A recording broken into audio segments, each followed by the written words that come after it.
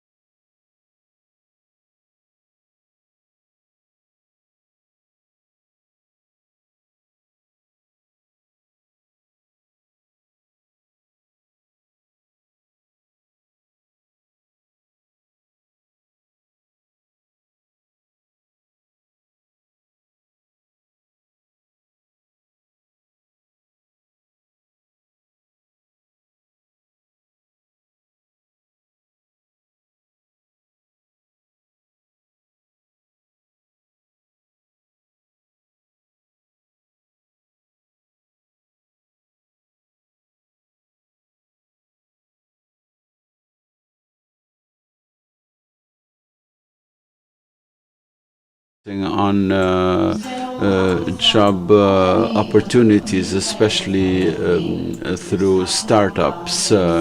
We will start the first session of the day that will be moderated by my colleague Hussam Belhaj to focus on then after the coffee break we will focus on pilot projects. At the end of the day there will be 15 projects that will be, or pilot projects that will be presented to you, followed by a question answer session. Before going to the first panel of the day, I will remind you of some practical and logistics. Today this conference is available on live streaming in multiple languages, in French and English.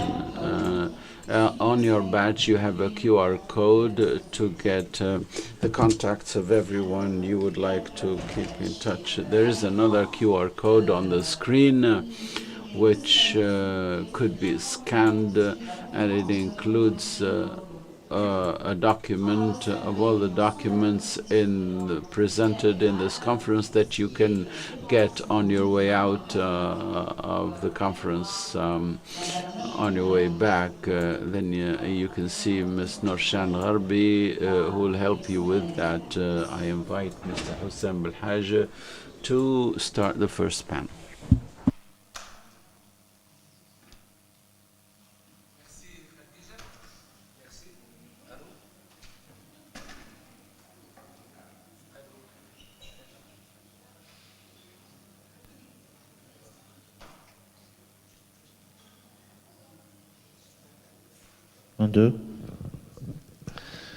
Merci. Thank you, Khadija. Welcome to everyone. Good morning.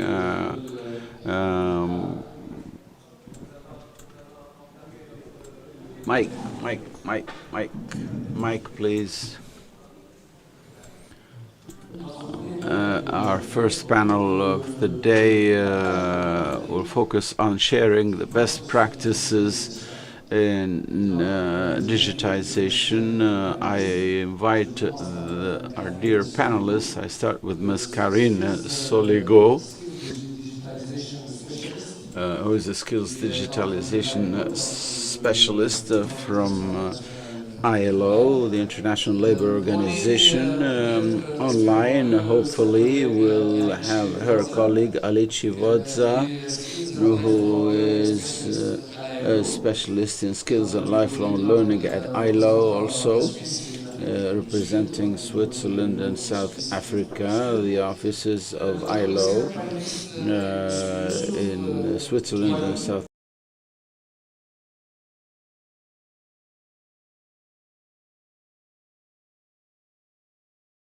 Uganda. Our third panelist is Ms.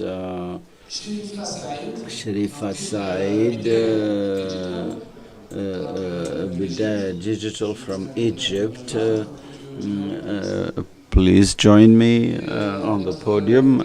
And our fourth panelist is Ms. Lilia Sati, who represents MIT, and I ask her to join us.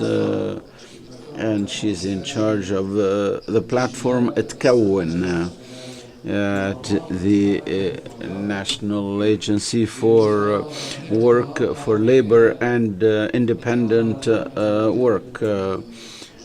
So while waiting for Ms. Lilia to join us, I give the floor to Ms. Karine Soligo, who will give her presentation and then go on with her colleague Alice Vodza, who is online. Can you hear me? Thank you. Okay. Hope you were able to get some rest from yesterday's exciting day. Today the idea is to tell you about the ILO digital transformation in TVET approach, and also take you with my colleague who hopefully is connected online. She had connectivity issues this morning. She's currently in Malawi, so hopefully, Alice, you can hear us and you can join the presentation. We are going to take you through some country examples on how the ILO is supporting the digital transformation in TVET in different African countries. So if we can share the presentation now, please.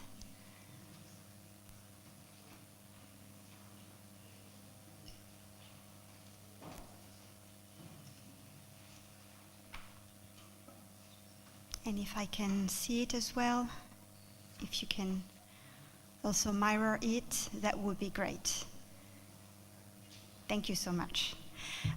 So as we said yesterday, as everyone touched upon yesterday, the idea of digitalization and digital transformation is really to support and maximize access to and inclusive access to decent work in the digital economy, only leveraging technologies for good whenever they add value to the experience, to the processes, and to the culture of an organization.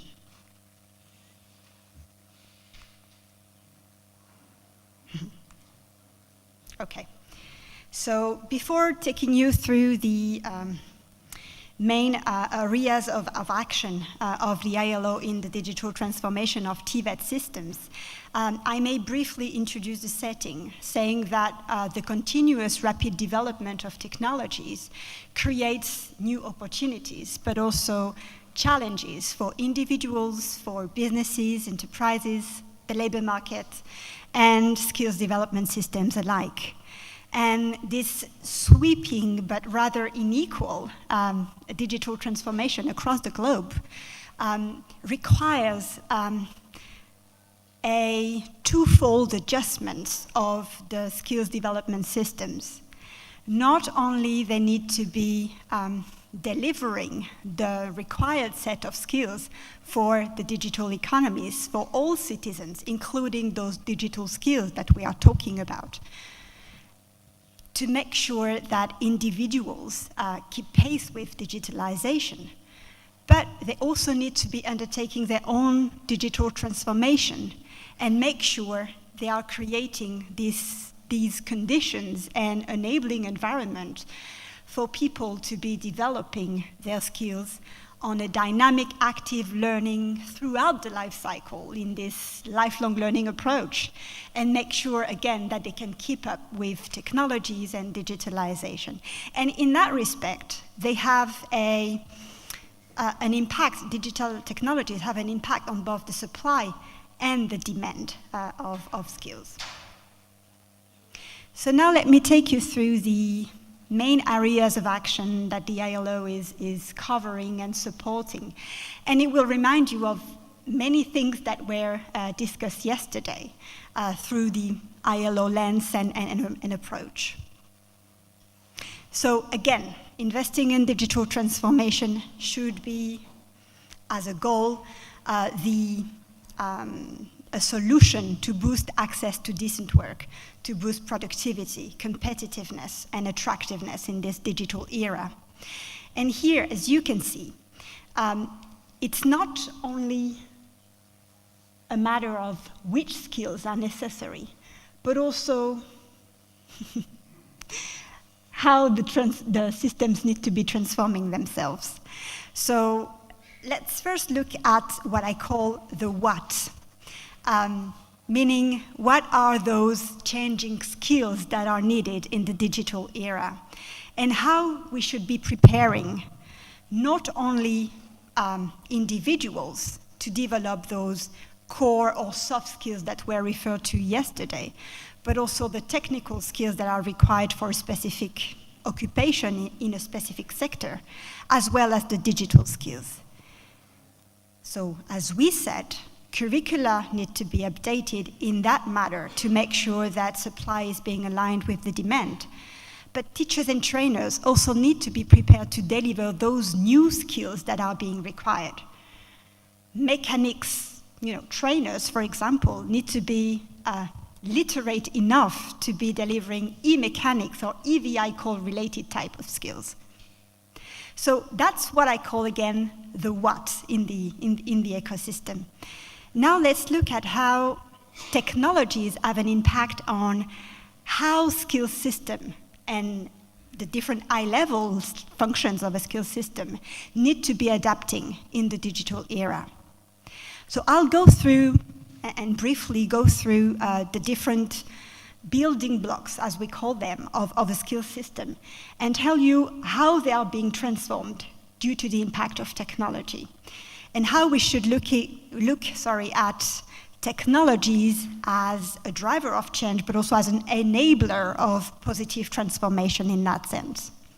So if we look at the anticipation, planning, and monitoring of skills development, here the ILO, for example, is focusing and supporting the use of big data to make sure that we can anticipate and monitor the skills intelligence in any of the country we are supporting.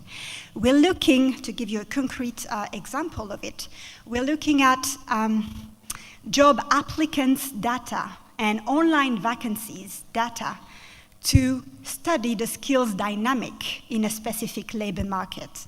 So really the idea is to look at how technologies transform the way labor market information systems and the way anticipation and monitoring of skills happen and are being transformed by the use of technologies.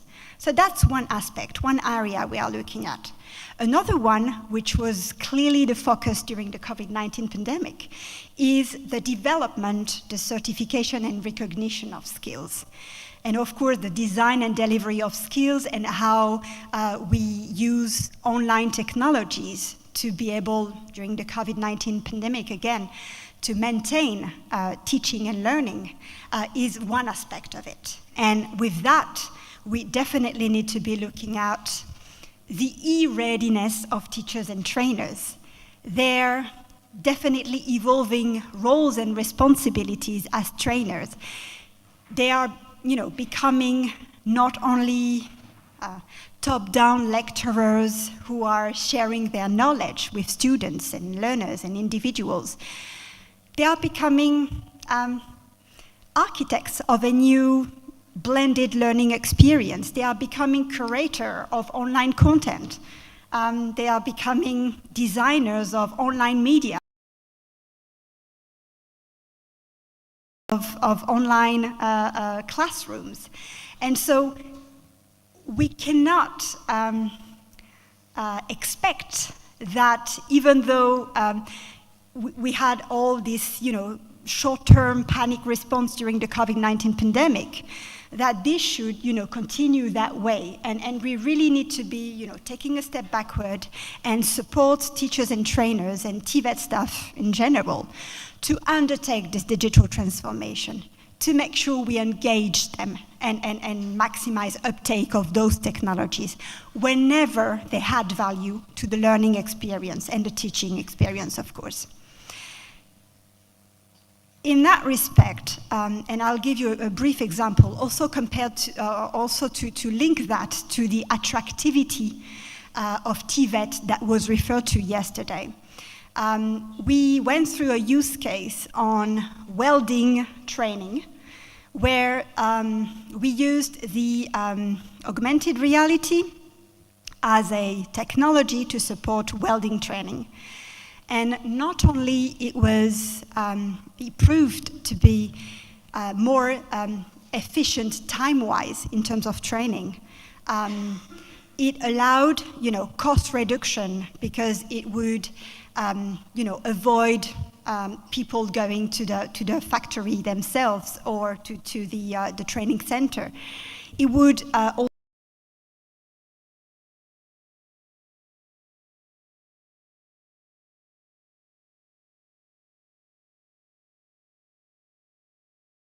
attract more learners, more youth to this type of training that traditionally would not be very attractive, and also attract more women to a traditionally more male-oriented type of training. So we can see that whenever there are good reasons for leveraging technology,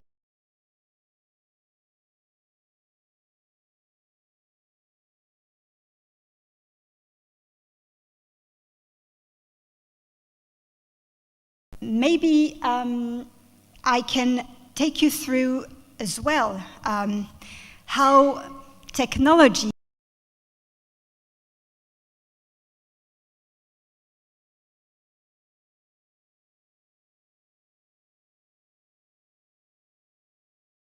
to make sure that we are studying the capabilities of the learners, the individuals, the targeted groups we are talking about, to make sure they have access to those training opportunities, to those employment, but also traineeship, apprenticeship opportunities, and that we make sure that whether we're talking about people with disabilities or people in rural areas, we're not only, bringing technologies at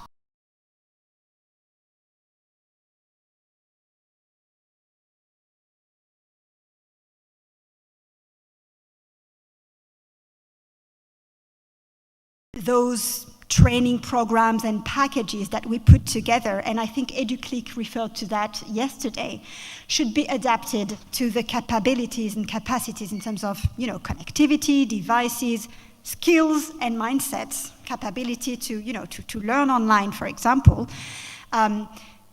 using sometimes not only very highly sophisticated technologies, but also low-tech or even no-tech if needed.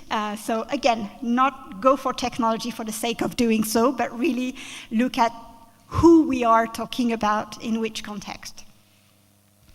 And the other high-level function of the skill system is looking at the providing of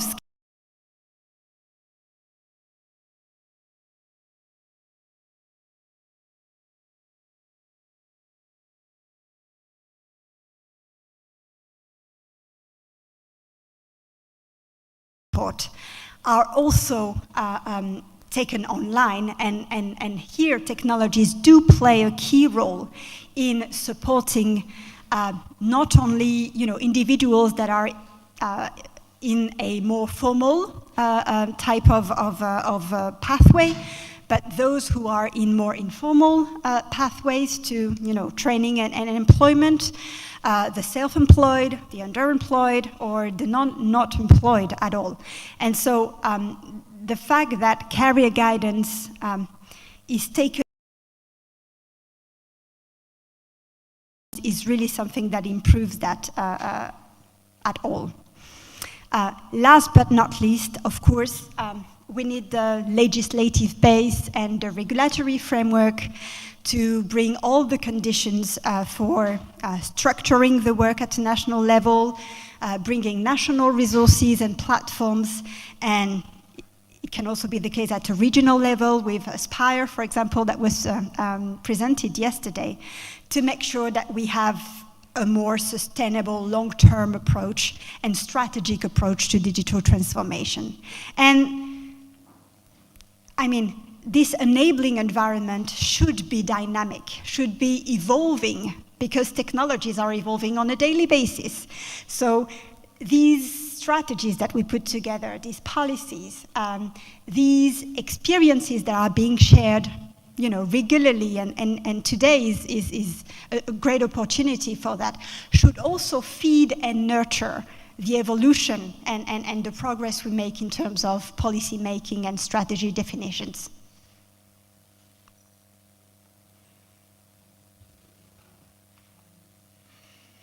Let me briefly take you through the implementation model and how we are looking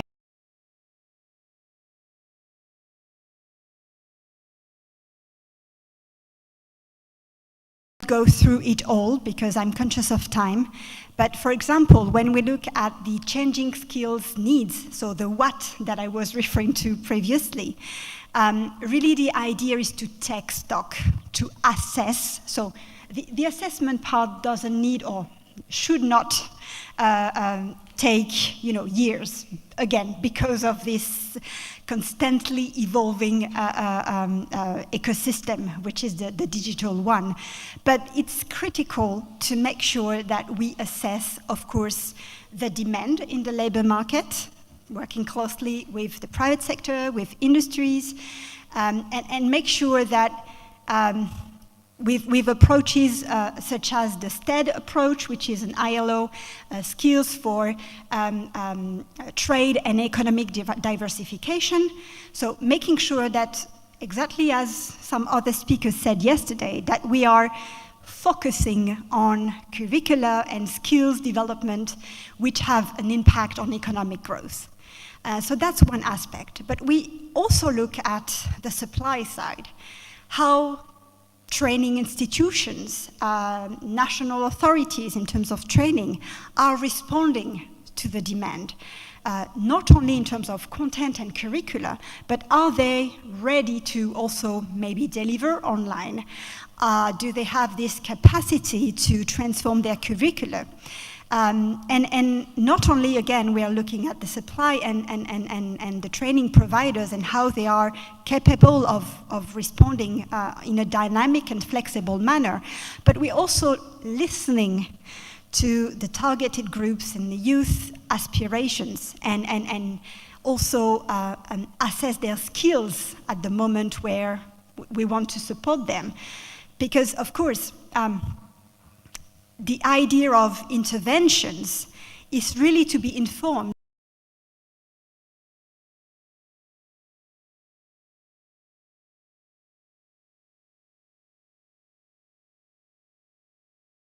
of employment status they are looking at. Are they willing to be, entrepreneurs? Are they willing to be employed on a regular basis? So it's also listening to the voices from the targeted groups, whether that be youth or some other specific groups, to make sure that then we inform interventions and we make sure that we adapt them to those profiles and persona of learners that are definitely different depending on the interventions we are looking at. Of course, we would look at existing regulations, policies, strategies, other organizations or partners that have already, informed what's going on in a specific country. Because first, we don't want to duplicate efforts, and also we want to complement what each other is doing in its own area of expertise. Of course, these assessments, again, to inform those interventions, will make sure that we are going to be recommending some options in terms of upskilling and reskilling, and of course, design an overall roadmap. And of course, define priorities. Just to stop on that one, we all know that we have interventions that are time-bound, resource-bound, limited in terms of budget. But it's critical whenever we support the digital transformation at a TVET system level, that we create and define a broad and whole a whole approach and roadmap.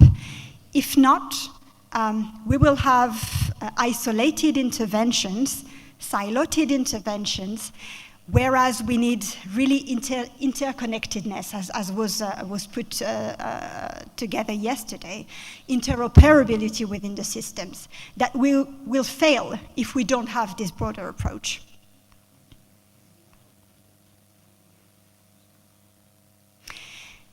Just to stop here on the key stakeholders' involvement. So when it comes to digital transformation and digitalization, we are closely connected and working with Ministry of Education and TVET, Labor and Employment Services, but also digital transformation when those agencies exist, ICT and finance. And of course, as a tripartite agency, we are looking at tripartite collaboration, including employers and workers' organization, in anything that has to do with identification of skills needs, but also transformation at the system level. Briefly, 5 key principles before going to the country examples.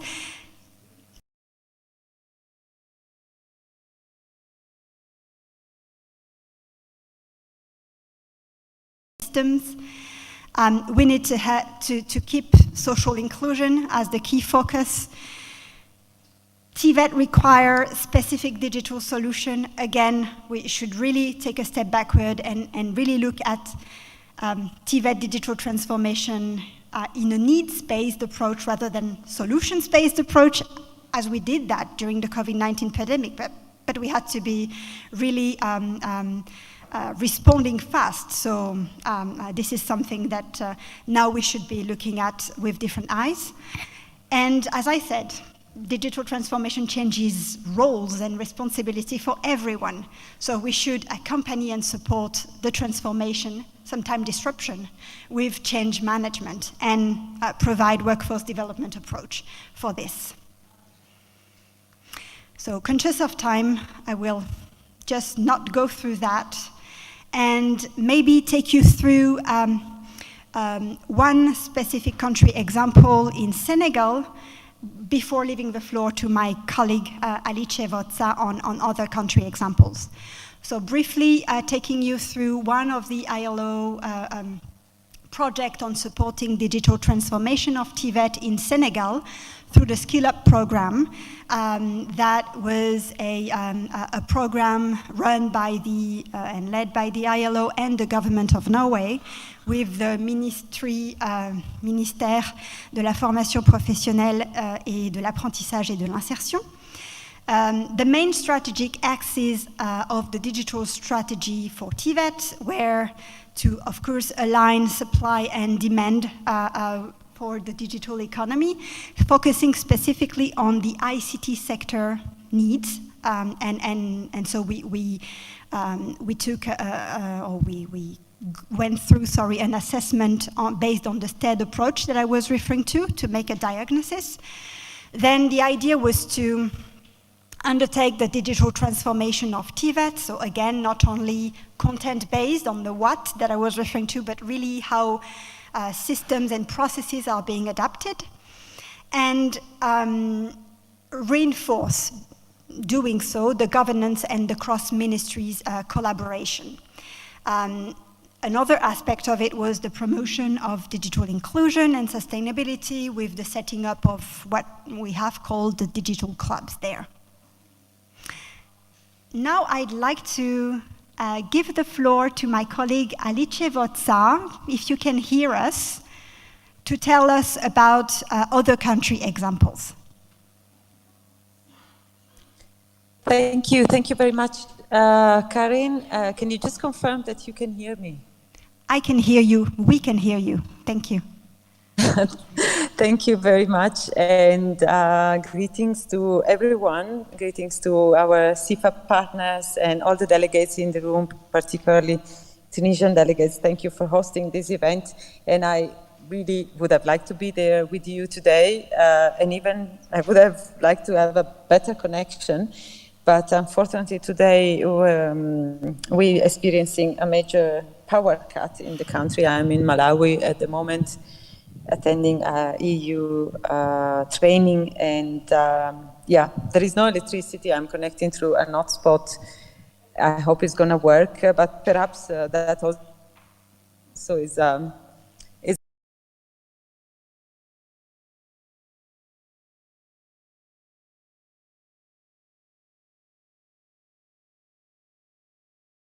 enablers or bottlenecks. No, if in many of our countries probably we don't resolve some of the energy challenges that we have, it's also difficult to promote digitalization. So we are discussing here how greening and digitalizations are also very connected as two areas of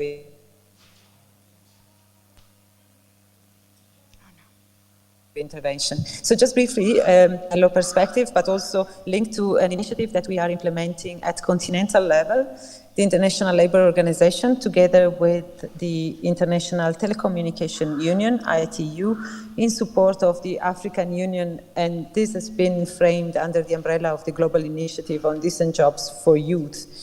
And the entire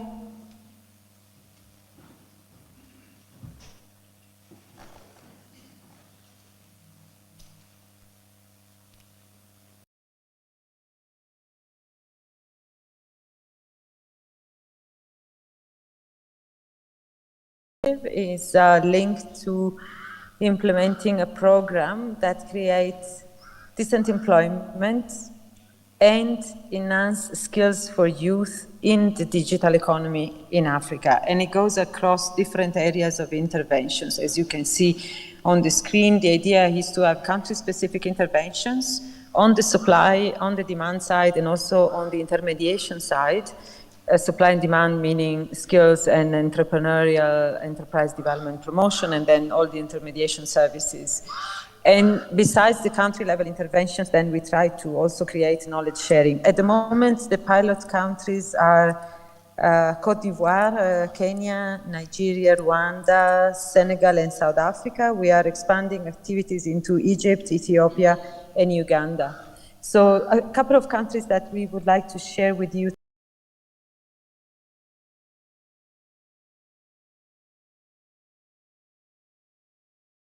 But you can also see the different interventions, how the same initiative can actually take different shapes at country level. So in Kenya, we are linking the initiative through to a project which is a partnership for improving prospects for host communities and refugees and forcibly displaced persons, prospects.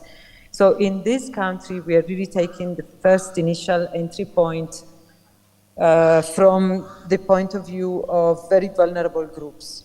The areas of intervention are on the side of promoting jobs and entrepreneurship opportunities for the youth. That's the skills demand side, and the boosting entrepreneurial initiatives with initiatives such as My First Digital Job, which is a scheme under discussion with the employers organization and employment service providers. Then transforming digital skills curricula and training, and this is done in collaboration with the TVET authorities, and it concerns some of the transformations that Karin was talking about at the level of digitization of the content, but also training and capacity building for teachers, for the TVET institutions to embrace the technological transformation. We also, as is very much in the ILO mandate, support the role of social partners in the process, both at the level of advocacy, opportunities like the one that you see there for the unions, but also in general to make them part of these intermediation platforms that can help connect the supply and the demand. So the initiatives you see on screen have been launched in 2021. We have finalized our assessments that will inform the review and development of digital skills training curricula, and we are also developing a youth-to-youth career coaching service through the digital job search clubs. All this has the potential to be upscaled at the national level. So the idea to start working in some communities and counties is linked to the decentralization process in Kenya, but it can also then inform initiatives at the national level. In South Africa, we can go quickly to the next slide. We have taken a different approach, starting from the national level, because in South Africa we have a national digital and future skills strategy, and the project is contributing to one component of this strategy, which is focusing on youth not in education, employment, and training. And we have 3 levels of interventions. Again, we've started with an assessment, but also with positioning the intervention in a broad range of other interventions that are promoted by other stakeholders. So we are also very careful of not replicating initiatives. And for example, we are linking under the first and second result, the initiative under what the country calls the Network of Networks or Platform of Platforms initiative, which is a presidential initiative for youth employment, particularly focused on the digital space. And we are contributing with a tiny intervention within this broader network and connecting with other stakeholders.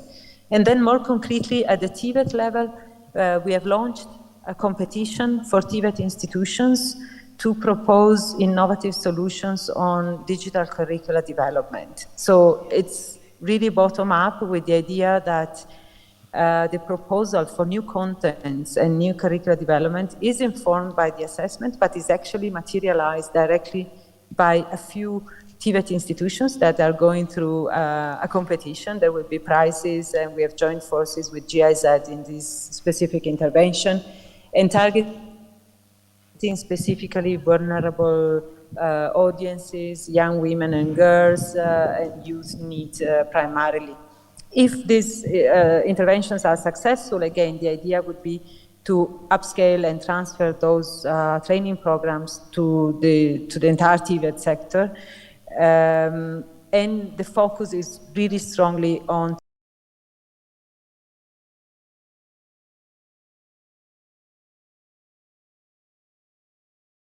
just two examples of intervention. Maybe I would like just to conclude on the importance of linking supply and demand. And this is really the focus of the broad continental intervention.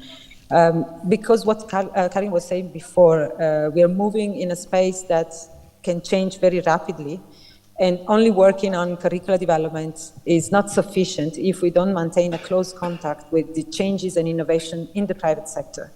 And the private sector itself can inform and be a provider of content. So, and at the same time, unlock job opportunities. So that's the spirit of these collaborations. We are also very happy to have further discussions and to invite different stakeholders to join some of these initiatives on the ground.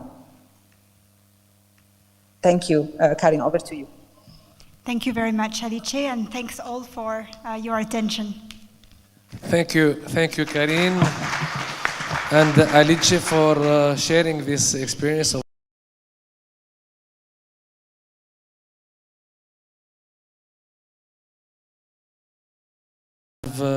taken notes of some maybe key messages is the use of technologies as a driver for change. And it is not a matter of high tech, but it can be low tech or no tech technologies. The issue of development of the certification and the recognition of skills, I think, is a key issue also. And using the technology as a tool to attract more learners, because the youth are more connected and versus the classical way of education. And finally, I noted with high interest the fact that there is a need to listen to the target groups and the specific target groups, rather than having bottom top down. It is important to listen to the youth and listen to their needs, to their expectations, and based on that tailor the programs and the use of technology. And the last but not least, having a holistic approach versus a fragmented approach in which we have several different interventions with less impact. I would like to invite now Mr. Yusuf Ntwali, who is an entrepreneur, who is the CEO of BAG. So he will tell us a little bit more about BAG, and he is going to share with us, he's from Rwanda, he's going to share with us his experience and his practice in the field of digitalization on TVET. The floor is yours, Yusuf. It's working. All right. What is it? Aslema. Aslema, everyone. Bonjour and good morning. My name is Yusuf Ntwali, as you said. I'm an entrepreneur from Kigali, Rwanda. I am the CEO of a company called BAG, BAG Innovation, and I'm going to be telling you a little bit about what we do. And if that resonates with you, Happy to have a chat over coffee later. So BAG is really tackling one of the biggest problems that the African continent is facing, which is youth unemployment. And I'm going to tell you a little bit about what is a specific way that we try to solve this problem.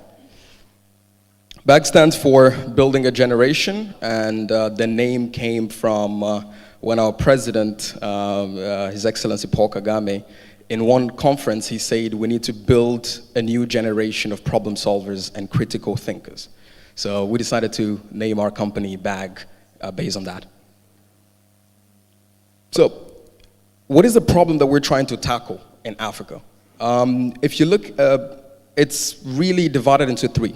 Number one, young people like Wase here, just like most young people in Africa, are struggling to find their first job or first employment. One of the main reasons is because when they go for a job interview, the first question that they ask them is, how many years of experience do you have? Right? And I know that most of us here are guilty of doing that as well in our own company when we're trying to hire people. However, young people, how are they supposed to have these years of experience when they've been studying all their lives? Right? To an employer, if you are an employer in Africa, and you hire someone with 0 years of experience as an entry-level talent, it's going to take you about 8 to 12 months of training when you're paying them on the job for them to become fully effective on the job. And during that period, most small businesses and big corporates are losing a lot of money and time, which is the reason why companies and employers don't want to hire entry-level talent. 40, from our research, 40 is the number of internships that are available from one of the biggest corporates in our country, like Rwanda. So a big corporate can only provide 40 internships per year. But what is that compared to tens of thousands of young people who are graduating every single year who need that work experience for them to become ready for the job market? Our solution is BAG. BAG is essentially a digital platform that offers virtual job simulations to young people so they can gain work experience and become ready for the job market. Our value proposition are very simple. Number one, to the students and job seekers, we provide this virtual simulation so they can gain that work experience. And I'm going to explain how. For employers, this becomes a very good tool for them to use when they're trying to pre-skill young people. One of the biggest problems, again, is that employers, we hire and then we train after. But we are trying to introduce train and then hire as a model. It saves a lot of costs in terms of onboarding and being able to upskill their current employees. And for universities, one of the things that they care about is more of the young people being able to get into employment opportunities. So this is a very good way to balance theoretical learning with market-relevant experience. How does it work? Our platform is very intuitive for young people and very intuitive for employers as well. Step number one, a young person or a job seeker in Africa, they sign up onto the platform. They select a sector of interest. So this is a career interest. Are you interested in finance? Are you interested in software engineering? After that, you are given a series of simulated tasks from real companies. So what we've done is we went to companies and we tried to understand what does a typical talent do at your job every day. We take those tasks, we put them onto our platform, and then young people can go and take that journey. So they can complete a task, receive feedback, as they would if they were at that company. After that, they receive feedback, right? Which is very essential in terms of them understanding what they actually need. We provide them with what we call a resource bank. Because we know that young people are failing at these simulations because they really don't understand what they're supposed to do. So we provide them with resources that can help them to be upskilled in that specific area. And the last one is a skills portfolio. We always joke that we want to take over LinkedIn and create a much better version of LinkedIn. Right now, I know that I'm also guilty of that. On our LinkedIn profiles, we put, oh, I'm very fluent in French, I'm very fluent in English. But when you get into the job interview, we get to see that you're actually not. So what we're doing is every single thing that young people are completing on our platform, we're getting to verify that onto their skills portfolio. So when an employer is accessing a talent profile, they're seeing verified skills that they can actually trace and see what they've actually done to get that verified skill. Yes, as you can imagine, we can cover lots of different careers, both technical and non-technical, onto our platform. And just imagine the power of virtual job simulations, what that could do for the African continent. So see, these are some of the careers that we can actually simulate onto our platform right now, right? And as I mentioned, the way it works, the steps are very simple. We work with the companies, we go to Deloitte, we go to World Bank, and we ask them, what does a financial analyst do every day? We take those tasks and we design in-house all the experiences onto our platform. We onboard candidates, so we have the presence into the universities. We have campus leaders, we have a very, very big presence in universities in Rwanda. And basically, we tell companies that you don't need to be going out there in the university and doing all kinds of things. So we help them onboard young people. We provide grading and feedback. As you can imagine, young people are submitting some of these work, and we have to grade them and provide them with the feedback that they need.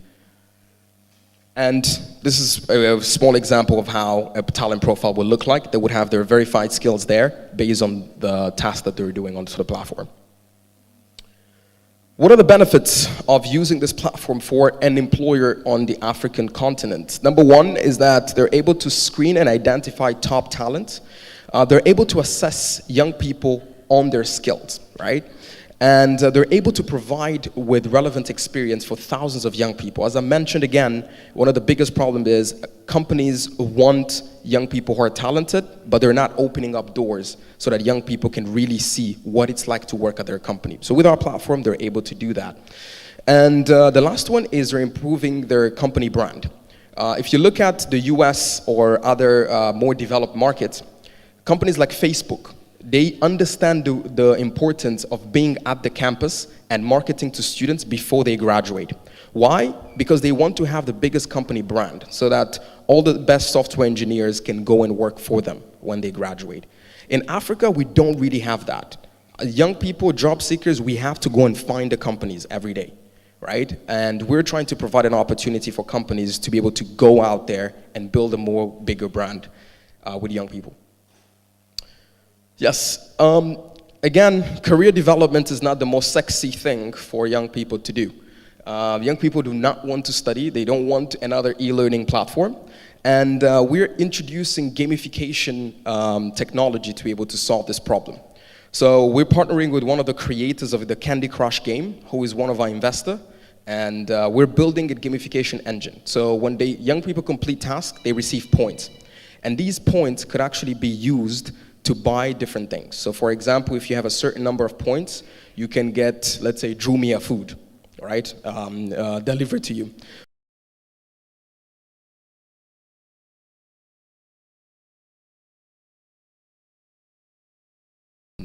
Their day-to-day life, and we feel like this is truly revolutionary.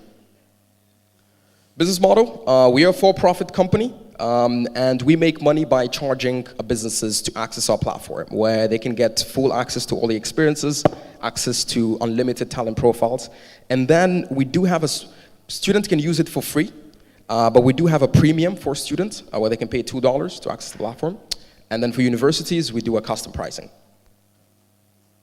What is our traction to date? We've impacted over 100,000 young people in Rwanda alone through various different projects that we've done over the last couple of years. We have 15 universities, more than 250 employers that we're collaborating with, and we've been able to get more than 1,500 young people into employment opportunities. Targeting a very big market opportunity in Africa. If you look at the spending on training and development of entry-level talents, there's a huge market there.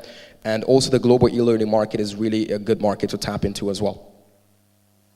We're about 12, 13 people in the office, and we're super passionate about what we're doing. We've been working with, previously we've worked with companies like Harambee from South Africa and all kinds of employment accelerators. And that's where we acquired most of our experience, and we're using that to build our company. Some of our investors, we've just recently received funding from the Black Founders Fund from Google, which is super.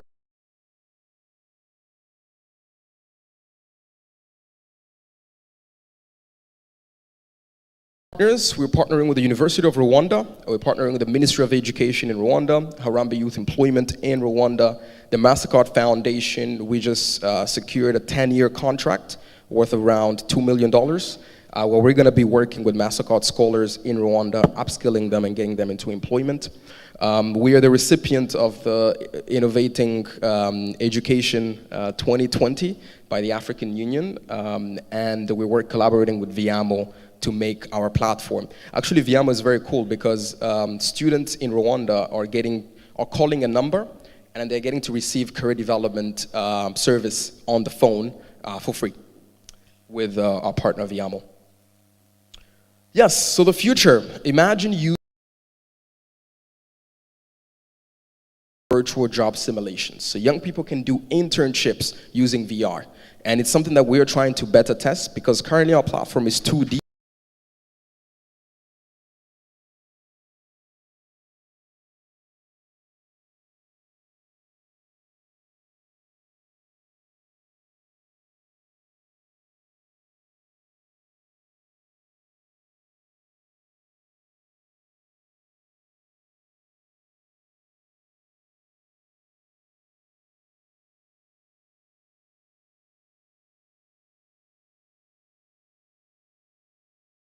Congratulations.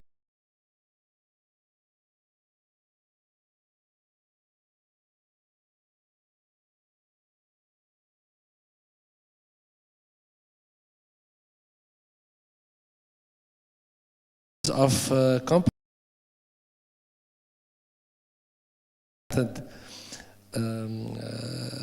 employees or collaborators. Also, I take note of the use of gamification. So again, to back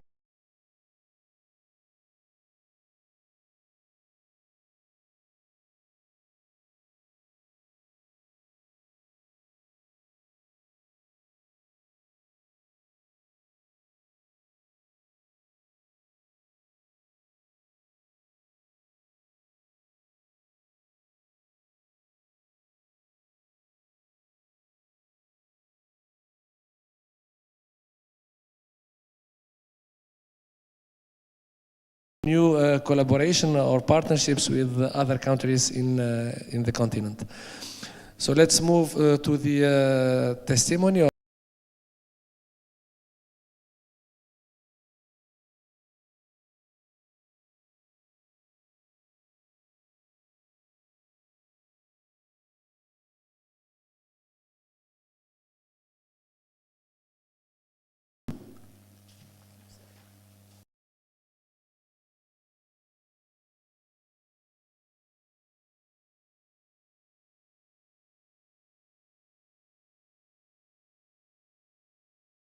Very well on the technology.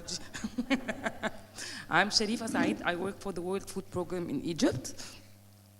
Mostly I'm the head of the crisis response, so it's basically assistance to refugees residing in Egypt.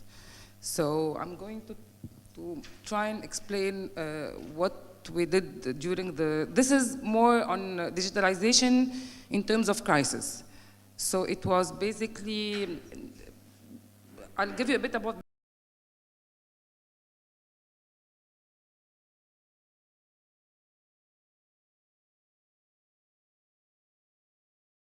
we work on the crisis response, so it was mostly refugees.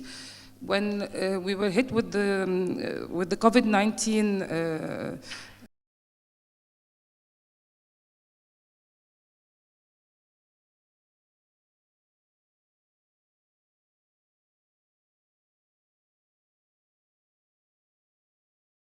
to be different. So it was a bit chaotic in terms of do we respond to the crisis as the WFP motto, it's only emergency, it's a humanitarian assistance, just give money, give food, and then just go away, or are we going to be thinking out of the box? and see what we can do out of this emergency, actually recognize the opportunities that this specific emergency opened in the market. So that's where we started with the Bidaya Digital practice.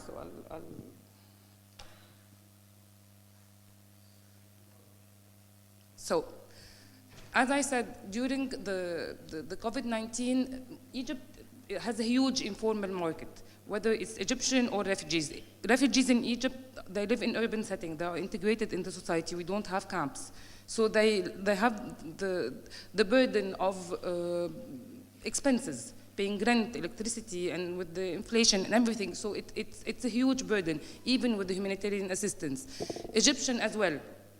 All of a sudden, we had Egyptian 21 4 million unemployed, wages. They were reported, they just like sat at home. We depend on hospitality. Everything was shut down. So these are daily workers. We had people thousands of workers who overstayed their visas in the Gulf area, in other neighboring countries. They returned back to Egypt, whether with seed money that they had, or they were being like daily workers again, and they came back to Egypt sitting unemployed. So it was a burden. So as WFP, what we did is, this is our point of strength. It's adaptability to shock. It's going back and seeing what do we have, what was working, what are the partnerships, the ties that we have. So, and thinking out of the box. So it's not the usual training. We are not going to give them a vocational training where they sit in classes and then go to work. No, we had to think something out of the box. And this is what we came up with. It was fine. Big companies that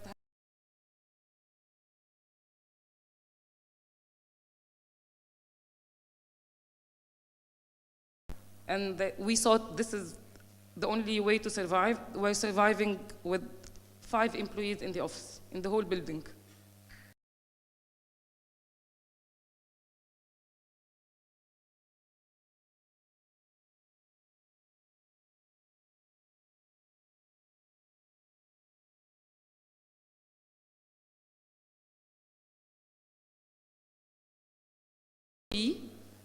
But on the other side, it's threatening his livelihood, because the big companies might just like say, instead of having a job or a task that is being done by 20 staff, I can do it with 5. It's less costly. And this is, at the end of the day, if we talk private sector, this is the profit is the main part. So from there, we had to educate the employees on the trends, on the digital.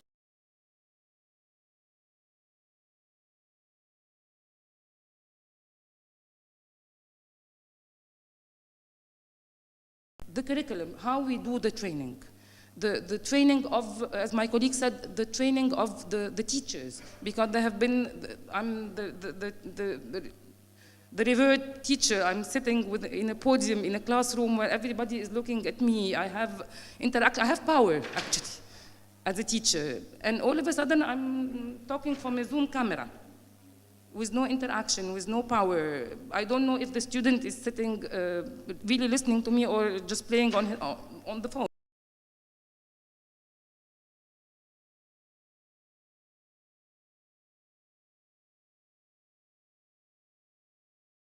It is a great way. It is, digital transformation is really the new future, but it also has some challenges that we have to have in mind. So we had strong partnership with the government and with the academia. This is what we thought is going to be our base. We have to have academia in terms of curriculum, in terms also of outreaching to the people who are going to take the training. Because if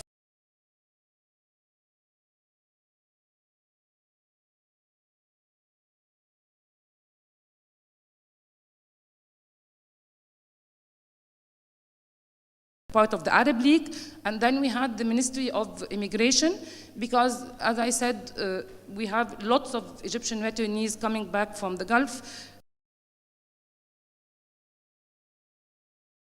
So we thought this is the combination. We have the refugees, we have the host community, we have our partnerships. This is where we start. We had also built up on lesson learned, because for the refugees, we not only give the humanitarian assistance, but we also give a resilience component. As I said, they need more money to be able to live in an urban setting.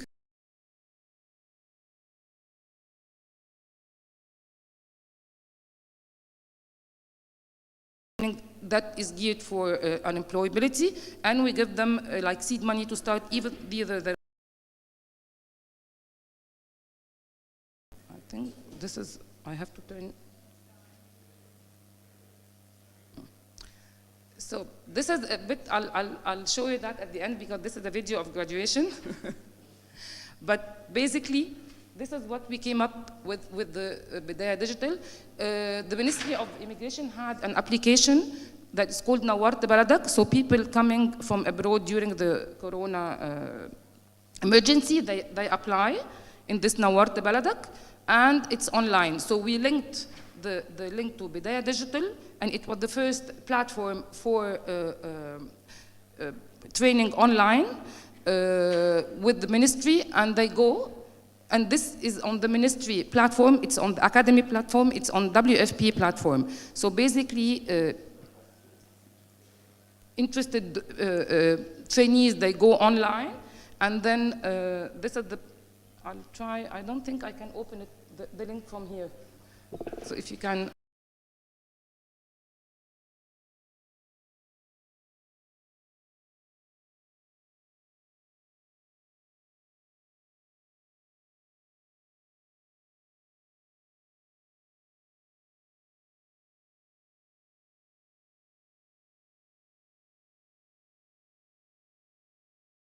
Thousands of applications that nobody would know about. If it's not meeting the requirement,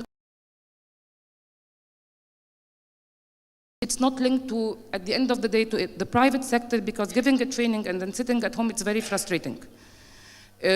So it's, if it's not that, the biggest challenge was, how would people know about this? It's sensitization. In this, again, we depended on WFP presence on the ground.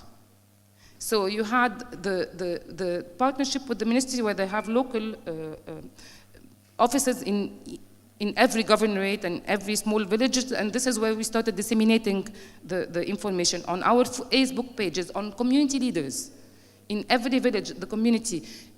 It was actually better, because we went out of the physical presence. We could do trainings in 27 governorate at the same time. We had people talking to each other from, before that it was only just like this room, the neighborhood. So it was still, the networking even was on a smaller scale. This allowed great networking for ideas in the classroom. Back with a bit of money, and they want to invest, they can form partnership. That was the part that we saw, the positive aspect of the digital transformation. So they go online, they put their idea, they put what they're interested in, their experiences, and it feeds into the Ministry of Immigration yeah, their main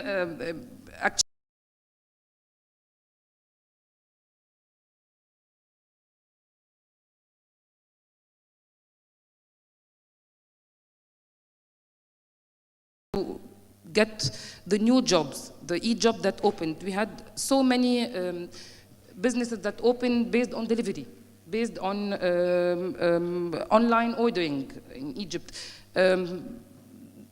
So the first part of the training was geared, this is how they would learn.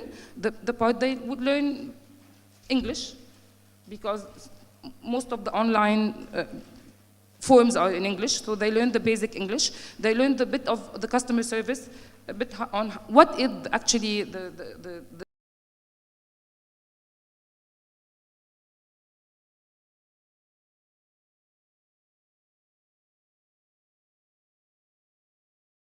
in the e-commerce or the e-jobs, or you have a bit of an idea, a small idea on digital jobs and e-jobs, and you want to form the partnership, so that we start giving them the training on how to do a business plan, how it's going to cost you, what to do even for marketing, all the business model for the job.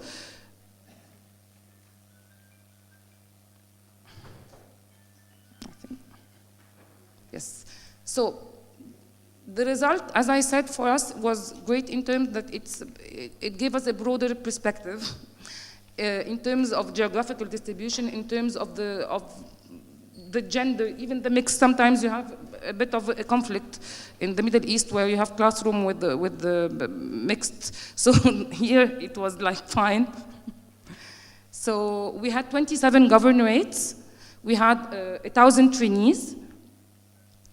What we did, this is the added, because when things settled down a bit, it was fully online, and then when things settled down, we chose the blended model. And we thought a bit more the private sector. As I said, personally, I believe if I'm well educated, if I'm trained and I cannot find a job, or I have the income that I see where my investment in my education went, it's beyond frustrating. So if we have to listen to the market, what they need, and this is how we train the people. It's not the other, we train it for the job, for the opportunity that is already there. We engage the private sector in what they need, and then this is how we tailor our training. Whether it's digital, it's blended. So we had very successful private sector engagement with L'Oreal. We had with Hilton for the hospitality, we had with Samsung for the use and more on softwares. And this is how we started doing the training, and then they go for the private sector and they tell us, actually they are engaged in tailoring the curriculum.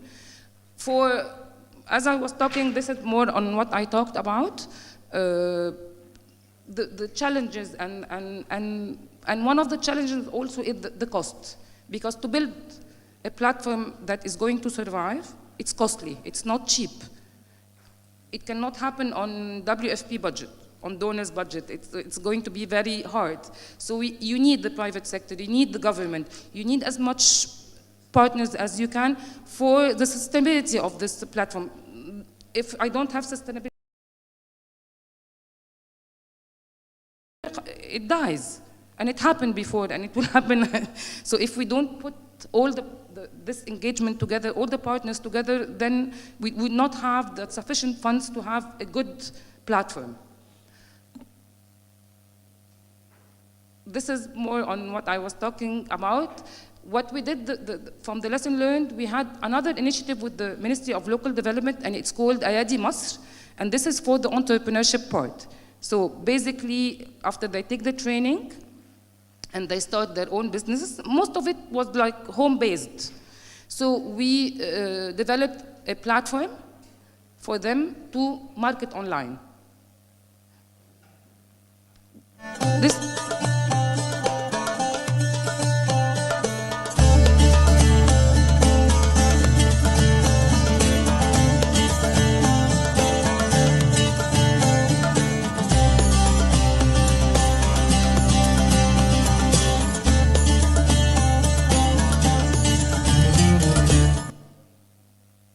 So this is an e-commerce platform. It's done, as I said, with the private sector and the government. We have e-finance, which is one of the largest financing companies in Egypt, and WFP and the Ministry of Local Development.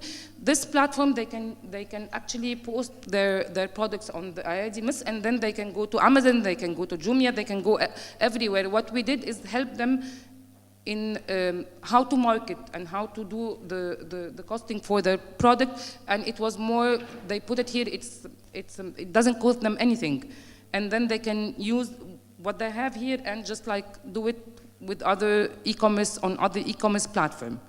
So I'm very conscious of time, and this is the website for Ayadi Masr. You can just like open it, and If we can, yes.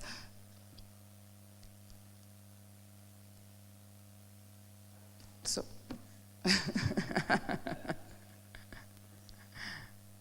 And that's my last.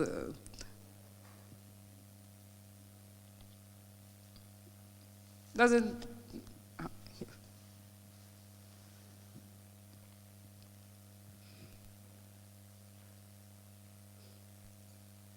It's a simple e-commerce platform, but as I said, this is their first step, and then they can take this and market it with Amazon, with Jumia, with all the e-commerce that are there.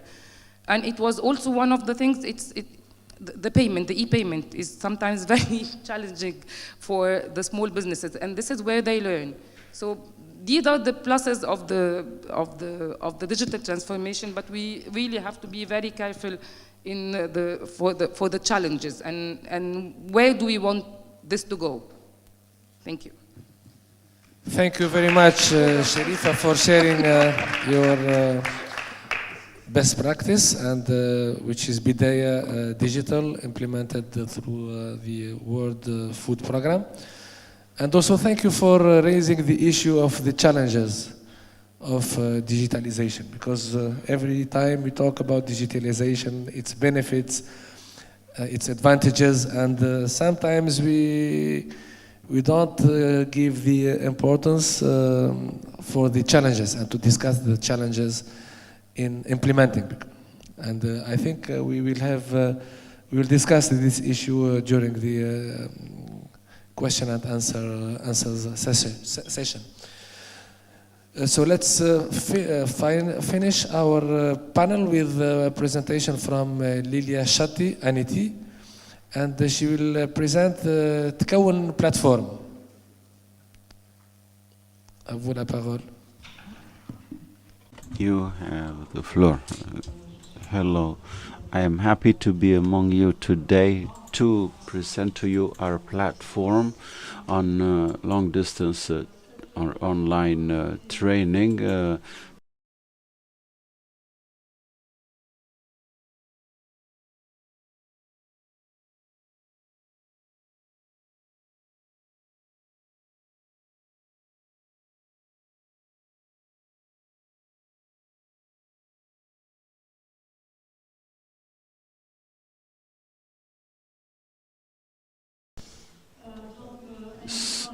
So Aneti Tkaun was designed during the COVID lockdown. We were 3 developers, one infographist, graphics designer, 2 managers of content, and 1 person in charge of computer security. We worked through Zoom. Our meetings were held on Zoom, and the result and the objective was to, since we had the employment offices which were not open to the public, and our clients, usually clients would go to these employment offices to receive training or other services. So we developed the idea of developing this online platform to coach people, to help people so that they don't remain distant from our services or cut off from our services. We seize this opportunity to improve their capacities and so on. So I will tell you about the content of this platform.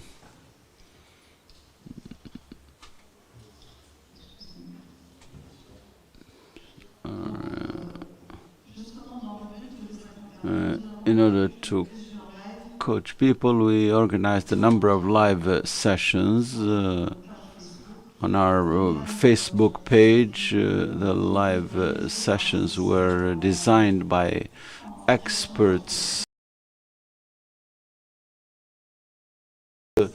They organized a number of sessions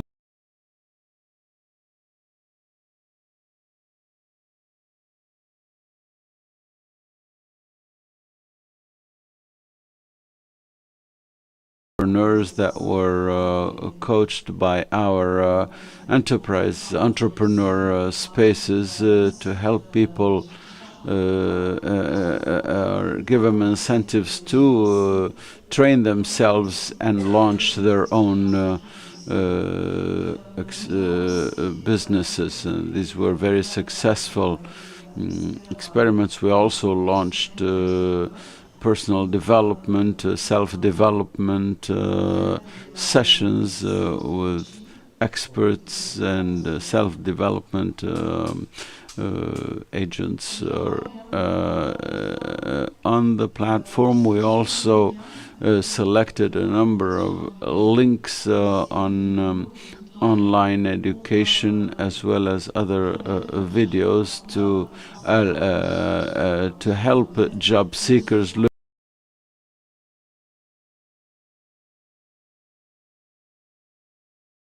get training on Open Classroom for free, and they had unlimited access to courses and certificates. Obviously, for those who are registered with ANETI, well as certification. And these courses are addressed to different levels, beginners, intermediate, and advanced. And people in the end get certified.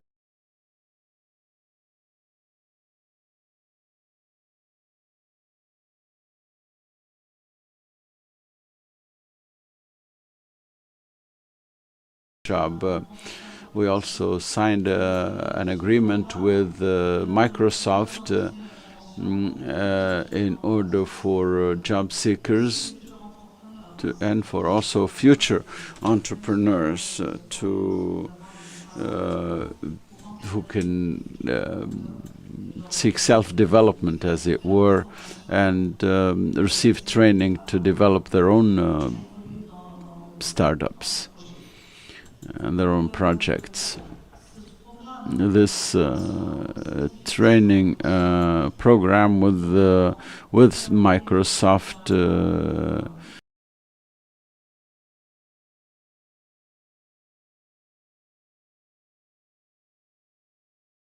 them to register on this site. On this page, they would find all the steps that teach them how to register, and we also developed a frequently asked questions section.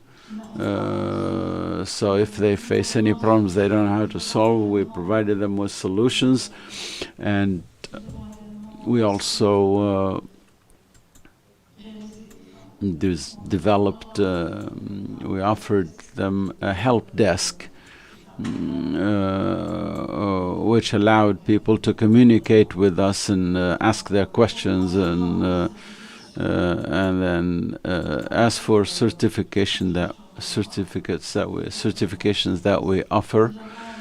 We have a Microsoft Office specialist to help with Microsoft apps or software which are addressed to different kinds of all kinds of users which do not necessarily need a university level education, so it's Word, PowerPoint, and so on, and also Excel, obviously, and different kinds of certifications for job seekers. This program is free of charge. We bought the vouchers and we offered them to job seekers, so people can be trained on the 3 applications at different levels of expertise. There are several levels, beginners, intermediate, and advanced. We also offer certification, technical certification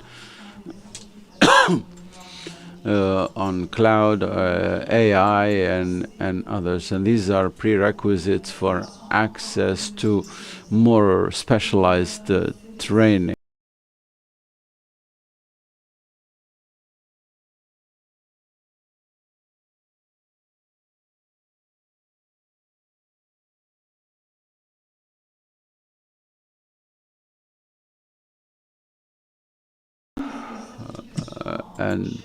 since these certifications cost a lot of money, this was an opportunity for job seekers to develop their capacities and be certified, because to be certified by Microsoft is really important. When you put that on your CV, it shows that you have particular skills. It has more value than just simply saying on your CV that you have that you know how to use Microsoft Office apps. So we developed a registration page as well as a training platform. It's called Anity Moodle, where we offered online courses. All this program is done online, from registration to the courses, and also exams. We have a partner who takes care of all the examination process. The platform allows for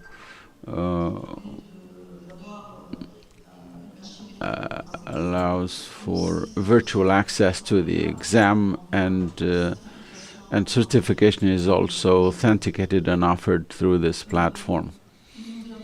We also have help desk, as I've already said, and monitoring or follow-up dashboard, which allows us to monitor all the candidates registered, and to see if they have any problems, if they can access the training platforms, and so on. As I've said, the three training programs that we have developed with our partner Smart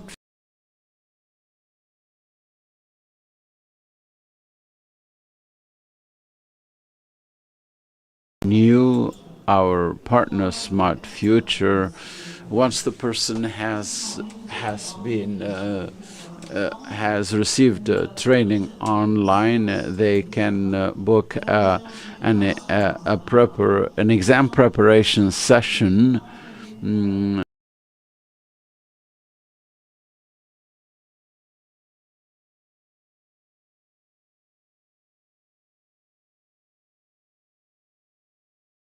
Which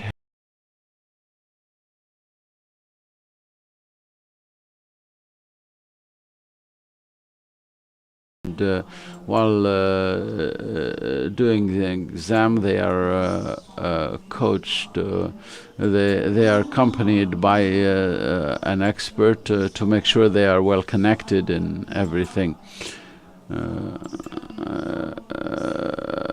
They also have access to a simulator.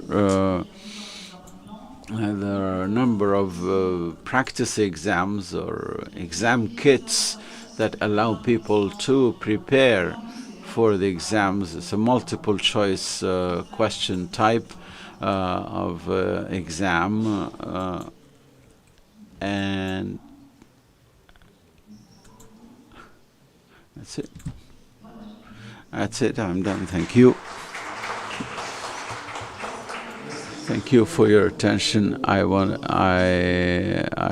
prepared the time notice, but you finished on time. So thank you, Ms. Lilia Shati, for the presentation of this Atkawan platform.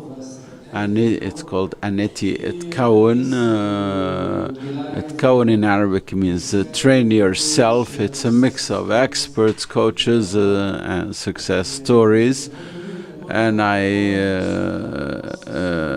note the partnership element with other platforms in this presentation, because that's very costly. Platforms that, including the Aneti platform, requires a lot of money, and developing the content also costs a lot of money. So these partnerships with other platforms is a very good idea. It's a good initiative to complete and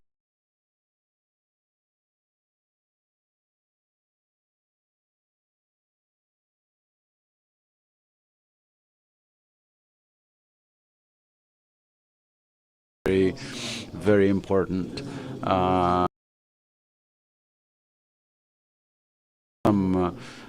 few statistics on the number of users and so on. We'll take a few questions from the floor after these.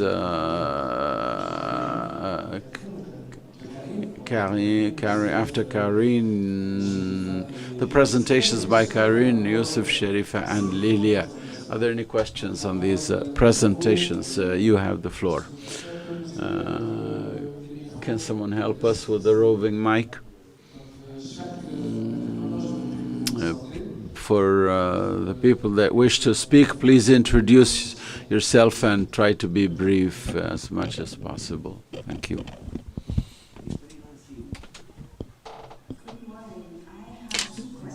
I hope it's okay. One question is to all of you. So first of all, thank you very much. Very impressive examples.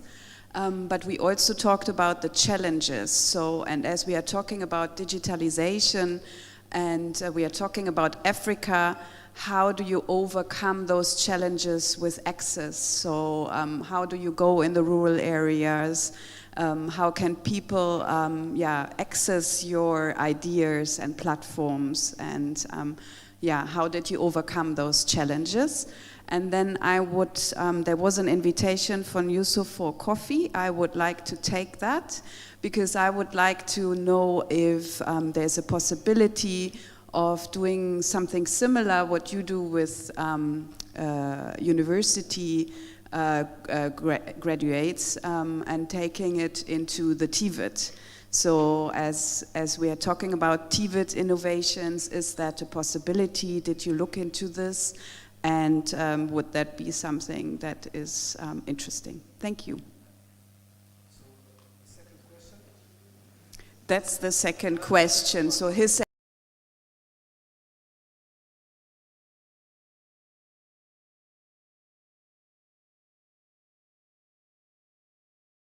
yes. Yeah.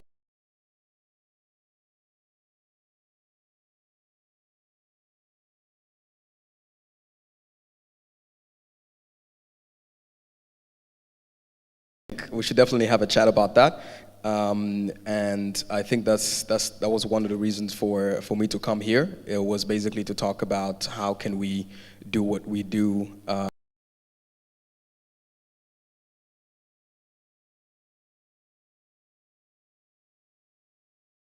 being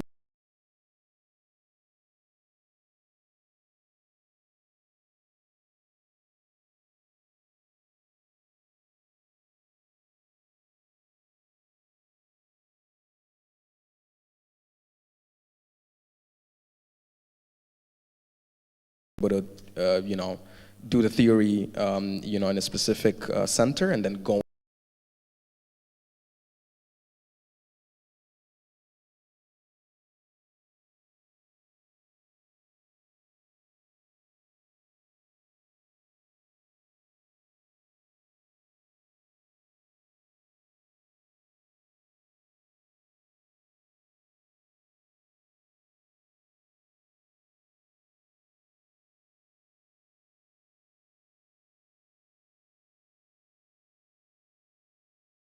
One of our priority, right? So I think what we've tried to do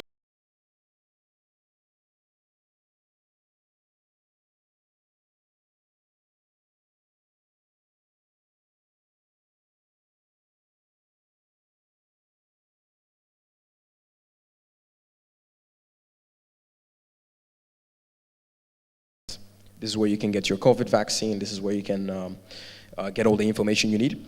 And what we did with them was we realized that a lot of young people want access to career development, but they don't have access to a computer, they don't have access to a smartphone.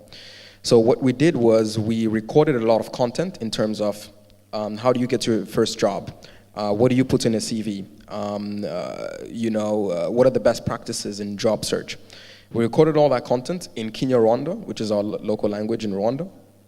And then young people can dial that number and they can press 1 if they want to know more about how to write a CV. Press 2 if you want to know more about getting a job and all kinds of information. So that alone, we're having over 100,000 unique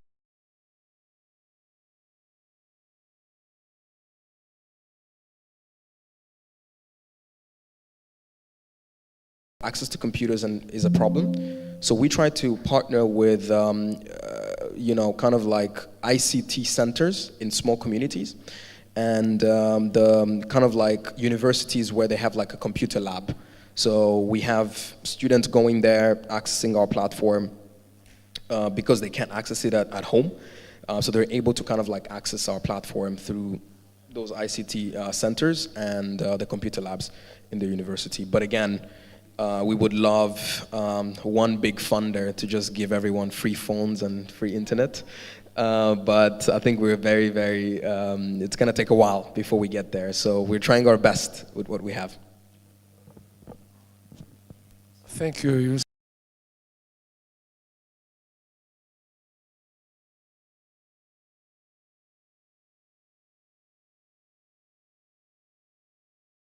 A comment or input? Yes, sir.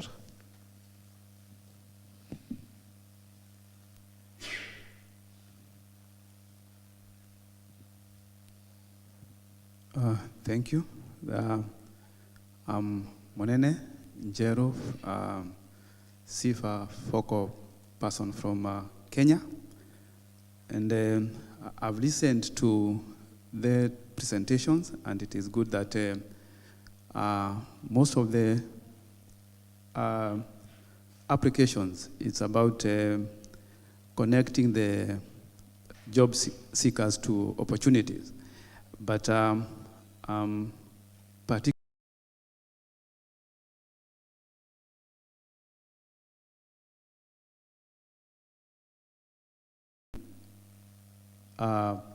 the people who are transiting from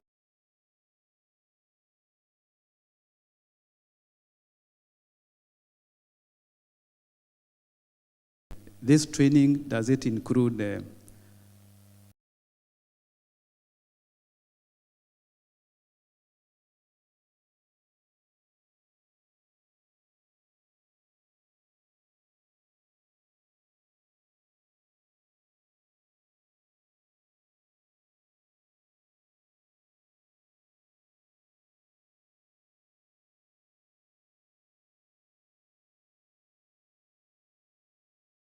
may not be able to absorb everyone? Thank you.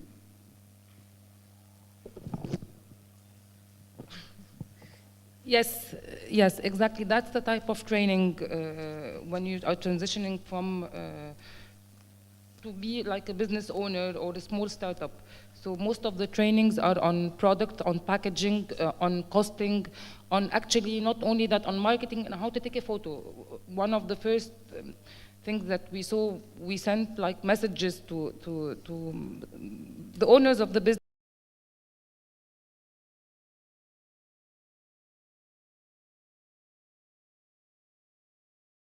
of your products. So we put it on the online platform, and then we got pictures like of the wall and of the side of the chair. They did not have the eye or the grasp of what is needed.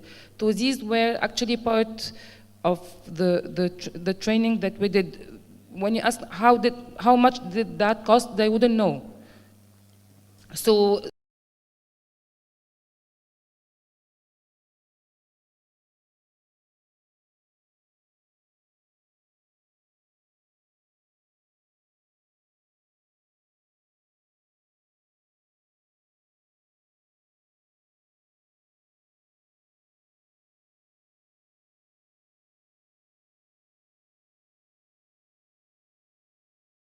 in partnership with private sector and big training academia and training companies, the online.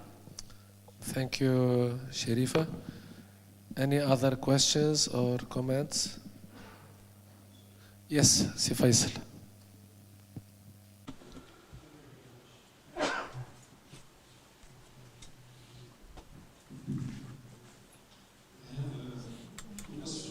To Madame Karin.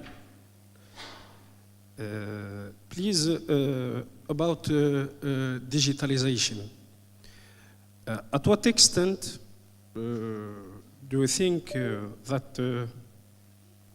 the influence of digitalization can have a place or influence in terms of learning transformation regarding to the specificities of training sectors or specialities?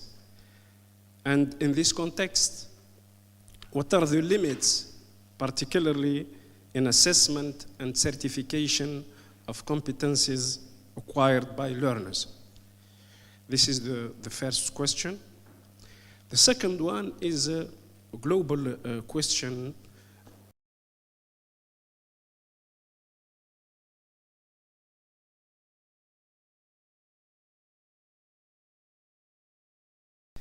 Mainly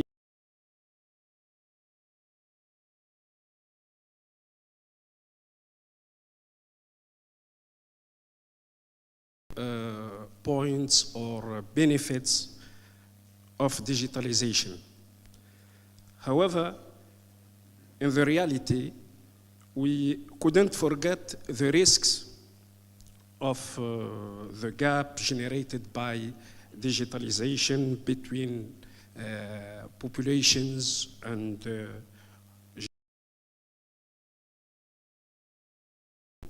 do you think that studies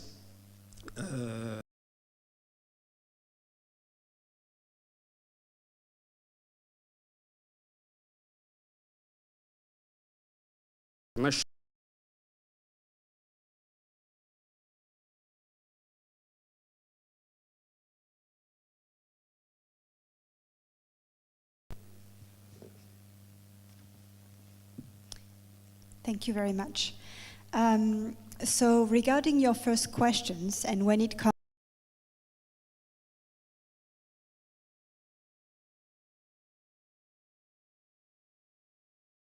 to certification,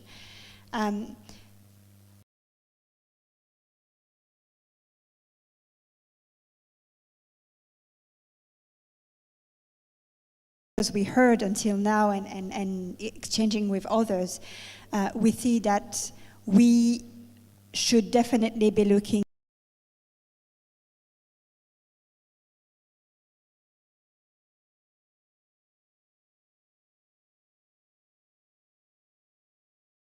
practical, experiential, emotional type of learning and teaching experience in that specific area of training.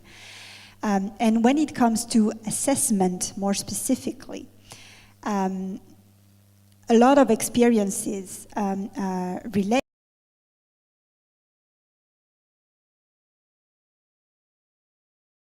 the quality assurance based on distance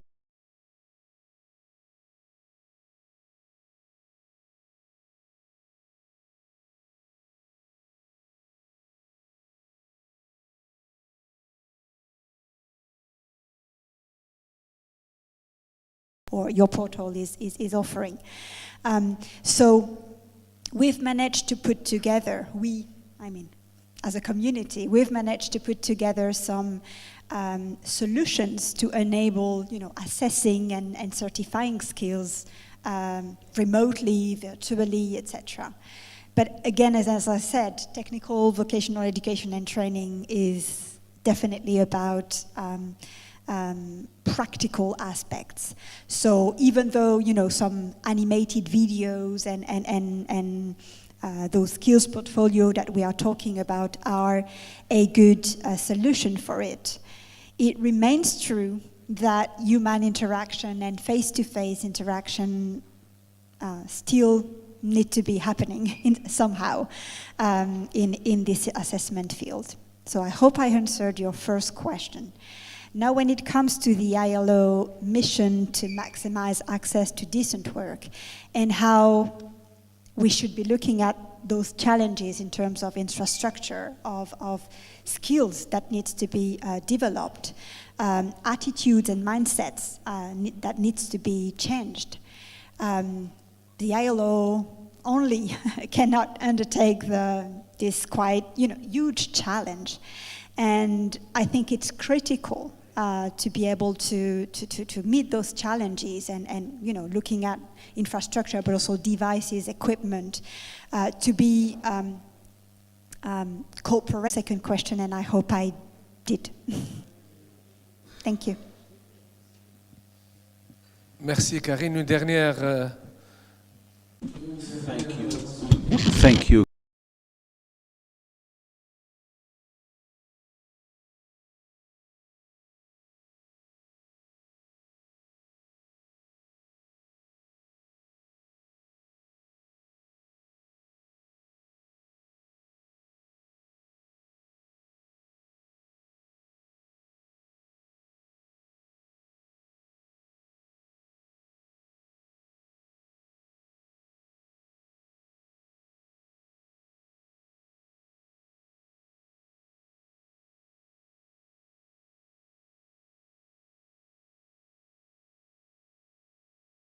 On the gender component, because sometimes when we take digital resources to the communities, we can end up increasing that gap rather than closing it, because sometimes the access to those digital spaces, access to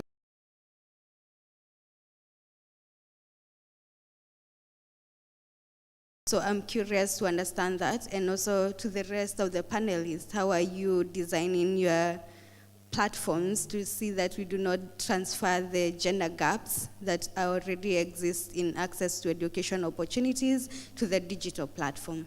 And then my second question goes to Yusuf.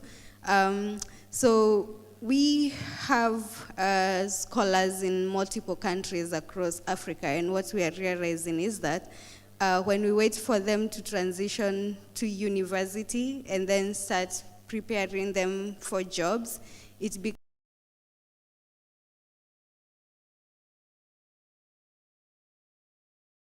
is there a component of that that can go further into targeting high school students so that they start interacting with the job market and opportunities that are available from early on? Thank you. Thank you.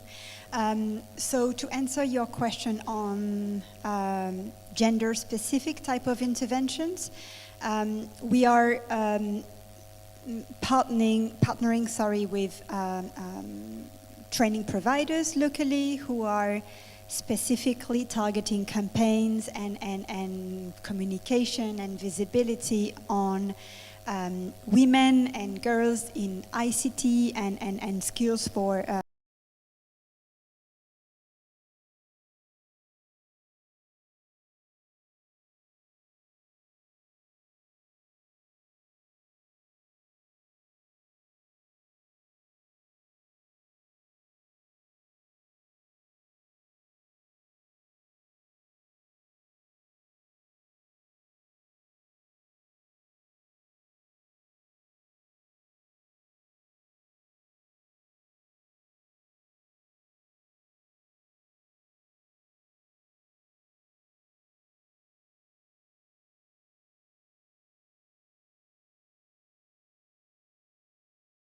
taken into programs where they can sell their own, craft products and or work on specific water management type of issues and so on. So really the idea is to include women and girls into those community-based type of approaches where they feel engaged and they feel they are also serving their community and of course serve their livelihoods as well.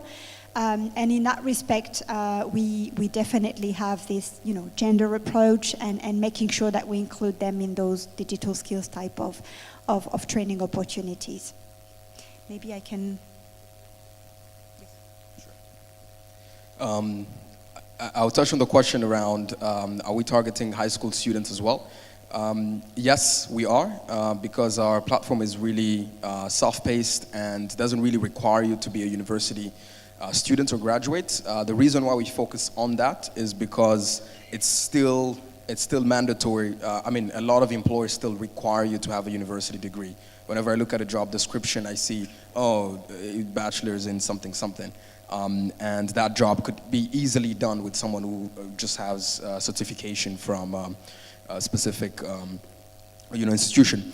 And I was actually just speaking to Mr. Walid there, where we're talking about this kind of platform. What we're doing is actually very useful if the student actually takes it on for teaching, to be able to say, okay, great, we just learned about budgeting. Let's actually work on a budgeting project with one of the top banks in the country, right? Again, taking things like that universities like Harvard have done in the past, of saying, how do we bring in project-based learning into the classroom so that people are actually learning on what's happening right now in the market and not learning what happened 20 years ago. So that's really what we do. In terms of like being inclusive, I think, from the private sector standpoint, which is another point we were talking about, everybody talks about high quality education, but who's willing to pay for it? So for us as a for-profit business, it's very... I will be thinking that in a conference like this, we should be beginning to think about what the youth, the young guys that we are intending to train, we also want to see them here and to ask them what is it that they want. The second one also has to do with the kind of trainings that we have been offering. I think we are talking about digital solutions. These are really very great, but I also still think that the chances are that if you are training somebody for TVET, then these jobs already exist. Are we also thinking about jobs which don't exist, that people will begin to open their minds for them to get some training on something that probably doesn't? I know this might sound a bit controversial, but we've done this over the years. I don't think we are getting the right results that we have.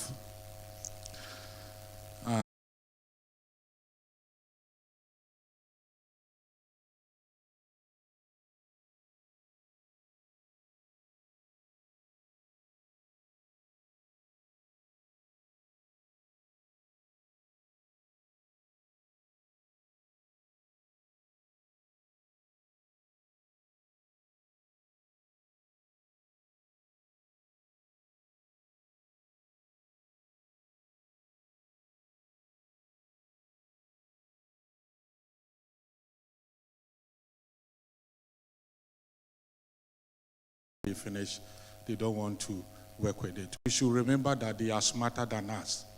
That is for sure. With what they are exposed to, we are trying to train them on something that they don't want. And that is probably why we are not being very, very successful. Thank you. Thank you for your input and for raising these two important questions, issues specifically involving the target groups in the whole steps of the value chain process.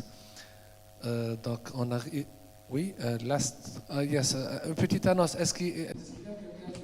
Is there someone, a little announcement, has anyone found headphones, a set of headphones that was left on the table? Yeah, she's found it, okay. Madame.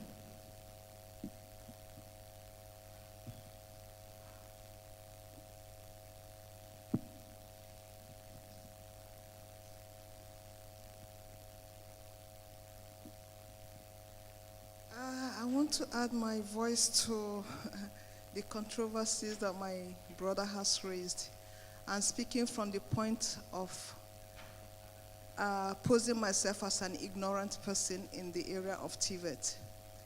I need to know, who is TVET meant for? And what do we actually aspire to achieve with the TVET?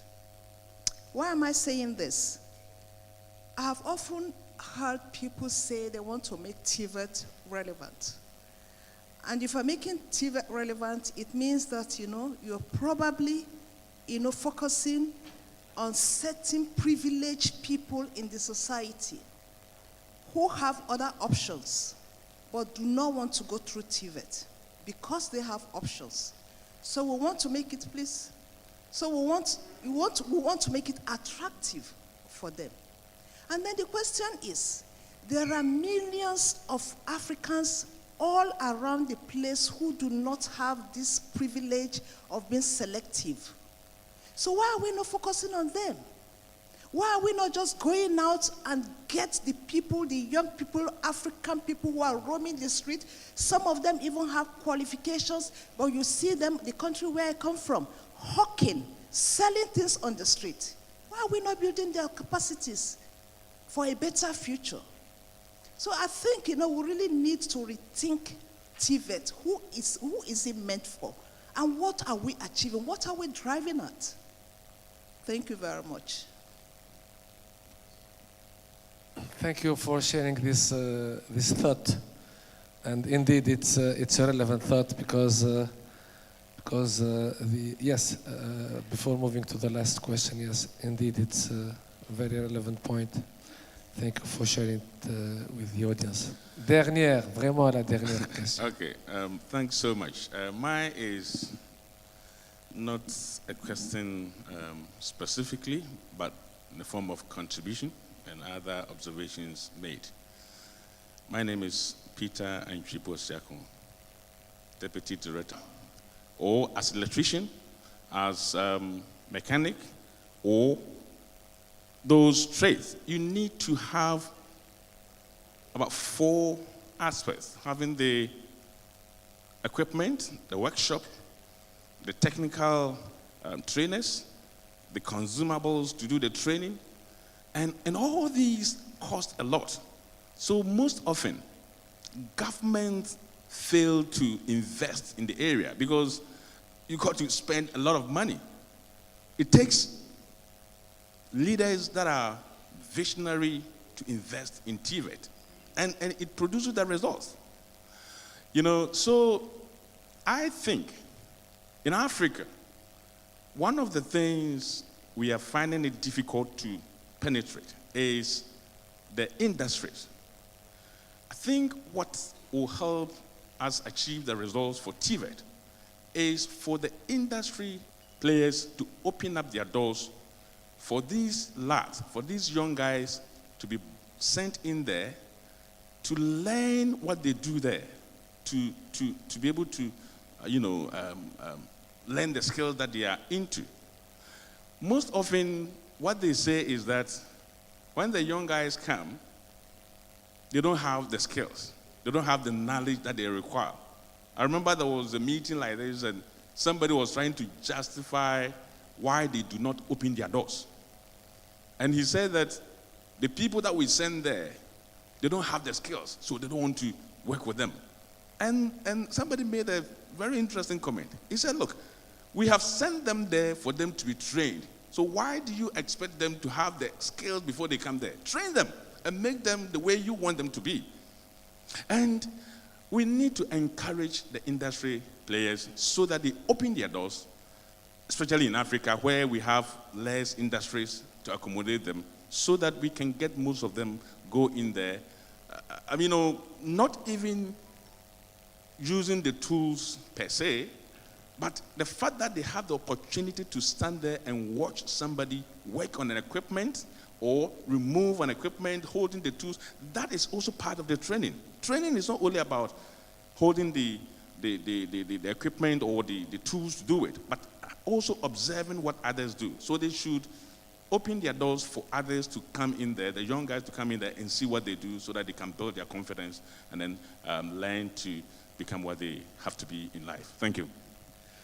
Merci beaucoup pour cette. Thank you very much for these final words. This question of training sessions is very important. How can we make it easier for job seekers to find training opportunities in businesses?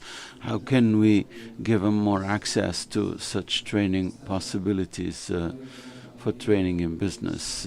Yesterday we talked about the technological evolution. It is true that training centers, TVET centers, invest heavily in equipment and so on, but with the technological advances, such equipment are quickly outdated, become out of date, and therefore so the partnership between private and public sectors is very important. The private sector is often more in tune with technological developments, and therefore with respect to digitalization and TVET, perhaps we should remember that we need a mix.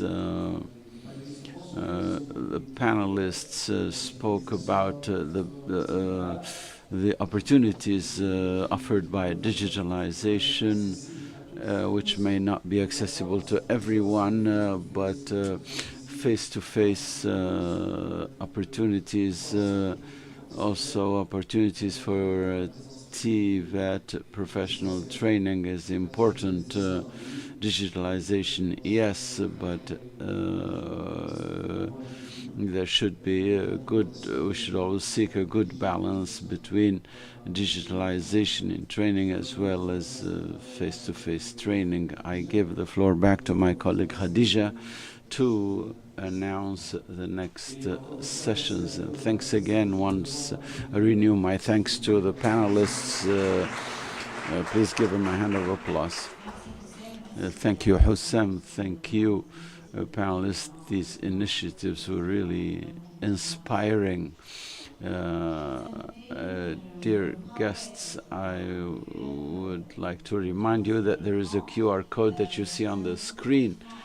I invite you to scan it. It's a formula or a form to evaluate the conference. We'll take a 20-minute break to come back and discover innovative training centers that are spreading over the African continent. Thank you.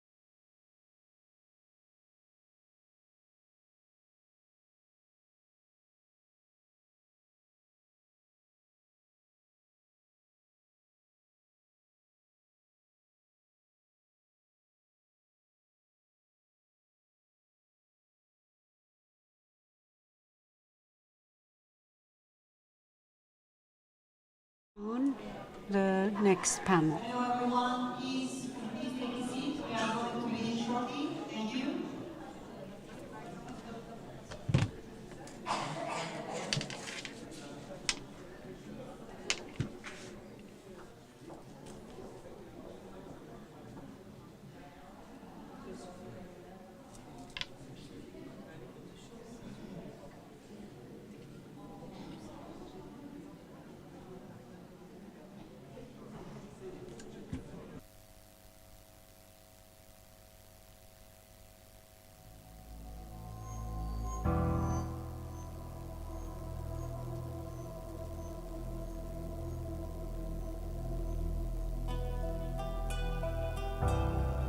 أجيء إليك كطفل أضاع تفاصيل أيامه في الزوايا الضليلة.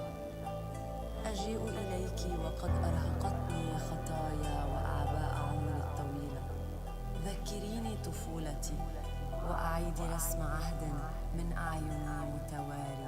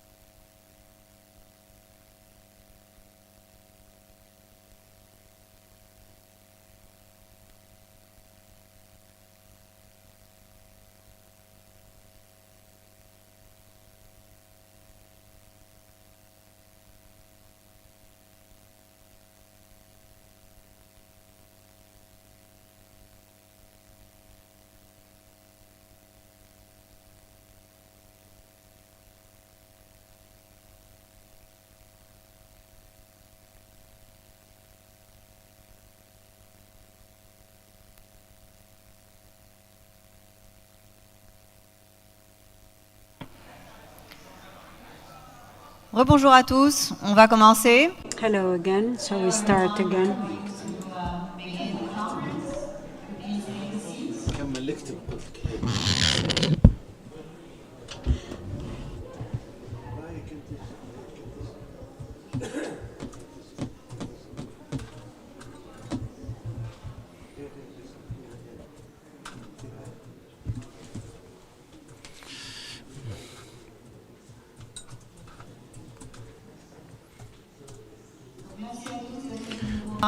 Thank you all for being with us again. I remind you of the QR code that you should scan. That's also available on each table to allow you to evaluate the conference. Please scan it and answer, fill out the form. We go on with the next session of the conference, and my colleague will present the topic to you. Thank you, Khadija. Yesterday we shared best practices about innovative approaches, innovative pedagogical approaches. Before that, we talked about innovative policies in TVET. This morning we talked about digitalization, and the third pillar of this conference involves new concepts for innovative training centers. For this panel, we have with us Mr. Alfie Hamid, who is a senior manager at global partnerships at Cisco Corporate Affairs in South Africa. Mr. Anthony Gewer, hope I've said his name correctly, is program manager of social transformation at IRM in South Africa as well. Mr. Mahmoud Turki, he is a national coordinator of the FIESP project with the GIZ in Tunisia, but he coordinates for the Ministry of Employment and Vocational Training, and he will talk about FIESP and the innovative concepts at the vocational training centers that have been set up as part of this project. At the micro level, at the regions, we have Mr. Rafael Zouawi, who is the director of a TVET center in Nabil, a county 6 kilometers from here. And then we have Afes at the Buzganda Brothers company, which is a leading company in building and public works in Tunisia, and also works on the African market, and she will tell us about the innovative concepts of vocational training centers that they have developed. So I will give the floor immediately to Mr. Alfie Hamid to tell us about a new concept for vocational training that was established as part of the Cisco Corporate Affairs. You have the floor, sir. Assalamu alaikum. Good day and bonjour, ça va? Bismillahir Rahmanir Rahim. So I'm Alfie Hamid. And as I was introduced, I managed our global partnership with Cisco. And what I would like to do is start off by setting the tone of our session today. If we look at what is the purpose of education, and this I took from Forbes, is to prepare children for citizenship, to cultivate a skilled workforce, to teach cultural literacy, to help students become critical thinkers, and then to help students compete in the global marketplace. Now, if we look at these points, and we look at these two key ones, to cultivate a skilled workforce, and then to help students compete in a global marketplace, Those are the two key points of education. But then let's compare that and say, see what those who are employing our students, what do they have to say?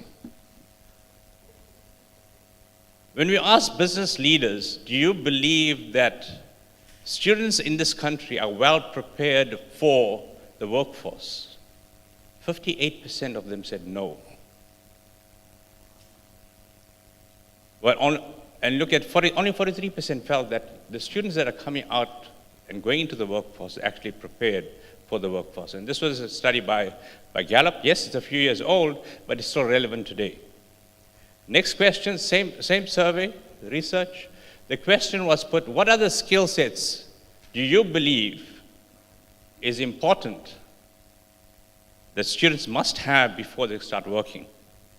And we see that 80% is for knowledge in the field of study, and 76% is applied skills in that field of study. Where do you get the skill sets? You get it from vocational training. Now, at the same time, we need to link that to what is happening in the global economy. We've moved into what is now known as the fourth industrial revolution. What is happening in the fourth industrial revolution? We see suddenly where all the first, second, and third industrial revolution, the impact has been on human physical labor. Now in the fourth industrial revolution, the impact is not only on human physical labor, but it's also on human cognitive labor. So suddenly, it's not only impacting the person who is doing manual labor, but even those who are doing higher education level labor. Why it's impacting those people? Because our education systems have not changed. We haven't changed and evolved to meet the demands of the fourth industrial revolution. So, what do experts have to say? The skill sets that's required by 2035, 2055, those skill sets are not even present today. We already haven't started training our students as yet. Why?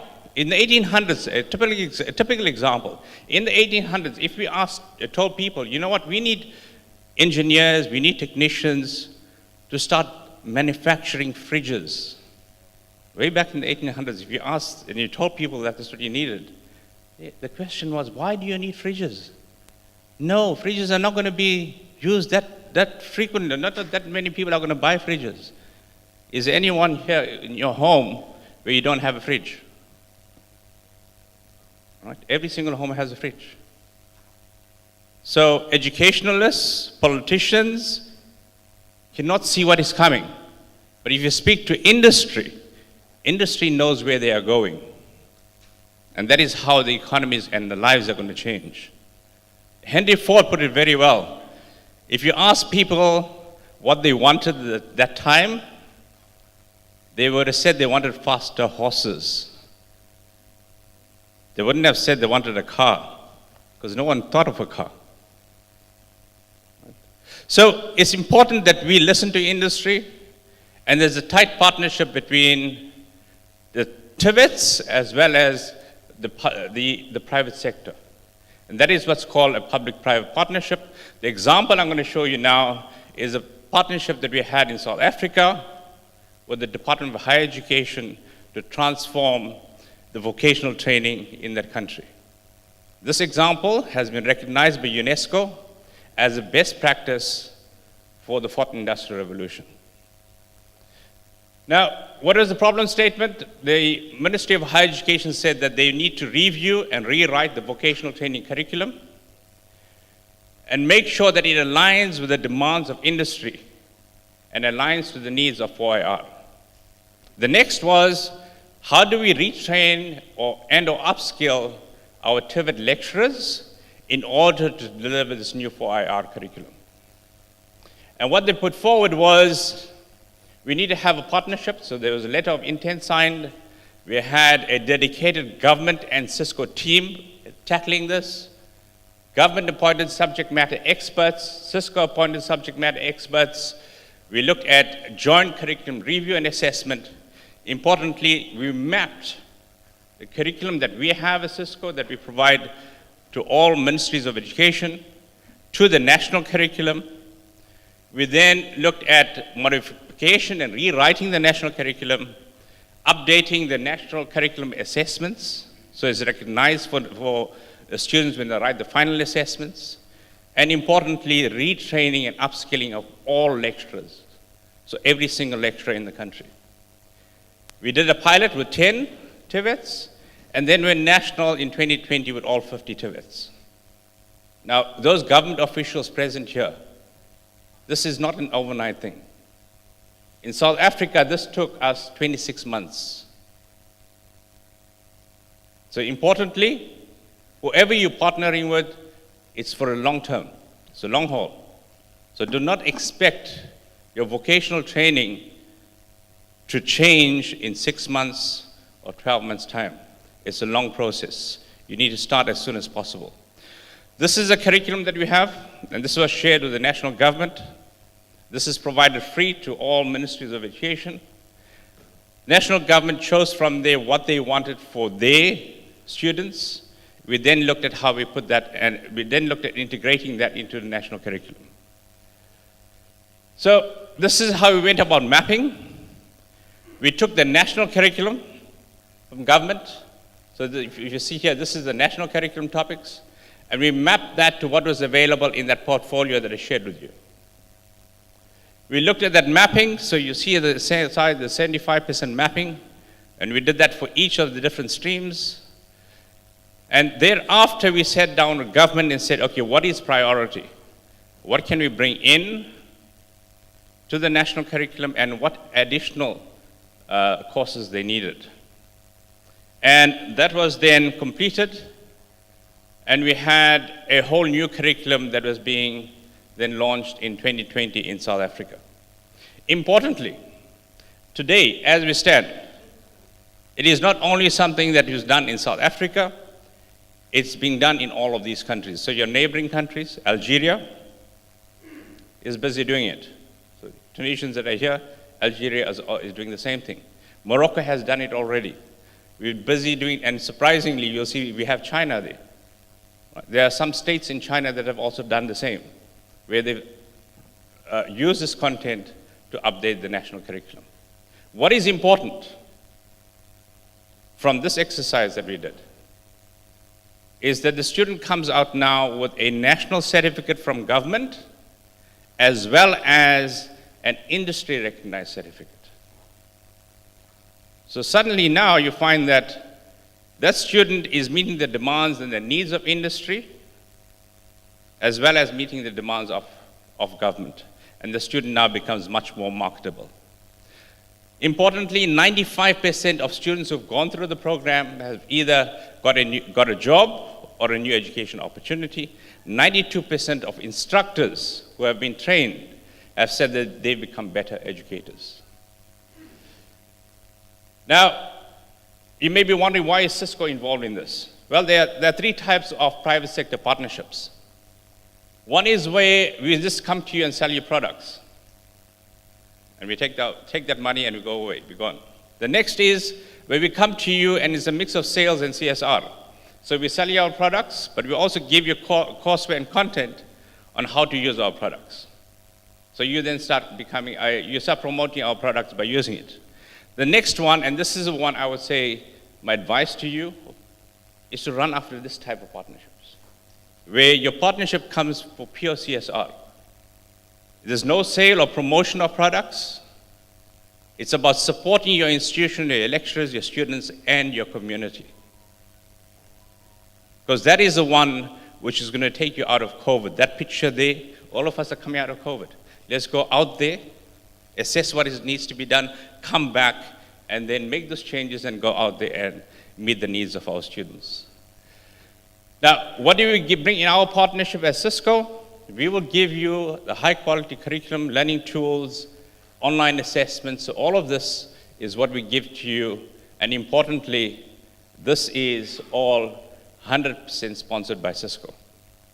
So not a single cent comes out of your pocket. What you provide as government is your dedicated government and Cisco planning team. So we cannot do that ourselves as Cisco, neither can you do it yourself as government. We need to work together. You need to have classroom space for your curriculum and labs. You need to have instructors available for training, funds for instructor training. So, your instructors are going to be doing this online. They're going to be doing it probably at a computer training center. So you need to look at how you're going to pay for the transport, etc. If there's lab equipment, you need to have internet, etc. You need to provide for that. So that is the partnership itself. Importantly, for those of us that are sitting here, we're not part of this 1%, right? The 1% of this world that controls more than 50% of the world's resources, they are not training their children on yesterday's curriculum. That is why they still control 50% of the world's resources. And they'll continue doing that. They have changed. Why? Because the world has changed. The future is here, and we need to shift and move to more higher cognitive skills development, social and emotional and technological skills development. Importantly, technological skills needs to be incorporated in all learning areas. Not only in technology subjects, but even that student who is doing plumbing needs to learn technology. So digitization, if you look at it, the math is very simple. Very, very simple. This is from the World Economic Forum. It says that digitization will displace 85 million jobs in the next few years. And 97 million new jobs will be created. The math is very simple, right? There's a net gain of how much? 12 million. Now, you can either choose to change and get the 12 million or not change, and then you're going to lose 85 million jobs. So it's very simple for all of us here today. We need to make sure that vocational training changes and transforms to meet the demands of the digital age, of the fourth industrial revolution. Thank you. Thank you, Mr. Alfi Hamid. Just one question before we move to the next speaker. When you have talked about supporting the government in updating the national curricula, about which curricula are you talking? Because I think that there are several curricula in several specialties. Which curricula are you talking about exactly? So in South Africa, they have a learning area that's called life orientation. Life orientation, and that is something, a subject that every single student does. And what we've done is we took the intro to IoT, Internet of Things, intro to cybersecurity, and basic digital skills, and that was put into that courseware. So that every student, doesn't matter what you're doing, whether you're doing brickwork, or you're doing plumbing, or anything, you've got to do those courses. Thank you very much. So it's a common module or curricula for all the students. Yep. And Cisco have supported the government, the Ministry of Education in South Africa, in updating this curricula and make it more. Yes. Okay, thank you very much. Let's move à la présentation. So we move now to the following presentation, or the sharing of good practice, done by Mr. Anthony Guer, qui est responsable de programme de transformation sociale IRM Afrique du Sud. So just to correct slightly, the title's wrong. Hopefully when the presentation comes up, the title will be corrected eventually. There you go. Thank you. So I'm a program manager at the National Business Initiative. But titles don't really matter, actually. The National Business Initiative is a private sector non-profit.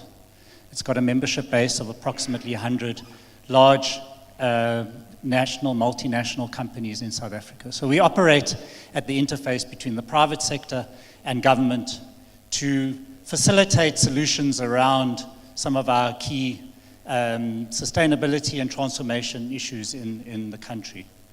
And in the last more than 20 years that we've been working in the TVET system, we've tried to find ways of bringing the TVET system closer to the labor market, closer to the private sector, to find common solutions to the issues of skills, with varying success, to be honest. And over the last few years, trying to navigate this treacherous terrain between supply and demand to try and find solutions that actually are transformative, fundamentally lead to employment creation. And this program has emerged out of that journey. So it's a program designed what we call installation, repair and maintenance, or IRM, which is where the IRM comes from, which is a program of the National Business Initiative in partnership with multiple partners in government, development partners, development cooperation partners, and the private sector. Oh, yes, that would help. Thank you. And I'm going to just talk a little bit about the journey that we followed in this program and how we're working with the TVET system fundamentally to reposition it to play a much more transformative role in addressing issues of skills and employment creation in the context, in the South African context, but which has strong resonance, I think, for the rest of the continent, because although we have a formal sector, a relatively large formal sector, it's actually relatively small relative to the size of the population of the country, and we have a very large informal sector, right? And the challenge is that our informal sector is not creating jobs. And that's where the situations of inequity, non-inclusiveness come in, because until you get your large informal sector to be able to participate more meaningfully in the economy and create jobs, you're not really solving issues of transformation. So 20 odd years, 27, 28 years down the road, we're still not a transformed society. Which one do I use? There you go. Okay, so what are the challenges that we face in the continent as a TVET and skills fraternity? Because we know that skills are important for economic growth, there's no doubt about that, but we also know that skills can't create jobs. And the creation of jobs comes from the demand for goods and services in the economy. But when you're working in contexts of high informality, contexts of low demand for goods and services, what are the skills that we're trying to produce? How does the skills system, how does the TVET system know what kinds of skills to produce when there's no demand? And then we talk about demand-led skills. Everyone talks about the need for demand-led skills, but in that context, what is the demand? What are we actually skilling for? And this is the challenge, because we can't now just blame the TVET system and the skills system to say, oh, you're not creating the right kinds of skills, you're not contributing to employment creation. But yet, the demand side has a whole lot of challenges. There's a whole lot of disincentives in the labor market, which means that many of our enterprises are not training and employing TVET students or young people generally. Because there is no demand, there's limited demand for those goods and services, and as such, doesn't create the conditions or the conducive conditions for those enterprises to want to train and employ. So we talk about latent demand that's hidden, because in the absence of growth, in the absence of opportunity, there's no demand. And there's no demand for skills, there's no demand for employment. So we can't just work on the supply side and assume then we're going to solve the problem. We have to be able to address issues on the demand side. We have to be able to address fundamental issues that limit the potential of SMEs in our informal economy to create opportunities for young people to be trained and employed. Then we can say to the TVET system and the skills system, these are the kinds of skills you need to create. So supply should follow demand, not the other way around. And in order to address demand, we need to address demand conditions. And that's where we went on this journey. Because what we realized in the past, and I think we even had some mentions today about how we must go knock on doors of the large companies and say, please take our students. You know, it doesn't work. Large companies can't solve the problem. They can't absorb all the laborers. They can't train all the young people, the large numbers of young people. We need to be more expansive in terms of where the opportunities are. And what we found in our journey is that large numbers of opportunities actually sit within SMEs, very variable across different industries. The one thing I must point out, which I should have pointed out up front, why do we call it installation, repair, and maintenance? Because we are focusing very much on artisanal businesses and artisanal skills. We call it installation, repair, and maintenance because it's quite a wide-ranging application across a range of industries. All of our industries in our economy require skilled individuals that can install, repair, maintain infrastructure, equipment, and goods, produce goods that are used. So how do we use artisanal skills in a variety of different ways? And we didn't want to narrow it, linking to Alfie's presentation, we didn't want to narrow it only to your traditional trades. So we didn't want to only focus on plumbing businesses and electrical. We wanted to look at where are the new opportunities where artisans can use their skills in very creative ways to produce new products, particularly for the green economy, water-saving devices, waste management, recycling, etc. So we wanted to make it as expansive as possible and look at it both from a service industry point of view, typical trades, as well as from a manufacturing and production point of view. How can you take those skills and turn them into meaningful business opportunities? But we recognized that the jobs were primarily in SMEs. And our TVET systems, as with many TVET systems, was focusing primarily on our large formal economy businesses and not cracking it, including the work that we were doing. So we needed to shift the mindset away from this reliance on the formal sector to create jobs and towards the larger expanse of SMEs, both in the formal and informal economy, and how do we get them to be job creators at the end of the day. And what we found, for example, in the plumbing industry, where we do a lot of work, is that the large number of plumbing businesses are informal. 83% of plumbing businesses have 120,000 people, give or take, working in the plumbing industry. About 20,000 businesses, most of which are single-person businesses, informal, and even where they are creating jobs, most of them are informal. How are they training? Well, they're not really training. They're taking people off the street, giving them some informal training, and getting them to work as soon as possible. And what happens down the line, those workers are not really going to ever become good plumbers at the end of the day. They'll know how to do certain plumbing tasks, right? But they'll never actually understand plumbing. And we found that because we tried to upskill them to do solar water heating, for example. We found you can't upskill people to do solar water heating for the green economy when they don't have basic plumbing. So we had to go back and retrain them, upskill them on plumbing skills before we could reskill them or upskill them for the green economy. So that was the one challenge. Even the SMEs that are creating jobs are not training per se. And the limit and the number of jobs they're creating are mostly in your more formalized, well-established SMEs. The 34% that were formalized are the ones that are creating the most jobs. Right? What we also found was that they recruit off the street. There's no proper recruitment strategy. Right? And very few of them were registered plumbers. Approximately 8,000 registered plumbers out of all of this. So we've got a whole lot of people working in the informal economy doing plumbing, but not either qualified or registered as a plumber.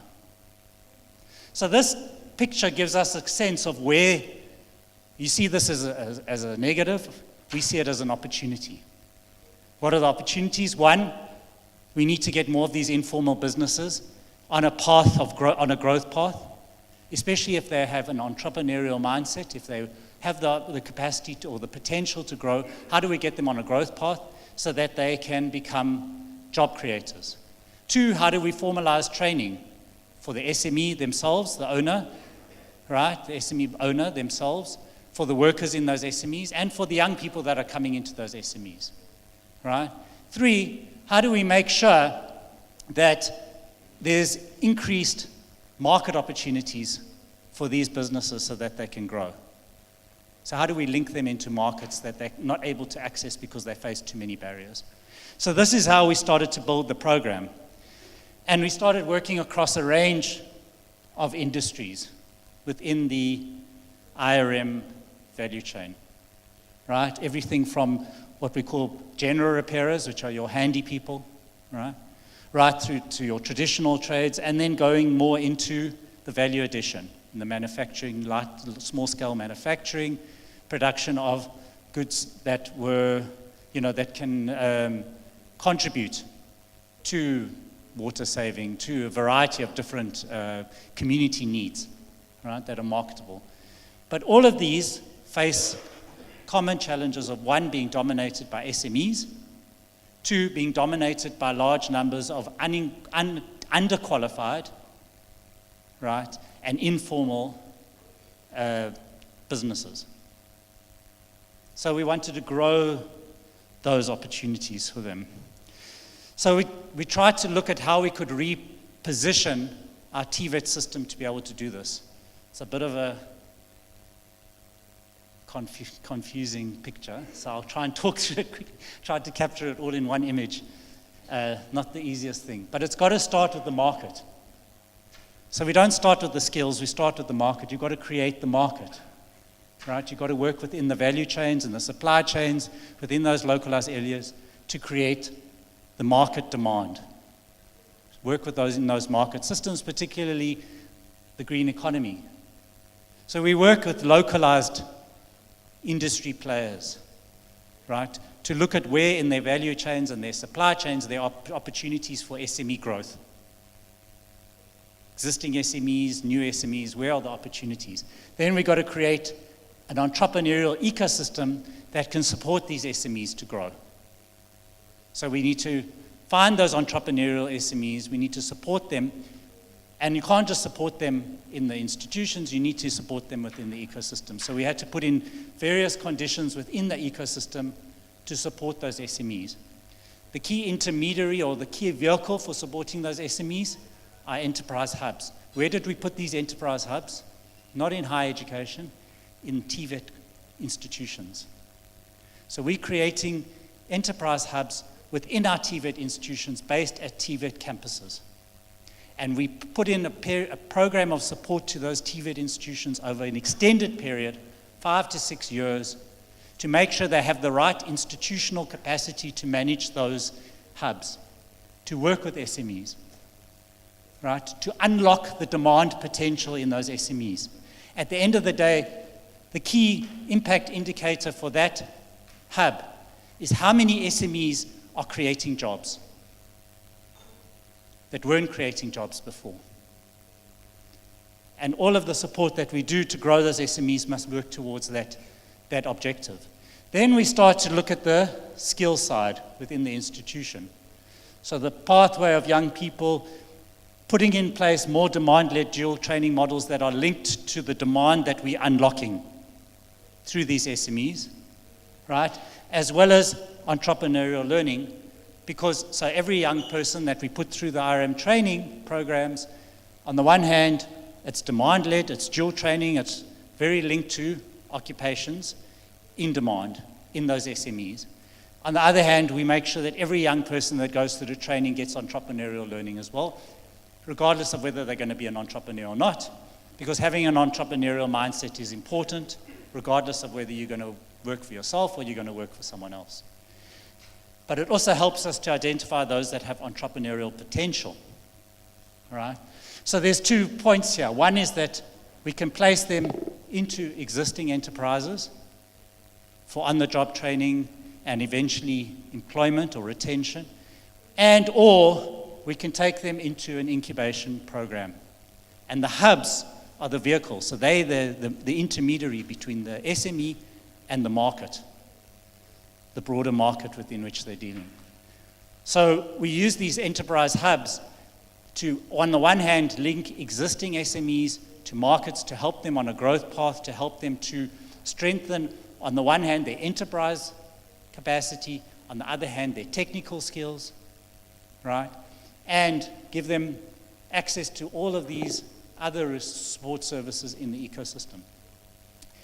Get them on a growth path, but they have to commit to training and employing young people as they're on that growth path. So that's the incentive. You want to be part of our program in this enterprise hub, you have to commit.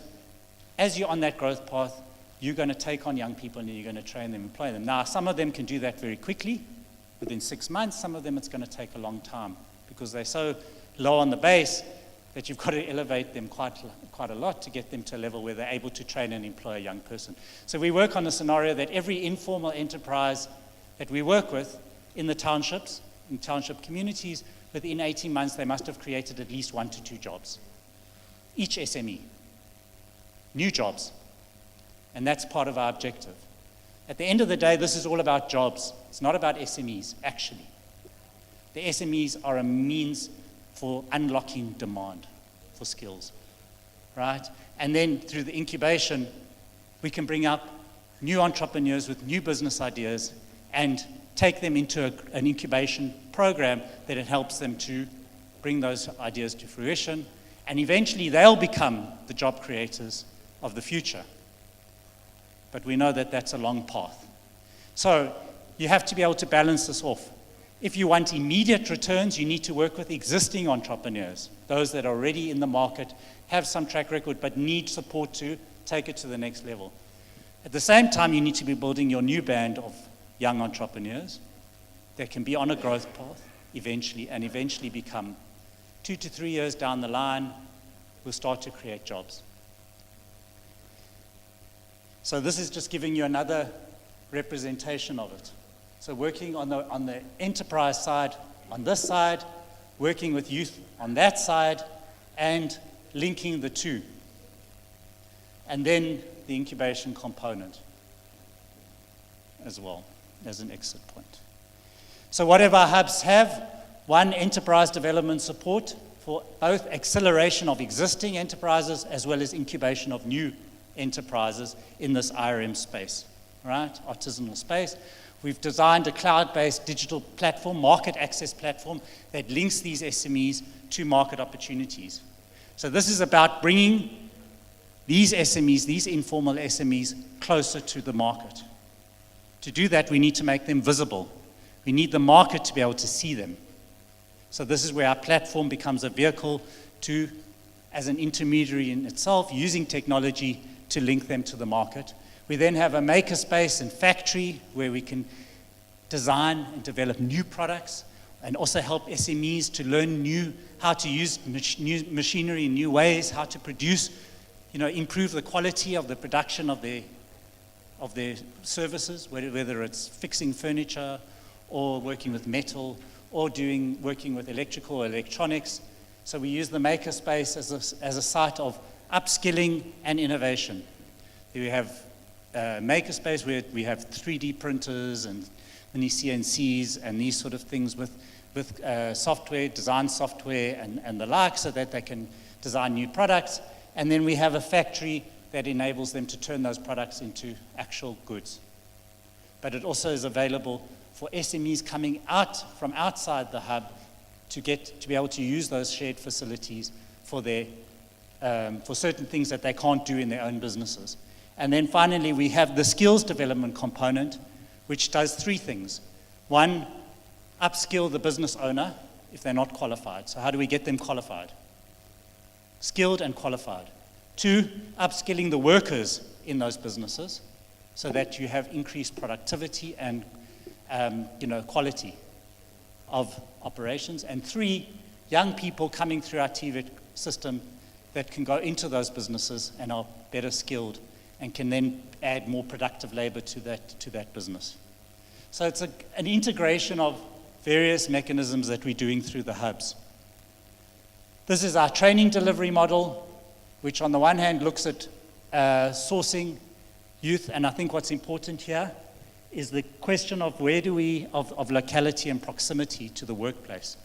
So we will not recruit a young person who lives more than 1 or 2 taxi rides from a workplace. Because if they use too much money on transport, they can't actually survive, and many of them drop out. If they use more than 30% of their stipend, which we pay them for the period of training on transport, they're going to drop out. And what we're finding is we're getting 85 to 90% completion of these programs because of the selection processes. The selection processes are critical. 1, you've got to match them to the workplace opportunity. 2, you've got to match them in terms of proximity, so they don't travel too far. Travel costs are a huge thing. Mr. Gower, you have one minute to conclude, please. I'm done. And then we prefer them to come in with some kind of engineering background, whether it's from the TVET system itself or from a technical high school, so they've got some technical maths and science.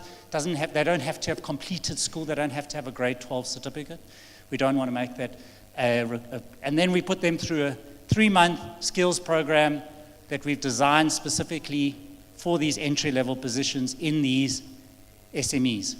So you have a plumbing business, you need a plumbing assistant, here's where you'll find them. But qualified, trained properly, but we also build in the work readiness and the entrepreneurship education. They then go into the workplaces for up to 9 months. We train the SMEs to be mentors so that they can mentor these young people properly, and they then come back and do a kind of a summative assessment to make sure that they have fulfilled all the requirements. There's logbooks, portfolios of evidence, it's all very well structured, and then many of them get absorbed by the business that they've been placed in, or they go into the incubation program, or they can go into further studies, further long-term studies. So this is what we propose our solution. Is this the last one? This is the last one. 1, you have to unlock this latent demand. You need to use a market systems approach. You need to build the skills ecosystem with your industry partners, particularly your industry associations. You need to customize programs. You need to have innovative models of work-based learning that are particularly catered for SMEs that you're working with, and not just larger businesses. And you need to have better selection and matching, project-based blended pedagogies, integrate entrepreneurial education as a cross-cutting competence, and make sure that the workplace is ready to take on that young person. So training the workplace mentors, making sure that the conditions in those workplaces are conducive for proper on-the-job training, for proper work-based learning. Thank you. Thank you very much, Mr. Anthony Gewer, who is the senior program of the Economic Inclusion National. We're correcting the position. Thank you for sharing with us the installation, repair, and maintenance model, which is focused on SMEs and in fine on jobs creation and the role of the IRM to be the interface between the private sector with the focus on SMEs, formal and also informal sector, with the government and matching the needs of these SMEs in terms of skills for creating more jobs for existing businesses and eventually new entrepreneurs. We will go on with after this experience. Presentation and also with the IRM model. We are moving back to the north of Africa. We are moving to Tunisia. And I invite Mr. Mahmoud Turki to talk about the new concept of training center implemented through the FISP project of the GIZ in the partnership with the Ministry of Employment and Vocational Training. The floor is yours, Mr. Turki. Thank you. Bonjour tout le monde. Voilà. Donc aujourd'hui, je vais présenter un peu. So today I will present the FISP project, which is an inter-business training project done with the Ministry of Employment in cooperation and vocational training in cooperation with GIZ. I will present the ecosystem in which vocational training Tunisia is done and position the project in the overall ecosystem. So very briefly, vocational training is under the authority of the Ministry of Employment and Vocational Training, and it's tripartite. It involves the state, the government, the entrepreneurs union, and the workers union.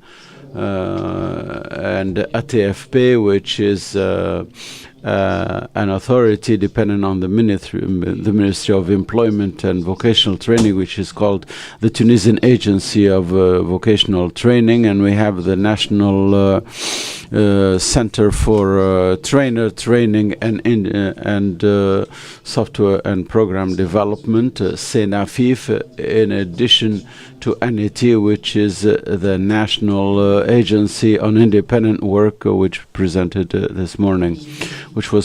this morning. So we are dealing with 139 vocational training centers all around the country, and they are public centers, government centers, and they cover the whole country, and they deal with about 5,000 trainees, and we will speak about concrete examples of a new model, a new concept of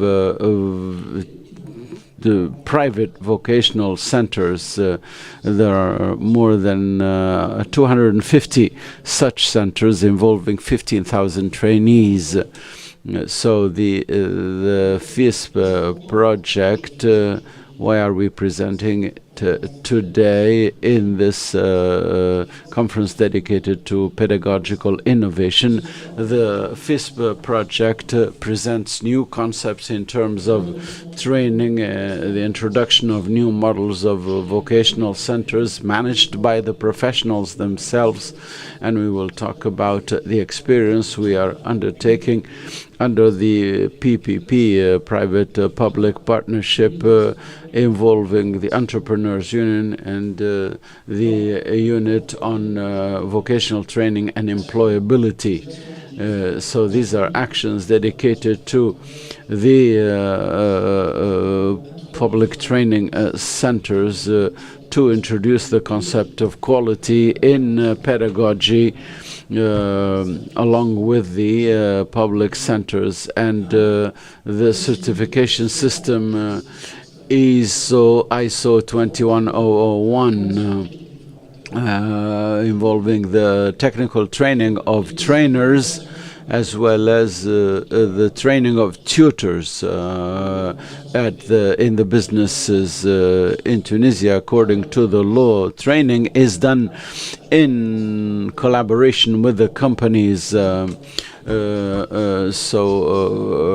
that is why the project has zoomed on the role of the businesses in initial training that leads to diplomas, as well to graduation, as well as ongoing training. And we have 3 pilot projects in the hotel business, in the garment industry, and in we have 120 tutors, and the project involves this new element of training tutors, and we will certify 10 nodes in vocational training in the country to train tutors who will be certified according to the standard ISO 17024. To establish initial training in the businesses. We are elaborating in Tunisia sector-based national studies to determine the needs for training and for the labor force. So we are introducing a new label which we call forming or vocational training enterprises that do their own business but also are directly involved in training and meet the requirements for offering quality training following the official curricula that are prepared by SENAFIF, the Trainer Training and Engineering Center and the Software Program Development Center. So we rely on international cooperation to develop sector-based needs analysis for training. So this is a double objective. So it has an impact on the initial training programs in terms of developing skills, but also keep up with the evolution of different jobs. The novelty in this project is the target population, which is not limited to those seeking training, but also seeking jobs.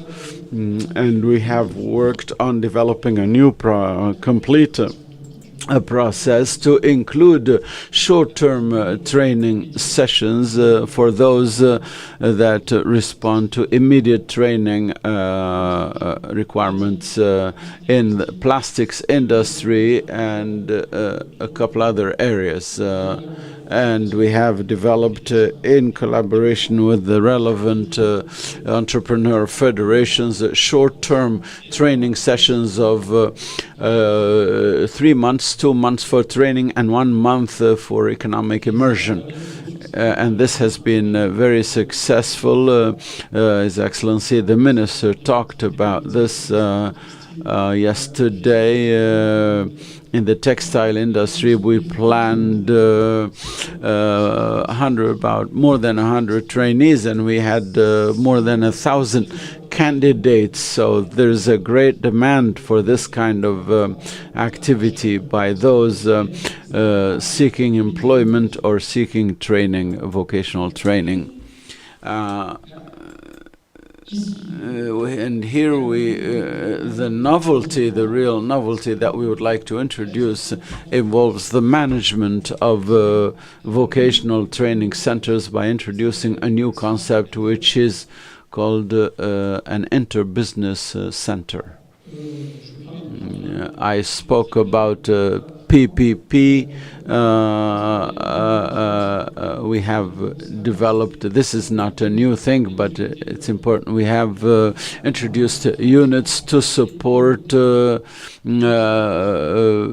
training within, vocational training within professional federations or unions. And it is up to them to develop curricula and undertake sector-based studies. There is another mission that these UAFs that they are required to, or they have to promote the training sectors and work more on the link between the public and private sectors, because they know the whole network of businesses, and the ministry relies on this unit relating to curriculum development for training and everything related to training in the centers. So we will focus more now on the inter-business training center. It's a classical training center, but it has a specificity. It is established and managed by a group of businesses. So sometimes we have that's different from an integrated training center within a particular company. This involves multiple businesses setting up and managing a training center, a vocational center. And the businesses that have their own training centers want to meet their own needs. So if it is a private center, it would be under the authority of the Ministry of Vocational Training and Employment, but obeys the terms of reference that was established since January 2004. This system is a win-win system. What does it add to a private classical center or the public centers that we already have?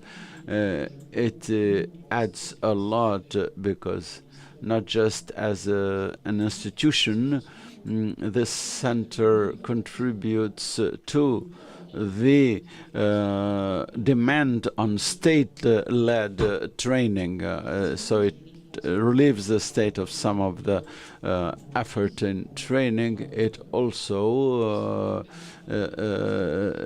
helps establish a more interesting partnership and adapts the training models to the needs of the companies and involves the companies in the whole process of training, from the recruitment of the youth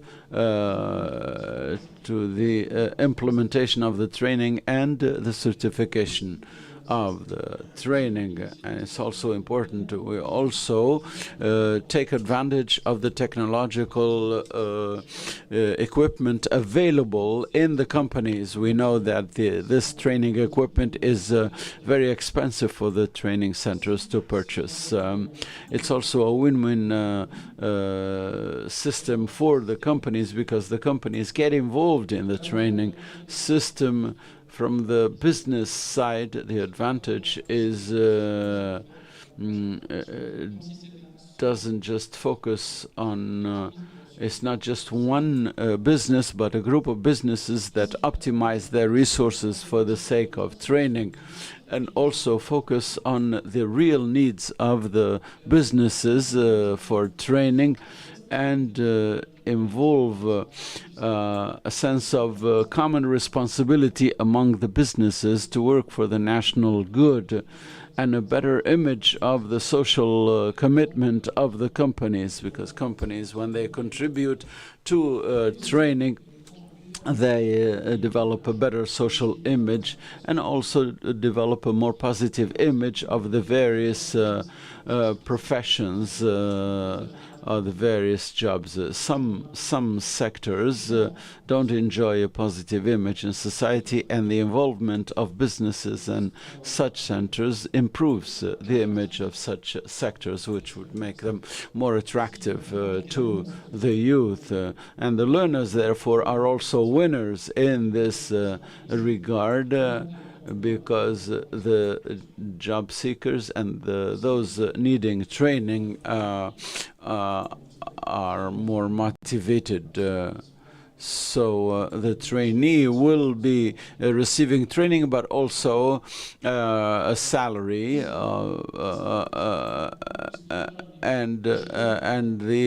and the trainee is also motivated because they know they are accepted by the business and already owned by the business, as it were, morally speaking. So they choose, the businesses choose the trainees, commit to their training, commit to training them, and what's also important, also the availability of a qualified tutor who is a professional, who masters the technical skills of the job and has the ability to transfer these skills to the trainees. We have given due importance to the training of tutors because it does improve vocational training, and also a better initiation to the job in the real context. So the trainee is working in the real context of the company. And that obviously is better than doing it in a vocational center. The services that are offered are diversified. There is the classical initial training, which is done in the company, and the trainee has the advantage of going around the businesses that are involved in this scheme. So he can sure to have training in the various businesses. So the process involves the trainee going around the different businesses involved in this scheme for his or her training.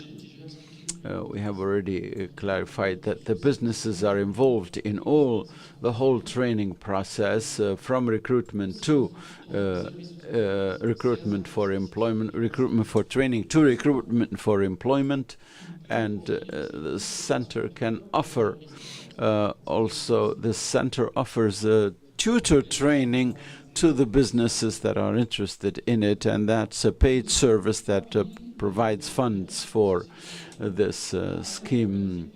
And the businesses themselves receive a label as a training business. And that's a new label. It's done in other countries, but it's a new thing in Tunisia. This label is a quality indication or a quality standard. So the business also ensures ongoing training. And the specificity of this project relates to the seekers of training, as well as the joint training enterprise, which saves time and makes the training more efficient. As for ongoing training, for the short term, which is more specialized, this is an additional effort that is that ensures short-term direct training that is highly specialized and that guarantees a job eventually. So we are finalizing the processes, and we are experimenting with it in 3 sectors, and we are hoping that this becomes a common practice as an employment program in the employment policies. In this project, we have done the whole process with ANETI, which is the National Agency for Independent Employment, so that the agency can take over and carry it over to other sectors outside the 3 sectors in this experiment. A couple of minutes. Okay, I'm almost done. Thank you. I'm done. Okay. There's just one slide remaining. I'm sorry. I don't know what happened to the slides, but I've wasted the 2 minutes looking for. Okay.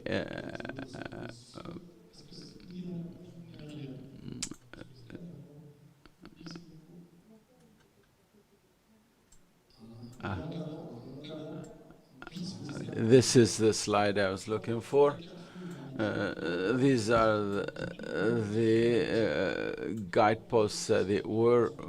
This center conforms to the legal requirements, and it is a center that is fully equipped and qualified, and has a whole process of certification.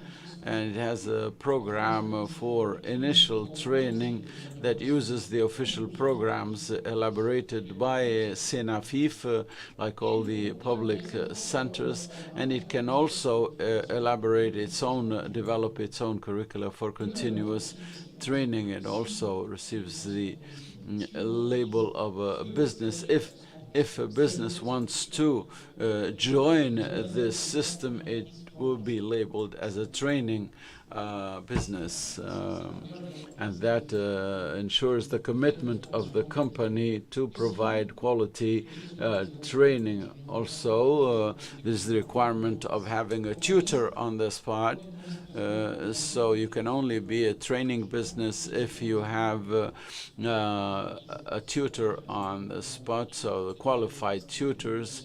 And obviously the businesses involved in this have to respect the regulations, apply the regulations in the context of training and social engagement. Thank you very much, Mr. Turkey, a national coordinator of the FISP project, which has been done in partnership with the Ministry of Employment and Vocational Training and in collaboration with the GIZ. It involves also the Tunisian Agency for Vocational Training. Tomorrow we will visit a training center that is part of the system that involves a number of companies, and it's a pilot experiment in 3 activity sectors: the hotel business, textiles and garment industry, and plastics industry. I will ask our panelists to be brief because we have lost some time in the coffee break. I will give the floor to Mr. Rafal Zouawi, who is the director of a vocational training center in Nabil, who will talk to us about conceptual innovation at this center which he runs. Hello. So we will present now the works carried out in our center, and we will explain the project that we are carrying out in the center, focusing on one issue in all the training centers, which is the gaps between the training situations and the real situation in professional contexts.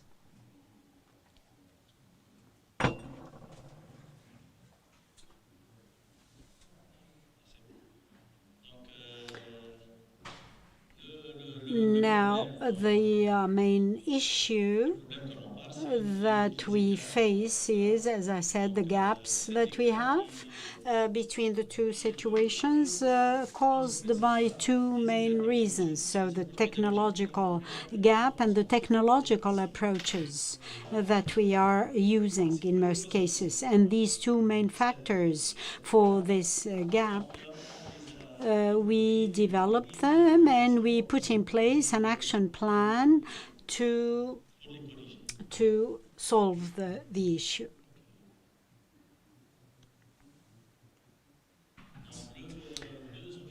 So 2 main objectives. First, the migration towards an active pedagogical approach where the learner is the main actor of the training and the trainer is a facilitator, someone who coaches the learners, and we encourage learners to be autonomous. And the second objective is to update our equipment.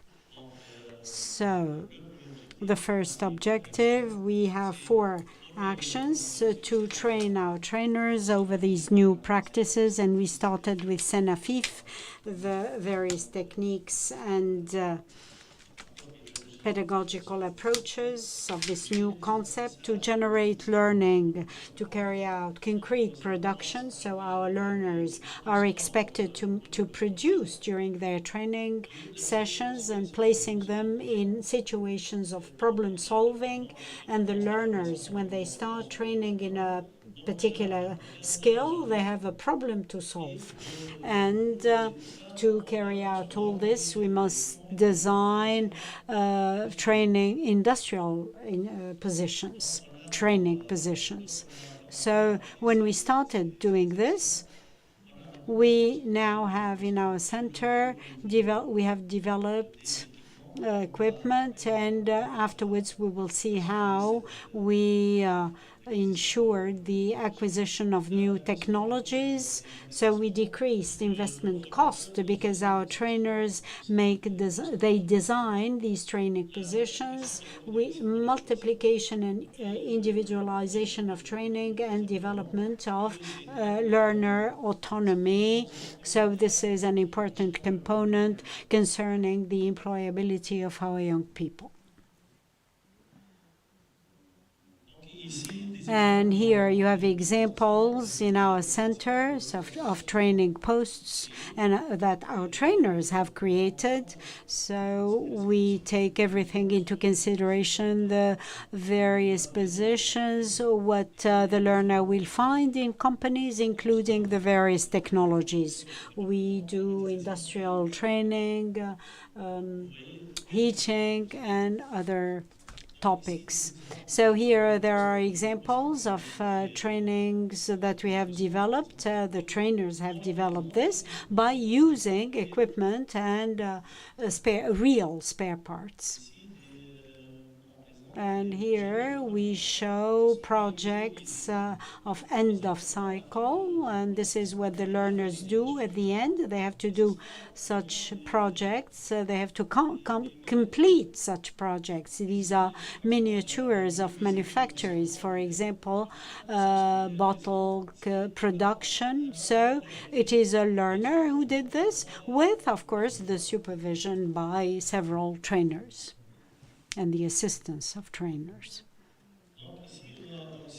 And here the learners developed a system of access control, and it is a specific aspect we have used. They have skills, so they use this on fields, and we teach learners maintenance works so to improve things in our center. So they designed a system of management for the restaurant, the cafeteria of the center. So we prepare and we prepare the meals. And so this year we are developing also a new project for this training. It is a space of management, centralized management system.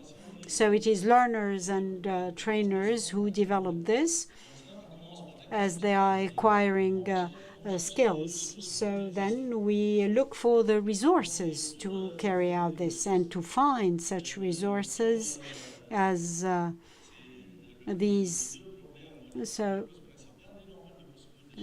long procedures for purchases. They are very slow, and if we start the purchases with normal procedures, technologies would change, and we still haven't completed our purchase. And then the investment budget. So two actions that we have developed in partnership with all the socio-economic context of the center. And with these agreements, we acquired many subsidies or grants of technologies and new equipment. And we develop new procedures, because the procedures of purchase with the system of the center is sometimes quicker. So the development of this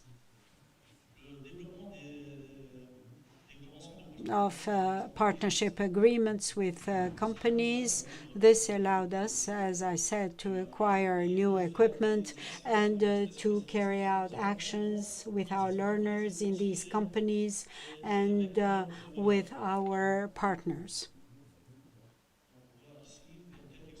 So you see here a few examples of work carried out by the learners. Here they are being trained, but they are under the constraint of installing a system of surveillance system in our training center. So it is our learners here who are doing this. Another project with our learners, it is a wood grinder for the environment protection done with the trainers. So it is the learners who did this. And here, during the corona virus pandemic, we did maintenance for hospital equipment in Nebel.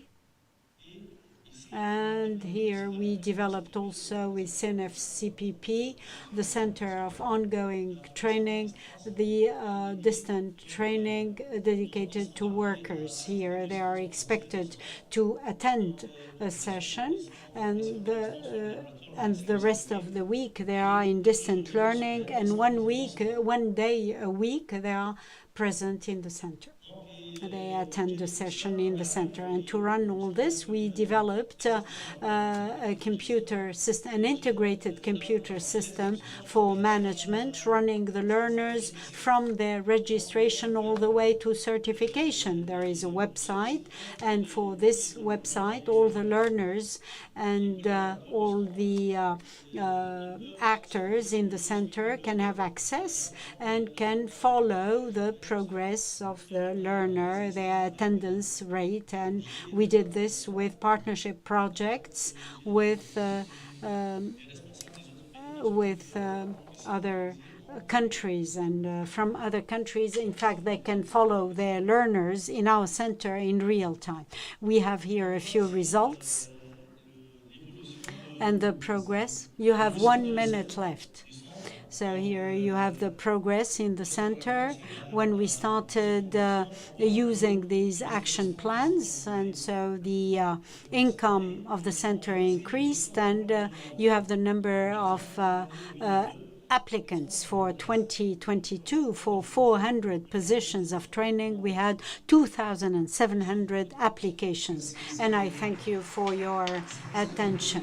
So it was also a way of making the center more attractive, I think, and also to have a budget for management that the center can run in a direct way without being dependent upon the budget provided by the central unit. Thank you, Mr. Raffel, for this presentation of this experience and how you have done this to fill or to solve the gap issue, the gap between learning and the professional environment, based on problem solving and on learning approach based on action, where learners are placed in a process of practical learning, coached by trainers, and the creation of this mini factory of design, this way of this kind of company in the center, also the laboratory, and also, so thank you for this sharing. We now come to the last presentation or testimony. I ask you therefore I ask you for your attention before the lunch break. We will hear now of the experience. I will give you a foretaste, and I think Mrs. Afes will speak of the mobile training, so centers of vocational training in the sector of construction. How can we have such a center, which is not easy? Yes, indeed. Today I will present to you the experience of mobile training centers at the Buzganda, a company which specializes in real estate, building public buildings. It's not easy to create a center in this area, but the specificity of our center is that it is a mobile one. I will start by introducing the company. Buzganda Brothers Company is a company that was established in 1973, which employs about 500 people in the management, but 1,500 to 2,000 workers in the building sector. The idea of establishing our center came from an economic global context, as well as a context relating to the company itself. Most people think that there is a lack of qualified staff. There are no builders and qualified people in the building sector. And it also is a sector that is not attractive to people, doesn't have a good image among the public, and young people usually try to find jobs in other sectors. They see the sector as a sector full of risks, and where the work is very hard. Even the labor force that is available is is not well developed or modern, well qualified. So our company thought of establishing its own center. The initial objective is to satisfy its own needs in qualified labor. And the company also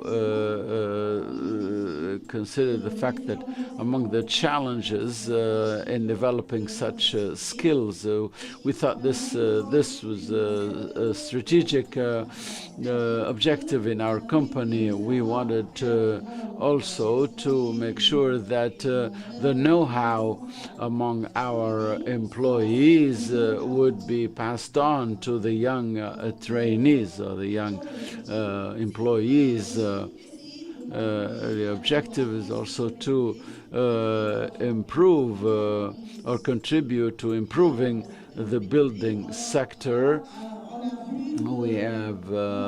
We chose to contribute to improving the image of the building sector. We also wanted to encourage our social image. We work in vulnerable areas where there's a great need for employment, but where we can't find qualified employees. So we try to find a quick solution to this problem. Obviously, by including the unemployed youth in those regions. If you want to work, we can recruit you. But you would have to go through a speeded up training cursus or program, and then you will be employed in your own area, in your own region. The training center was initially established in 2014 in partnership with GIZ.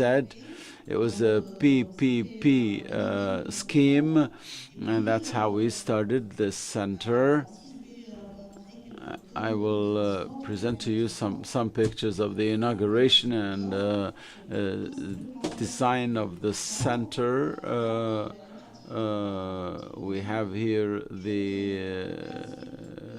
we see the center which is on the building site, as you could see in the picture. The specialty areas we offer, we focus on two areas. The builders who work on bricklaying, building the structures, but also those that lay the tiles. The Buskanda Brothers company tried to integrate women in this project. So you have pictures here of training of women in our company. The curriculum involves takes up 3 months, which combine theory and practice in the training facilities of the center, in the mobile caravans that you have seen in the pictures.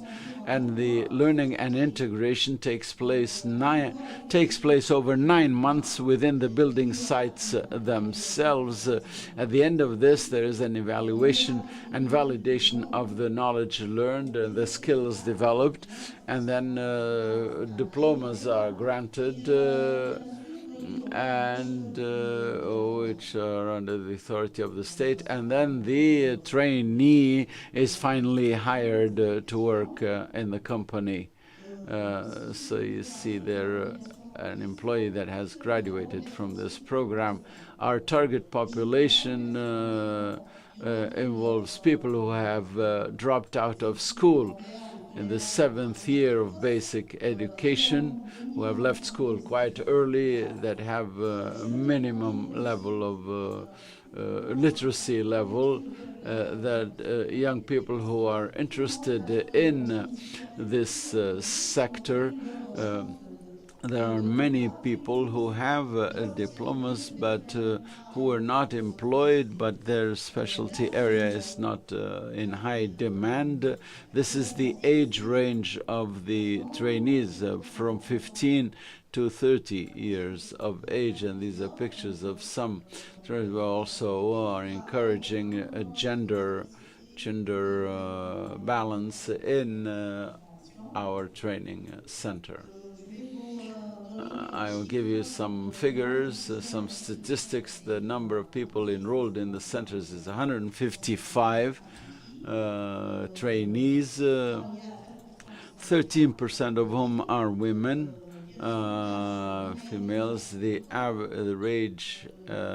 age range is 20. Average age range is 20.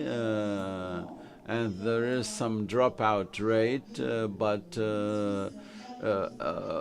more than 85% of the trainees have completed the 3-month training, and 25% have come back to complete the training cycle. I also wanted to show on this slide the cost of the center. There's management money, as well as remuneration for the tutors, as well as transportation expenses and so on. With respect to the keys to success at our center, I will share with you the first element, which is the commitment of our senior management, which give due importance to training both the employees already working in the company, as well as new recruits. The center is also mobile, and that is an element of success. This factor facilitates the integration of young people in our training scheme and in our building sites. Another key to success is direct recruitment. Every training session leads to employment, and in the training itself there is a good mix of theory and practice, 1/3 theoretical, 2/3 practical.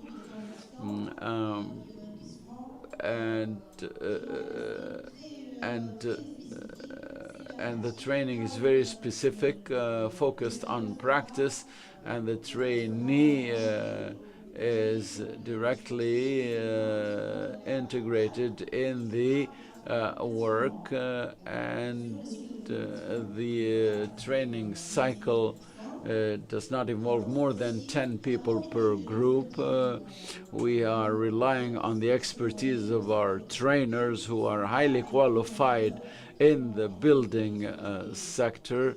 They have not only been trained in the theoretical level, but also the tutoring, pedagogical. We have designated tutors for every team of apprentices, so that they are coached all along the process.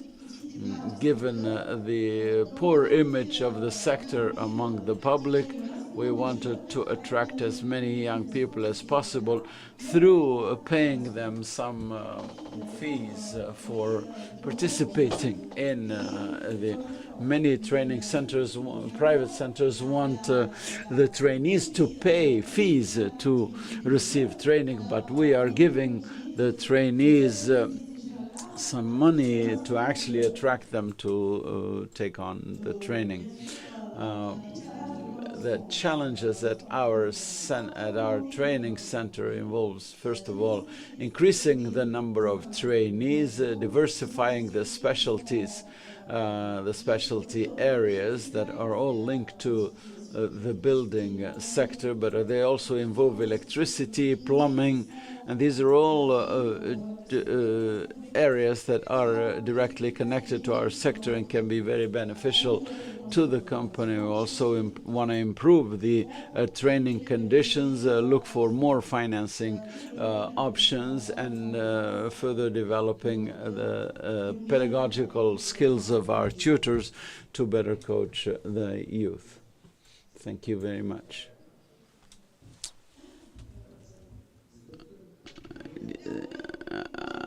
I wanted to show you a short video on this center. So the video, I hope you'll be able to show it, because it will show how the center was established and implemented. And it would be nice for the participants to see for themselves how such a center could be established in such a difficult sector. So we'll see that now. And hopefully get ready for those willing to ask questions or comments. Please, we already have 2 questions on live streaming, one on the previous panel that is addressed to Ms. Lilia, and another question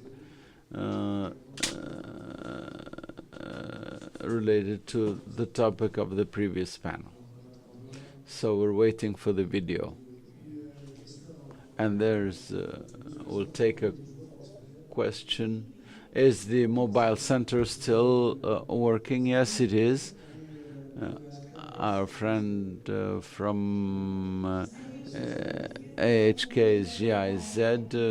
I want to greet him because he was with us to see this experience for himself in 2014. Video is ready.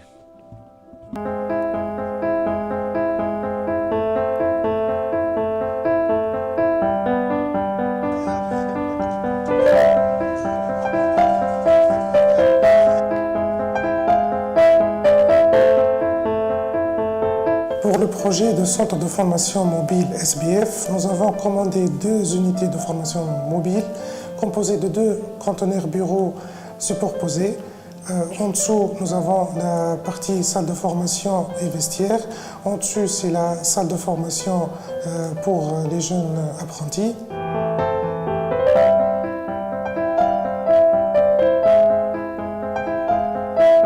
C'est pour nous un grand plaisir de nous adresser à vous ce matin pour vous souhaiter la bienvenue à l'occasion de l'inauguration officielle de notre centre de formation mobile.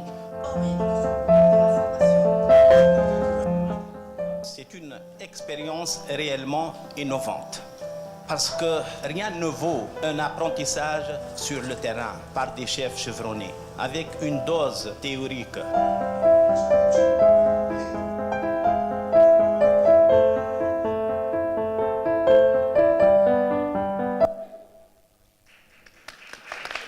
Merci, Madame. Thank you, Mrs. Afes, for the presentation of a new innovating concept in vocational training. And I think that the aim of this conference, Continental Conference, is that each may carry a new idea of good practices which can be implemented in your respective countries. So we have the presentation by Cisco, the one on updating the national curriculum, the same track for all students, another model which is on the installation, repair and maintenance implemented by IRM. It's a model of matching, aiming at the needs of private companies, mainly SMEs. We also had the experience of a training center, intercompany center, and PPP, which is being implemented by GIZ with the Ministry of Employment and Vocational Training. We also had our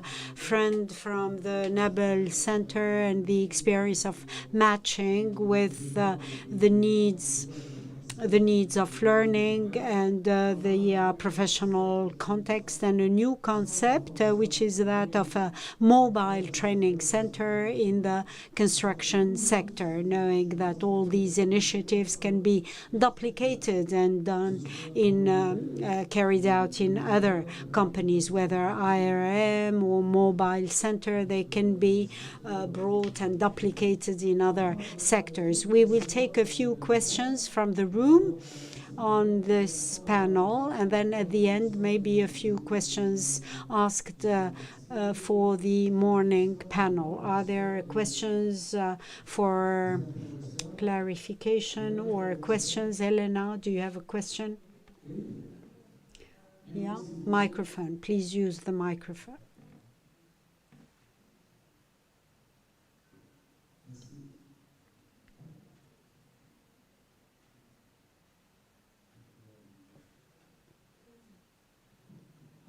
Hi. My question goes to IRM, Senior Project Manager. It's about the commitment from enterprises, because this is a very important theme, and we need that commitment. And I just would like to know if you could rapidly elaborate on how do you monitor that commitment. You were saying X amount of jobs in 6 months, or and for the established enterprises, I couldn't really get how would you go about it? How do you monitor? How do you track it? And what happens if this commitment it's not produced? Fulfilled. Thanks. Thank you, Elena. Yes? Thank you. So the hubs, the main purpose of the hubs is to build that network of SMEs that they're working with on an ongoing basis. Our market access platform is used as a tool to track the progress of the SMEs on an ongoing basis. It's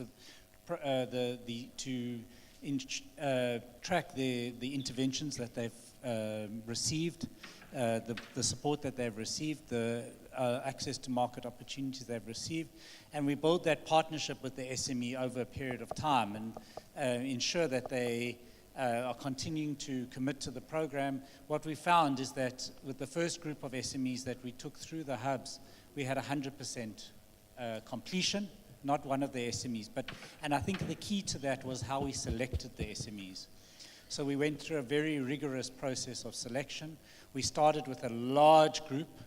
We made the opportunity available to a large number of SMEs out there. They had to apply for the opportunity through our platform. They went through a rigorous process of virtual mentoring to identify those that really had entrepreneurial mindset, that really were committed to the entrepreneurial journey, and then put in a lot of intensive support with them over at least a year to 18 months period. And what we found is through building that partnership from the outset, from making sure that the selection was done very carefully, that we found the right candidates, that was one of the key criteria. Then using our market access tool to track their progress over time, to make sure that we had all the indicators lined up so that we could monitor how they were performing against those indicators on an ongoing basis. But the hubs become the vehicle. That is the intermediary. That is the basis for the partnership with the SME to hold them accountable. And through building now, we can't, yes, we'd like to guarantee that all of them will follow through in the commitments. But we found that if we do it the selection right, if we get the right SMEs in, so it's not open to everyone. They've got to be committed, they've got to be entrepreneurial, they've got to have a growth mindset, and they've got to be able to walk this journey with us. And I think that's been one of the key success factors. Thank you. Any other question?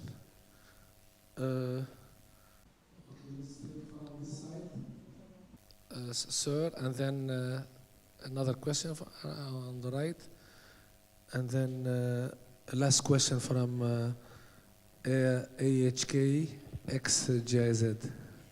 Merci à tous. Thank you all for these presentations. In fact, my question, I think I'm asking to everyone in the room.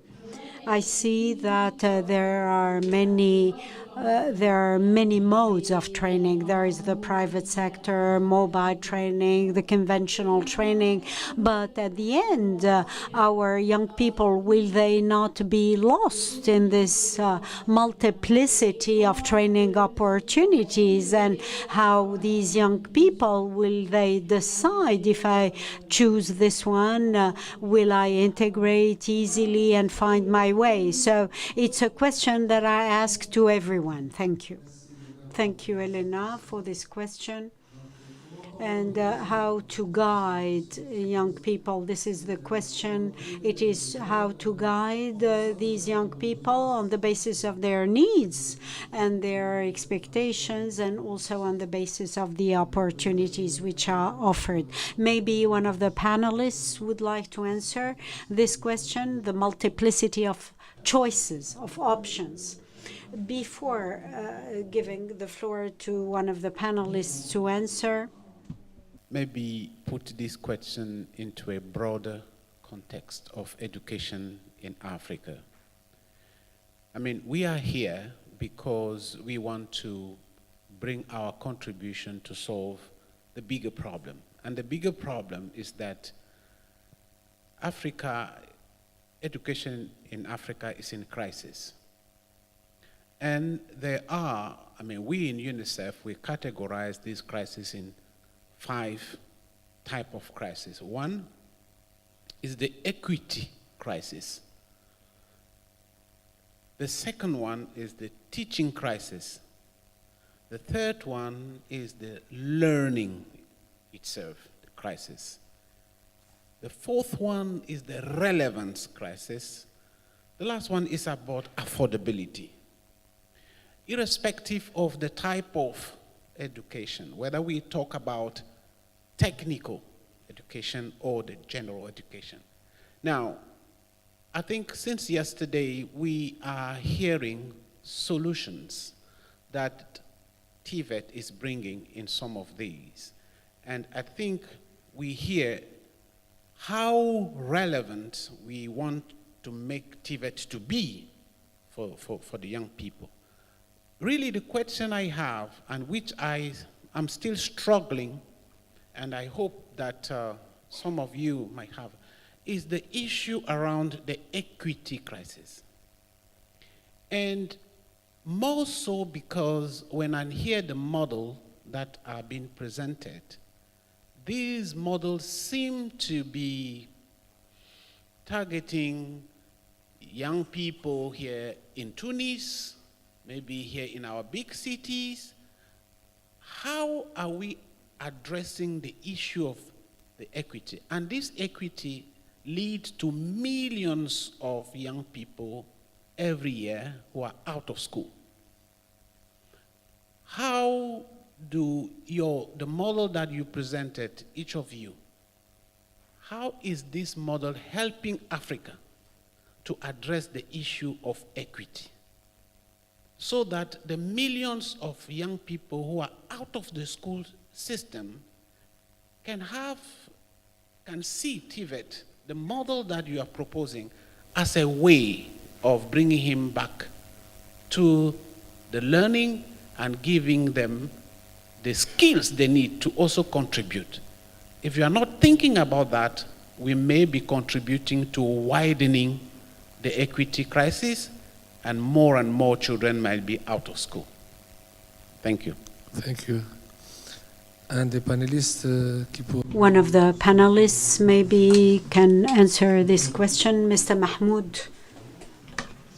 Thank you. I would like to say that whatever the mode of training or the center, I don't think there is any competitiveness, but synergy and complementarity. As my colleague was saying from Mohamed Ali Center, you do training for how many people? 400, and there would be 3 or 4 times this number. So the demand for training is there by young people. And the question of equity is important. It is a characteristic of the system of vocational training that young people rejected by the school system are considered as failure. And this device, this system of offering competence, of integrating them for another chance to integrate in the job market, that is the role that we must play, other than the other than the economic role. There is the social role.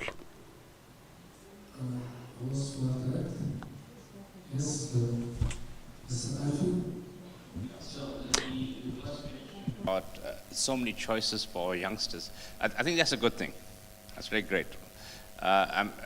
Those of us here who are above 40, I'm speaking to you. I'm sure most of you are not in the same job that you're trained for. Right? So it's going to happen that that youngster probably is going to take a vocation that they will start off with, and that's a journey, your journey of work. So it's some place that they have to start, and from there they make a decision. I think what needs to come in is maybe career guidance, right? So that they can decide then which field they want to go into. When it comes to those that are in the rural communities, etc., I think what we're talking about here is vocational training, but there's other initiatives as well that focuses on underserved communities. So, for example, together with the ITU, International Telecoms Union, there's an initiative called the Digital Transformation Centers Initiative. Now, that is focusing on underserved communities and how do you bring digital skills to them. So what we're talking about here is to see how we can transform vocational training so that we ensure that our students, our children, are meeting the demands of industry and there's employability for them. So there's multiple initiatives that are addressing the demands that we have in Africa. And those centers are in Africa. Yes, one more. I think just on the issue of equity, I mean, I think that the very problem that we're trying to solve through our initiative is the issue of that we have policy that drives increased access to TVET, and there's nothing fundamentally wrong with that. The problem is that increased access doesn't result in increased employability. And this is where the equity issue comes in very strongly, because those large numbers of young people that are going into our TVET system actually land up becoming part of the needs at the end of the day, because there's no transition into the labor market. So in order to achieve equity, you have to transform the labor market itself from a demand perspective. So, and that's where you have to be able to expand the base of businesses out there that are able to compete for market opportunities, that have that entrepreneurial mindset and are able to grow, because that's how you increase and expand the base of demand side opportunities, so that when you're training, there is a place for those young people to land in the labor market. And at the moment that fundamentally doesn't exist, because the labor market itself is not conducive for equitable absorption of young people that are coming out of the TVET system. Thank you for all these inputs, but if we see the capacity of the vocational training centers or technical education centers in our respective countries, they are not matching the huge numbers of unemployed and unskilled people, that the stock that we have already, but also that the newcomers. So that's why maybe such initiatives are needed as a complement of what is offered by the official or the public and private offer. So it's kind of joining efforts in order to try to respond to this high demand. Yes. And it's a very good point that you raise. No government, doesn't matter whether you are, the #1 economy in Europe, or let's say you're Germany. It doesn't matter if you're Germany or you are China or the US. No single government can provide enough education centers, like buildings like this here, to accommodate the demand. But what's great is we need to learn from COVID-19. We started using remote teaching and learning. So maybe this is what we need to pose then to education departments and governments, to say, if we were able to do that during COVID and use remote teaching and learning, why can you not continue with that, but with a blended teaching approach, so that you can then maybe double your intake in your vocational training centers? So as opposed to saying, you have to come in every single day to a vocational training center, can you not then take some of that and do it remotely? In that way, we double the capacity and address more people. Thank you for these inputs. I think we have 1, 2, 3. It's nobody wants to go for lunch. So let's make it quickly. So please be brief in your questions or your comments. Sir, at the right. Yes, and then it will be for you, and we'll conclude with our colleague on the left. Yes, sorry, I came very late. I arrived only this afternoon. So if this has already been said, my apologies.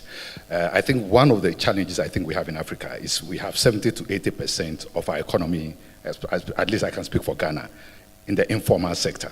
It's the informal sector that runs our countries. But we spend over whatever percentage of budget on the formal sector. Okay, we have not found a way of, I mean, if you take TVET, much of the training is done by the informal sector. Okay, you take textile, the seamstresses, the tailors, they're all trained by these people. And we then do a few schemes, okay, pilot, which never go to scale. Okay, why can't we, I hear for instance, Germany, apprenticeship is a big thing. I don't know, I've never been there, I've only heard about it.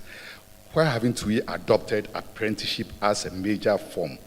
And also use, because those who go into this informal sector learn on the job, real time. Okay, you take your clothes to them, next time you come, they've shaped it wrongly. But by the end of it, they'll know how to sew. So I just want to bring that point. Maybe it's already been addressed. Thank you. Thank you very much for your input, sir, at the right, and then we'll conclude with the last question or comment. Monsieur à droite, à droite. Samahnia, oui.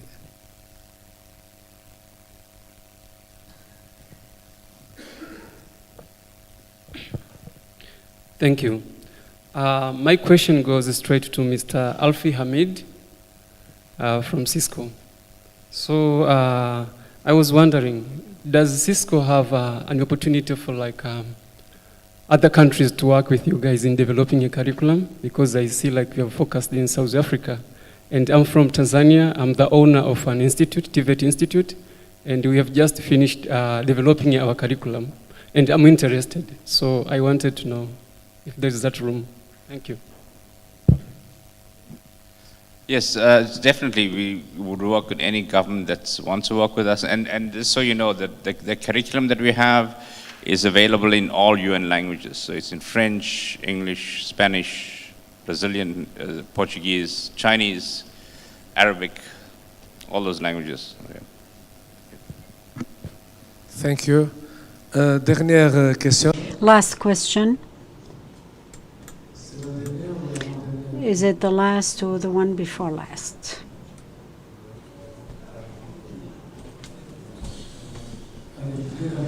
So please be brief. So please be brief.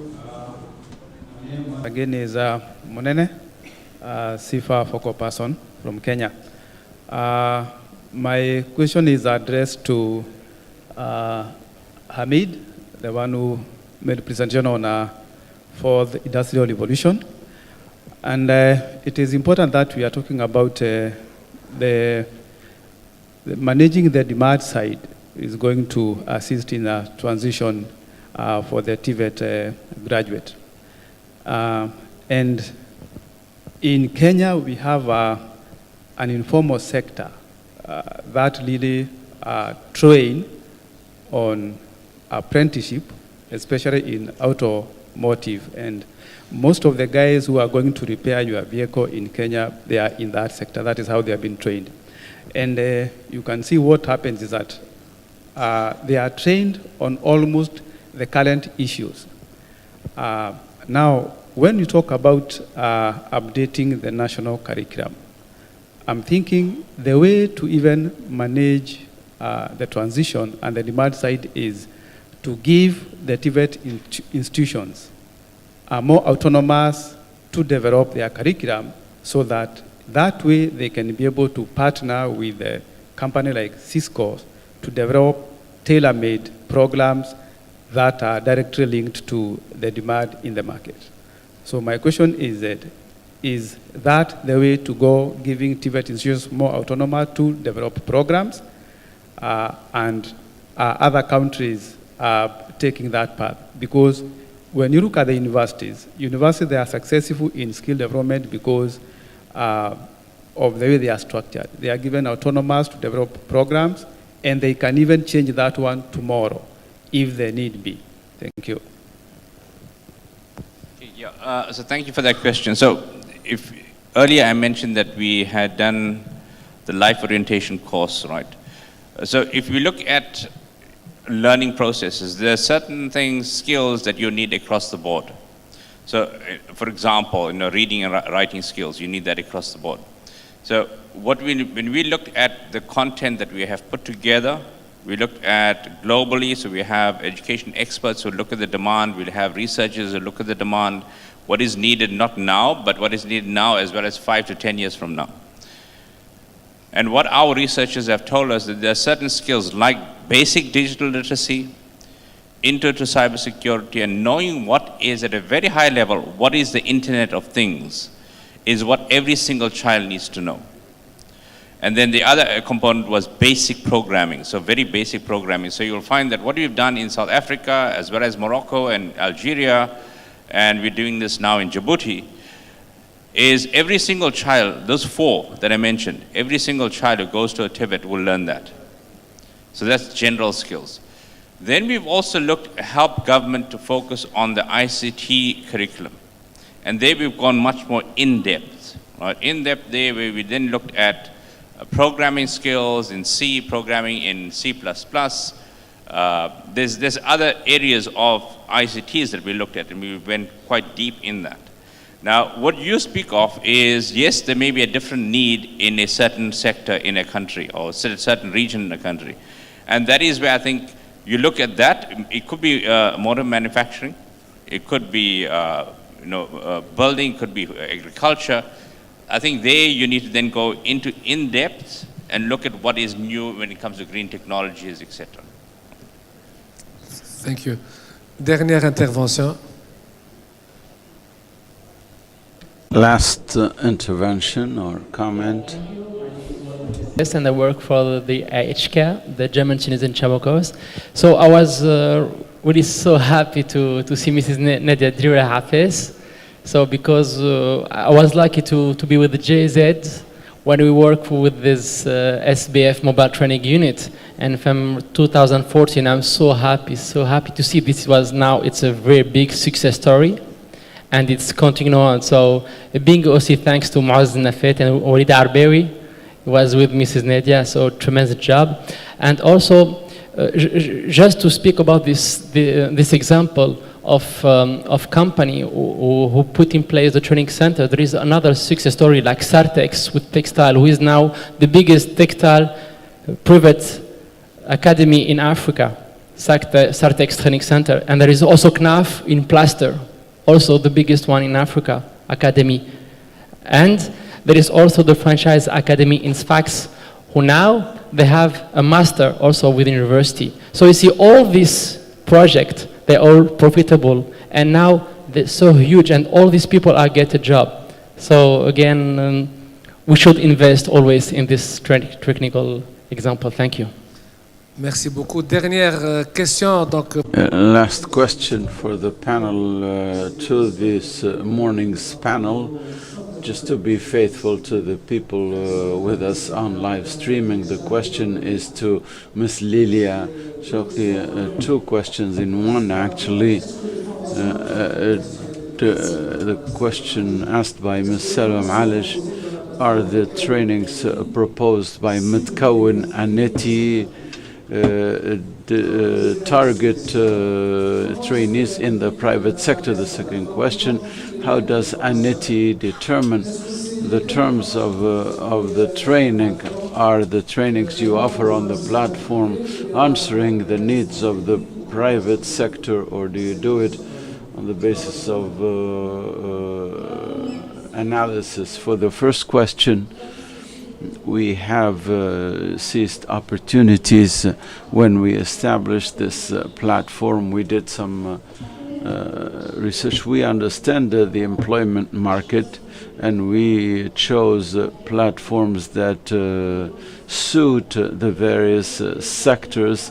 And for partnerships, these were opportunities that came up that we seized. For Microsoft, for instance, The certifications are requested by all employers, in fact. For the second question, if you could repeat the second question, please. The second question, how does ANETI, through its platform, identify the elements of the curriculum? Are these themes related to concrete needs in the private sector, or is this based on prospective analysis that allows you to determine the objectives of the training? This first experience, we hope to develop it to come closer to the needs of the employers, because we are digitizing our agency, and we are working on coaching job seekers on soft skills, and we hope to prepare online training courses to help job keepers change their attitude and behavior. And we work with the private sector. We don't do training online now, but we did it before to help employment seekers, job seekers, develop some specific knowledge, and we are there to help them with complementary training. Thank you, Ms. Shati, for these answers. Before going to lunch, I would like to thank all our dear panelists, Mr. Alfi Hamid, Senior Manager at Global Partnership, Cisco Affairs at South Africa, Mr. Anthony Gerard, from the IRM initiative in South Africa, Mr. Mahmoud Turki, coordinator of the FISCA project, the Ministry of Vocational Training and Employment in Tunisia, in collaboration with GIZ, Mr. Rafael Zouawi, Director of a Vocational Center in Nabil, and finally Ms. Nadia Afes, who has spoken about the mobile training center at the Buzganda Brothers Company. Thank you all for your contributions and for sharing these new concepts on training. A hand to our panelists, and I give the floor back to my colleague Khadija.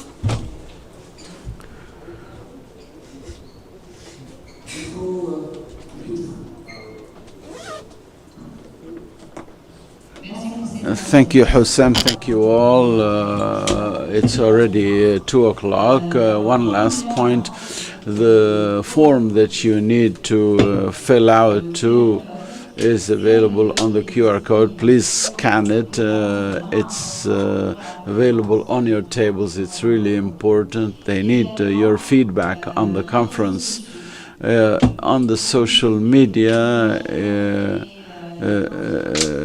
use the hashtag and the IDs on the phone to allow you to post your content and have more impact. We reconvene in 1 hour at 3 o'clock for more presentations. Thank you.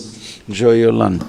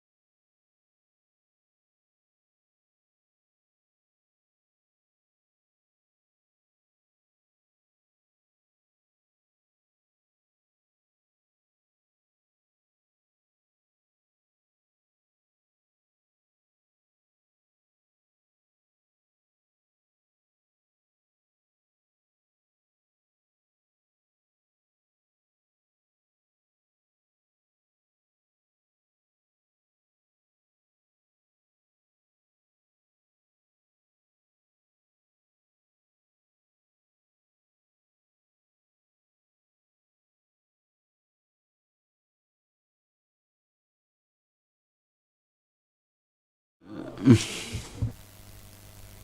afternoon. I hope we've had a very good lunch. For me, I felt alive again. I was almost I was almost collapsing.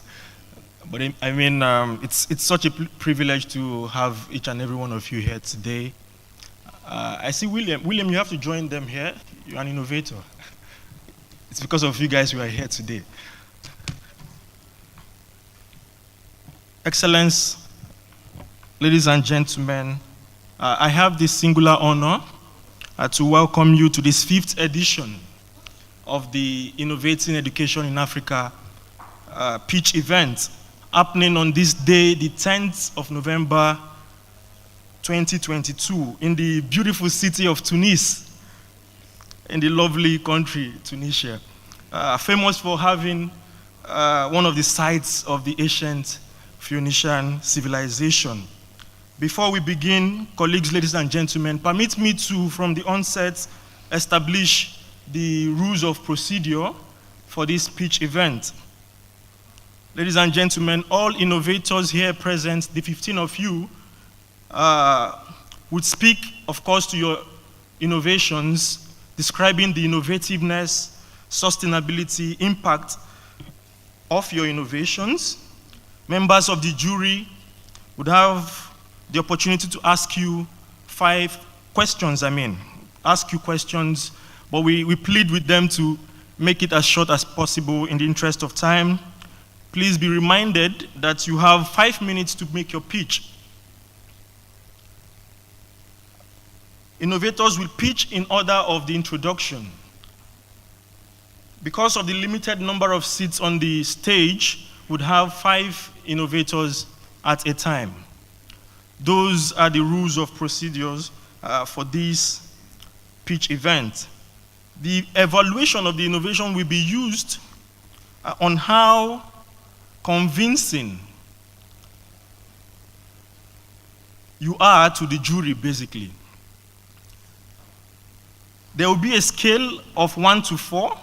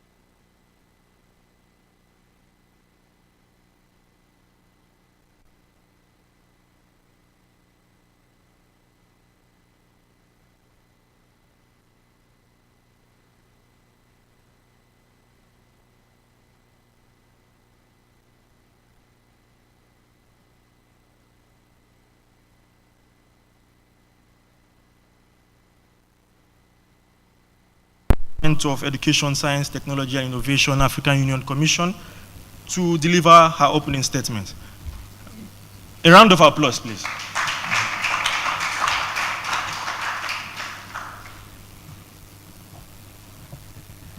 Good afternoon, everyone. This indeed is the most exciting moment that we have all been waiting for.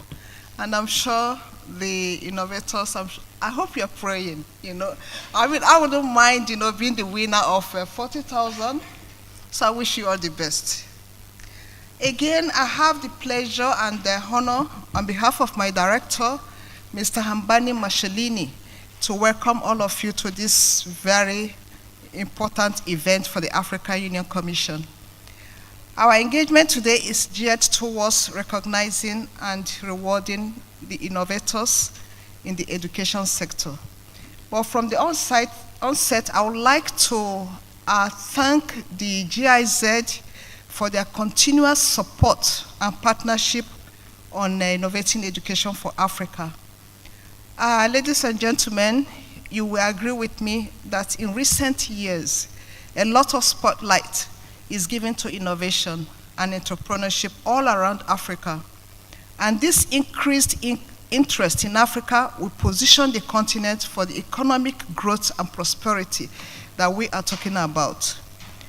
While structural changes are needed to achieve transformational development, innovation has been identified as a key driver for accelerating growth and development in Africa. However, for this to be achieved, there needs to be strengthened focus on the large-scale outcomes of innovations and how this can be systematically integrated into the economy. Cognizant of the need to drive a continental platform on innovation, the African Union Assembly in February 2020 adopted the new departmental structure which mandates the establishment of the innovation unit within the Commission.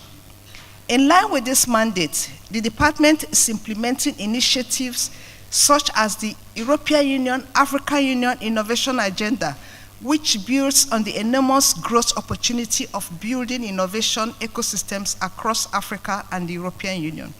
And as a matter of fact, we shall be having this, the stakeholders event in Nairobi from the 23rd to 24th of November. You are all invited. It's actually online. So please, if you're an innovator, it's an opportunity to be there. You'll get to meet other innovators from both Europe and Africa. So the objective, furthermore, today we are gathered here to witness yet another innovative program of the African Union, which is Innovating Education in Africa program. The objective is to identify, promote, support the adoption and replication of education innovations in all aspects of education and training in Africa. Since the inception of this program, over 2,000 education stakeholders across Africa have been engaged and 180 innovations have been promoted and supported with up to $1 million USD invested in this program. The 2022 edition of the African Union Innovating Education in Africa call was launched on the 15th June this year. Innovators were invited to propose new and practical education innovations with the potential for sustainability, scalability, and replication on a wide scale.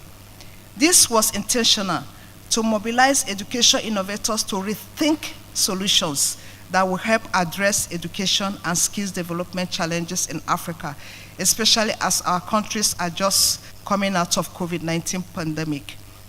Over 936 submissions were received, and the top 15 were selected by the evaluation expert group, which consists of African Union and the partner organization representatives. These 15 selected are here today. However, out of these 15, we can only award 3. I wish we have the phone. I wish there's some Dangotes here that can just say, okay, everyone has to be awarded. So it's expected that these selected projects will be implemented in collaboration with ministries of education in the African Union member states to facilitate their adoption and replication and scale up in the countries. Colleagues, ladies and gentlemen, as we proceed with this event, the innovators will show us, what they have to offer us and, to enable us judge. So I take this opportunity to congratulate the winners and all those who have put in applications that even if you are not selected, we recognize your efforts in contributing to the African that we want in 2063. So good luck to every one of us.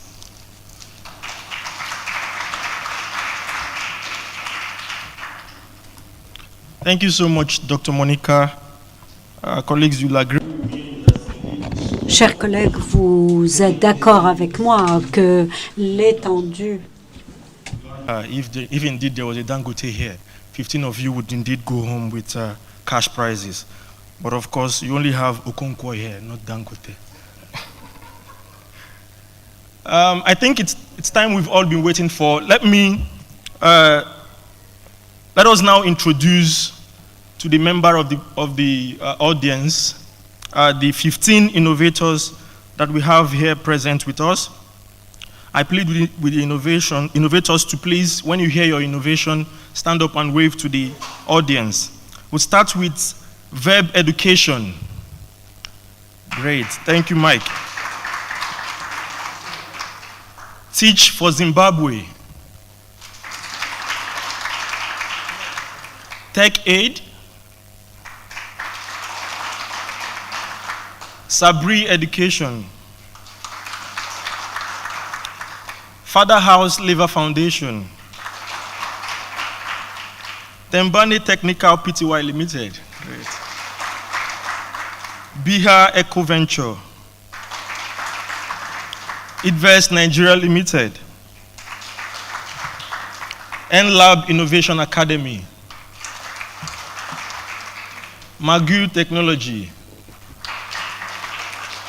Laboratory Equipment and Consumable PVT.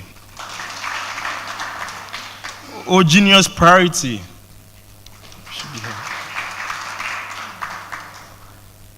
Ericom. Snaplify. Lightmore Limited. Great.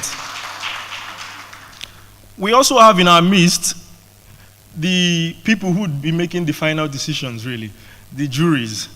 It is my honor to also introduce to you the members of the jury. We have Mr. Kesley Olabode Stevens, Policy Officer, African Union. We've also got in our midst Marcus Schrettel from the HP. Wala Kashim, Kasmi, wow, a shocker. Naomi Mumbi from Fawe. And Mr. Jefte Vundo from UNICEF. Colleagues, as per the rules of procedure, there will be only 5 people at the stage at a time. It is now my pleasure to take us into the action. This is why we are here, really. Let us make welcome Mike Bill from Verb Education. Mike Bill, please come to stage. Miriam Siwela from Tech for Zimbabwe. Claudia Danso, Tech Aid. Tony from Sabri Education. Prof. Jean. Okay.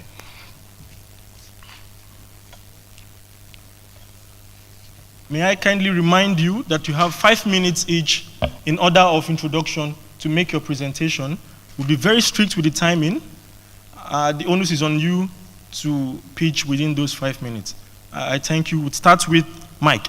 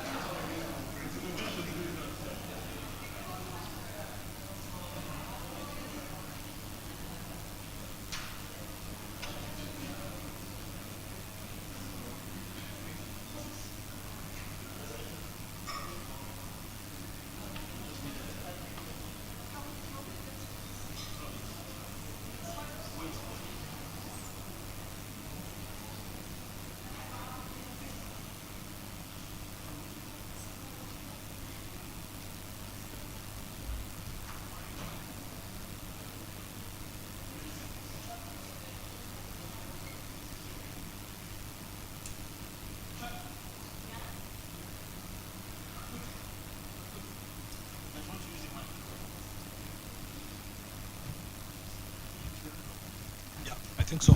Okay. I hope you can all hear me. Yeah. Good.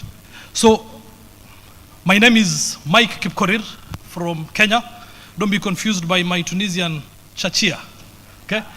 So, I'm here to speak to you about something called the CBC app. And I'll invest some time in giving you a background.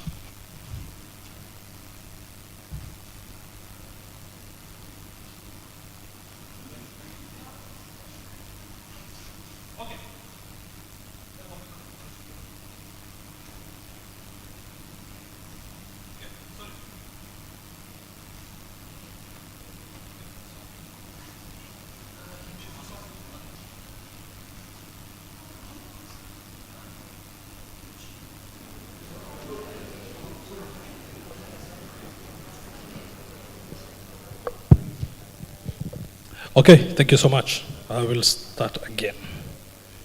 Okay. And somebody tell me about this thing, for sure, because I think this is weird now. Okay. So I aim at the screen. Okay, good. So I'll start again. My name is Mike Kipkorir from Nairobi, Kenya, and I'm here to talk to you about something called the CBC app. And I would like to invest some time in a bit of background. Could somebody click for me, please? Okay, good. So now I think you can focus now. Okay. So I would really like to spend some time on a bit of background about certain education reforms that have been happening in Kenya the last 10 years. And a lot of it has been the move towards competency-based education. We are seeing it happening in basic education, the primary level, and we are seeing it also at the TVET level. And what is competency-based education? It's the focus on somebody's ability to do specific things, competencies, okay? Now, in order to make competency education work, competency-based assessments are a very important ingredient. And I want to focus on one specific type of those competency-based assessments called the formative assessment. Imagine if you have a subject, topic, subtopic. Inside a subtopic, you have an assessment activity. And imagine if you have 5 assessment activities inside a subtopic. Maybe you have 4 subtopics inside a topic, and maybe in the course of a school term, you do 2 topics. If you do the math, you'll find that you'll do 280 assessments. It's actually happening in your various institutions. It's only that maybe people don't count. But we do that many assessments. Now, I want to focus on a certain tool for doing these formative assessments called a rubric. I think you've been told about it by Emmanuel here. Where number 1, this guy is terrible. Number 2, this guy is not so bad. Number 3, going towards being convincing, and number 4, very convincing. That's what a rubric is. When it comes to competencies, like I want to assess plumbers to see if they can join a pipe, you can gauge them based on a competency scale, which is a rubric. This is very important because this is what is being used right now. How are our teachers doing it? They're currently doing it by hand. So that's a photo of a rubric that they do, okay? And those who are so tired of writing, they've printed them. Okay, so that it's easier for them to work, and they package them in a book like that. So if I have a class of 30, I have 30 books. Whenever I want to assess, I pick a book, I find the page, and I do the assessment, and I do that for the 30 students. Okay? Now, that's a problem. That process, or these processes I'm showing you, are very burdensome, very repetitive, very time-consuming. And it's really what's causing our teachers to be very frustrated by this competency-based system. So our solution is to simplify for the teacher, this process of doing the day-to-day assessments. Simple as that. And to also make it possible for them to be able to do end-term reports in a very easy way. Okay? That's what our solution is. So, for example, if I want to assess, instead of using all those books, I have a digital sheet like that there with all my learners and all the rubrics I need to assess, and I just click. And when it's time for reports, look at a report like this. For a learner, we've done a total of 192 assessments, if you can see at the bottom. And let's say in mathematics, I can see the breakdown. 37 activities in maths. This learner is exceeding expectations in 3 of them, meeting expectations in 27, etc. And I can even go down to a more detailed report that can even tell me that this guy, when it comes to applying square roots, is below expectations. You can start getting such kind of insights and many others, which this 5 minutes won't allow. But, and then I'll skip this. You can also do it for the summative assessments, and I want to focus on this. Now, we've made it possible for this to work on the most common smartphone. and our internet connection so that we don't need specific devices in our institutions to make this thing work. So that's an important thing, and we are starting to get very good reports, management reports at institutional level and even at system level. You can query and say, I want to know how many learners have a particular competency. How many of them are doing very badly in a particular competency? You can easily get it through this data that we are keeping. And we are applying the same tool in TVET. Right now, that's sort of how the TVET rubric looks like, okay? Yeah, I'll skip this as well. So we started in around 2020, that's when this idea came. Through training teachers, we really found them very frustrated. That thing called a virus came. Then we got our first school in July of last year, and right now we are in about 21 schools, keeping the records of about 8,900 learners. So far we've done upwards of 42,000 assessments. And very important, they are paying for it. We wanted to create something that would be so compelling that people would be willing to pay for it with their own money and subscribe to it year after year. And that's what's happening right now, okay? So what do we use the money for? Somebody earlier spoke about change management, a presentation in the morning. And really that's a very crucial thing. So we are in schools very often to try and help them to use the app and to support them in this change management. And of course, making the app available and features available. We are saving that time. We're improving education management and compliance. Data. Somebody spoke earlier about data. We now have data for decision making, data to help us to see the quality of our education. And of course, reduced paperwork and costs. Okay? So, I want to stop there because of the time. Thank you so much, and, Mike. I hope it was clear enough. Thank you. I'll give it to you. Miriam, you have the floor.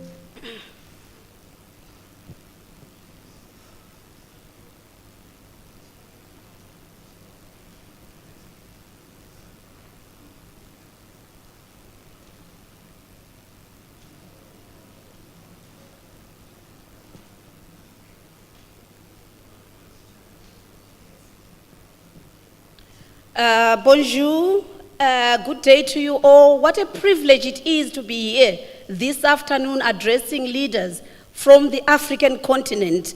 I'm going to present to you 3 ways, giving you a background of the innovation, and also tell you about Teach for Zimbabwe, and lastly, tell you about the innovation.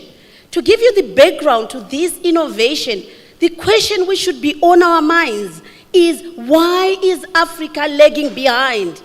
Why is it that 400 years ago, we were not able to fight using guns, and yet we were just using a basic bow and arrow?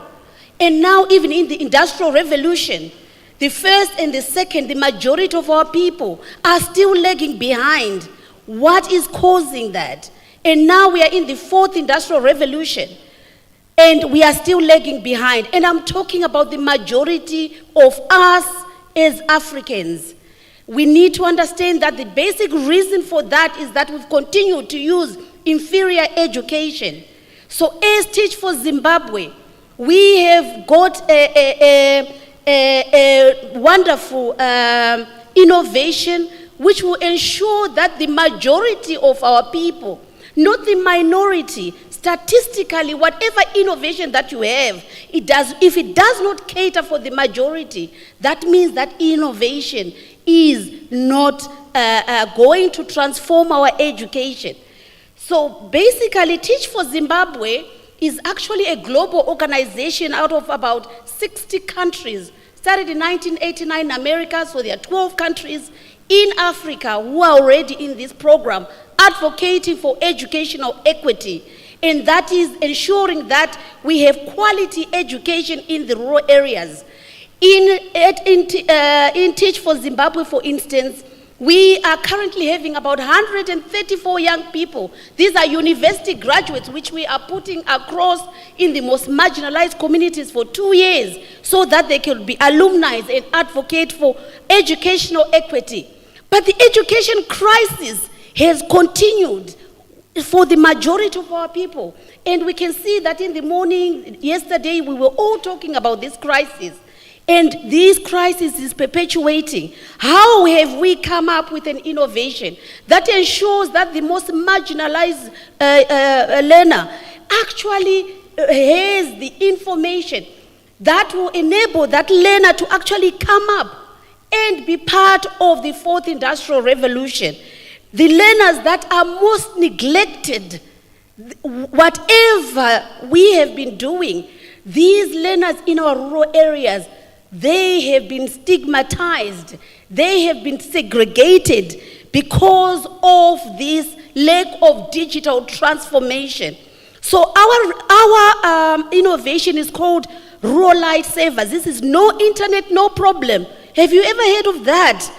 That you can actually say, despite that I'm in the rural area, I am not so worried. I can still get the information that everyone else is getting because I am able to access through a server which you put in a headmaster's office, and that server now is connected without internet to a number of units. Maybe you've got a computer, a tablet, whatever you have, you can connect to this particular server.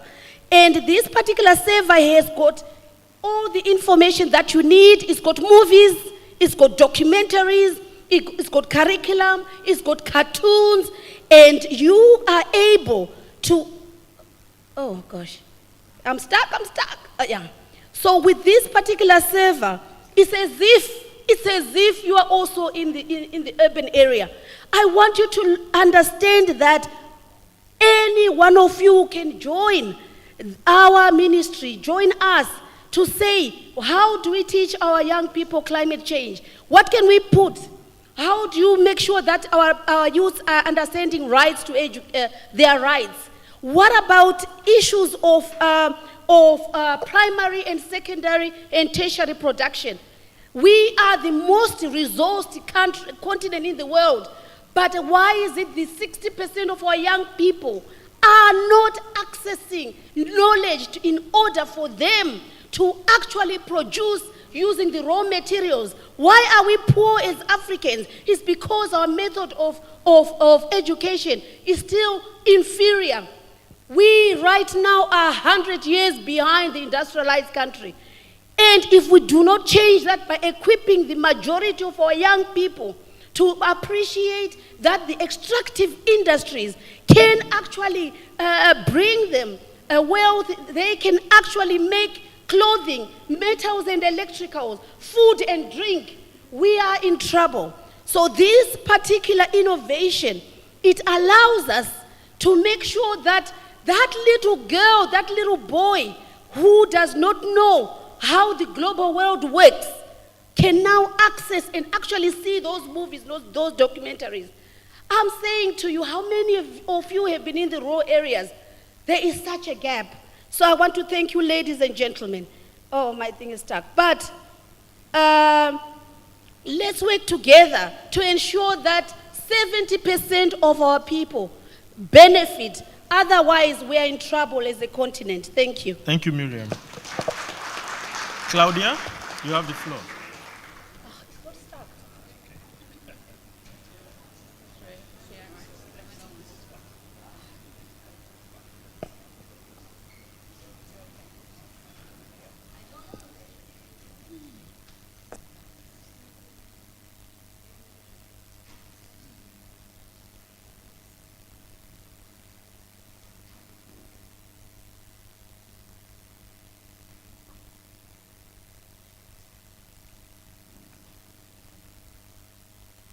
Hello, my name is Claudia Danso, and I'm here today representing TechAid.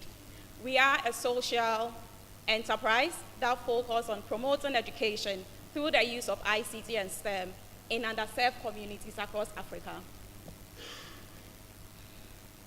Our work has impacted over 350 plus communities. We've also impacted over 87 districts. We've trained over 570 plus teachers. And on a yearly basis, we have over 100,000 plus students passing through our module. I'm here today to talk to you about one of TechAid's innovative products, Asanka, that is solving 3 major educational challenges across the continent. The first challenge is lack of curriculum and content distribution. There is a high rate of disparity when it comes to content and curriculum distribution across the continent, especially in underserved communities in Africa. The second one is lack of evidence-based decision making. Asanka is a tool that provides decision makers a model for assessing the evidence-based decision making, especially when it comes to the learning and teaching outcomes of our educational system.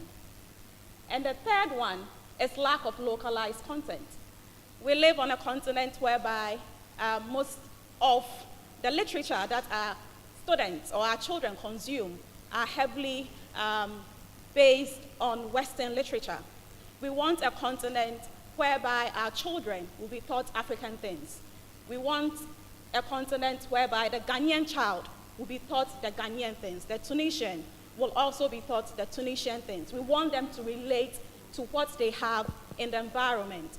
Once they have that first-hand relation, they can equally help solve most of the problems that we are facing today.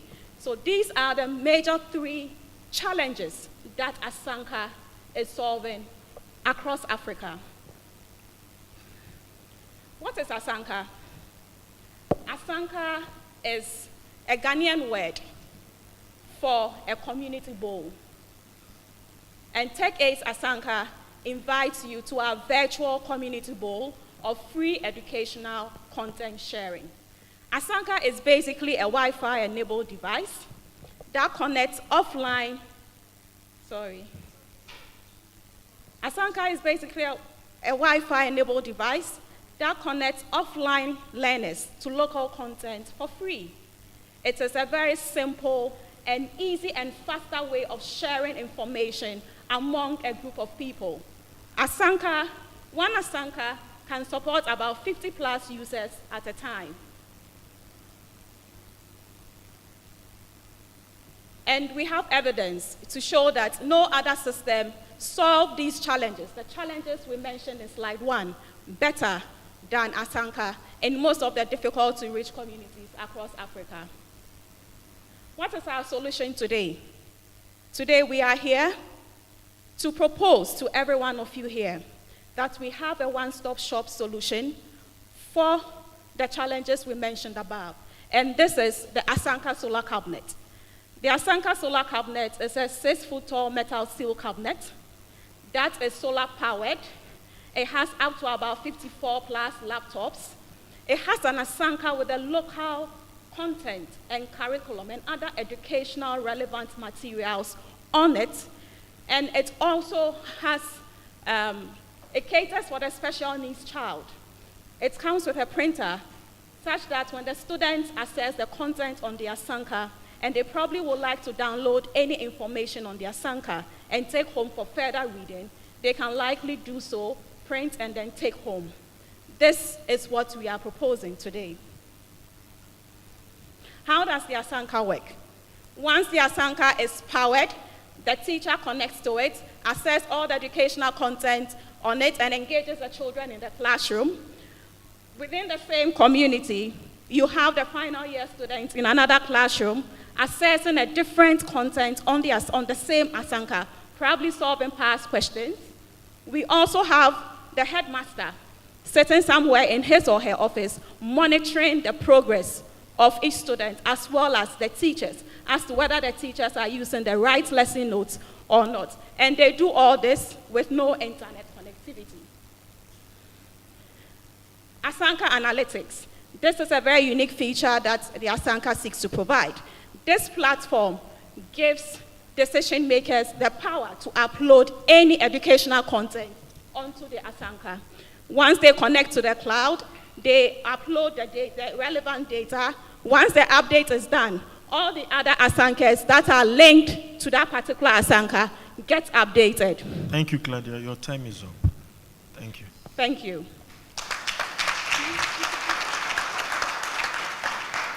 Let us now welcome Tony from Sabri Education. And how does this technology work? Forward.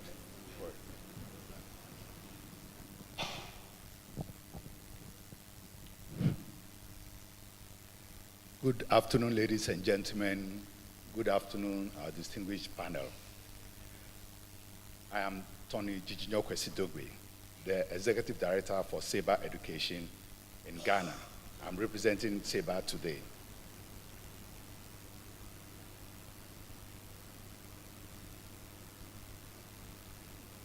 At SEBA, our vision is helping all children succeed by giving them the best possible early education. SEBA is an early childhood education specialist organization transforming kindergarten policy and practice in Ghana over the past 18 years. We focus on play-based early education. And why is this so? Research has shown that during the first 5 years of a child's life, quality education, play, and stimulation are crucial for development. This is the period when 90% of the brain development takes place, and exposure to adversities can have lasting consequences for the rest of the child's life. In addition, play is one of the most important ways in which young children gain essential knowledge and skills. For this reason, play opportunities and environments that promote play, exploration, and hands-on learning are at the core of effective pre-primary program. Science, technology, engineering, and maths, as well as TVET, we believe, starts at the kindergarten level. What is the situation of early childhood education in Ghana? Ghana is an early leader in ECE in Africa, with 2 years of free public kindergarten and a play-based curriculum. However, government is the first to admit that there are problems on the ground which contribute to weak learning outcomes for children. What are some of these? The teachers lack training to deliver the play-based curriculum. School infrastructure does not support play-based learning. There's still a high prevalence of route-based teaching. All these factors and many other factors have, as a result, in a test done in 2015, only 2% of pupils reach the desired literacy standard after 4 years of school.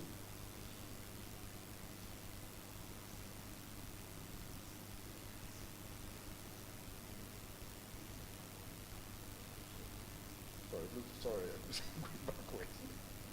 Okay. What's the best approach? Our approach is to work with the system. Okay. Our approach is to work with the system. We focus on 3 key areas, and we work with government institutions, especially the Ghana Education Service. We deliver quality play-based kindergarten teacher training for both those teachers who are in service and those who are preparing to come into service.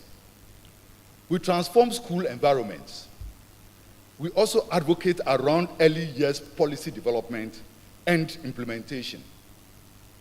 Our overall aim is to support Ghana and hopefully in the coming years other African countries to achieve the SDG Goal 4.2, which is universal access to quality pre-primary education. What's innovative about SEBA's teacher training? SEBA's play-based teacher, KG teacher content has been tested, evaluated, and iterated. Teacher training is combined with individual in-class mentoring, in-class monitoring, and coaching support. We also provide the teachers with training manuals and toolkits, so these teachers are able to produce their own low-cost teaching and learning materials from recycled materials. So when you go into these KG classrooms, They are print rich, and there are a number of activities for the children to have fun with. In partnership with government and 20 early childhood education organizations, we have come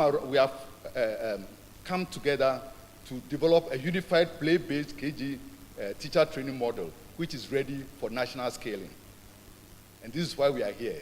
We need support to support the government to actually make this happen. National scaling has the potential to reach over 40,000 government teachers and 1.6 million kindergarten-age children across Ghana. I'll move on and let's show this. Welcome to my kindergarten classroom.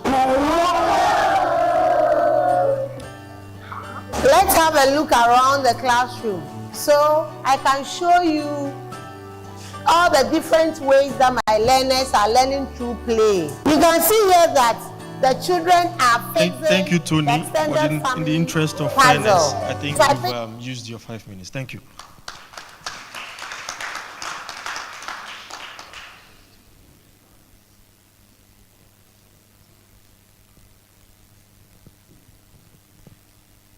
Yeah, I'm on TV.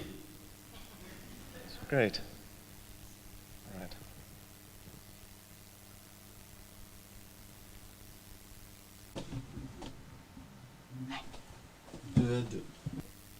All right, there we go.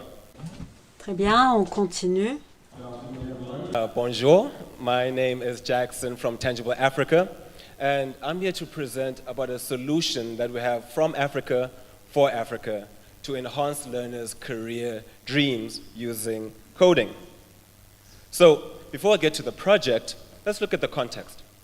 In Africa, there's a high youth unemployment rate, and we see that the fourth industrial revolution, of course, poses some challenges, but it presents even greater opportunities. And we have seen this in the growing need for software developers across the continent.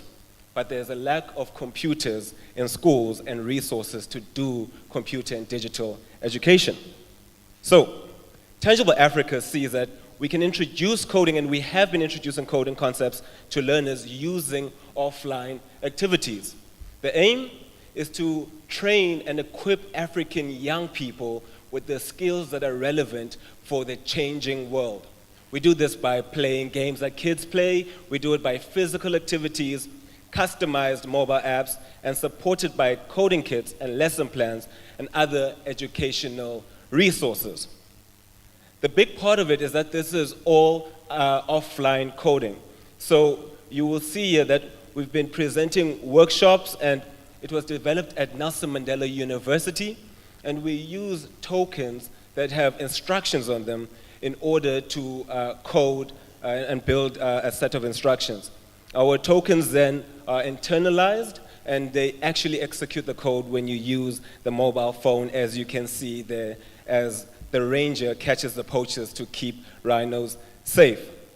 So it's very important to note that even with this project, we have seen that the content that is shared is what would be shared in a first semester, first year computing programming course, and this is done for young people at an early age. Without the use of computers, internet, or electricity, all we need is a low-cost mobile phone. So it's not just coding that we teach, but we look at the skills that are relevant for a digital world, such as strategy, computational thinking, collaboration, the 4 C's that everyone speaks about, the buzzwords, and also what about reasoning, logical reasoning to build leaders. And there's anecdotal evidence that this project has also helped learners in other subjects. So we look at how can we really guide learners through a career pipeline. It doesn't only focus on coding and programming careers, but we also look at how learners can actually use this as a diagnostic tool to identify those learners with computational talent which otherwise would have gone unnoticed. So when you look at this program, imagine a software developer creating a platform such as Uber or Airbnb that allows people who aren't even in software development to create jobs for themselves. So we really think this is an amazing tool to use for career development in Africa from a very young age. So we look at our reach. If you're looking at what we have done as a project, we have reached, since 2017, 60,000 learners directly.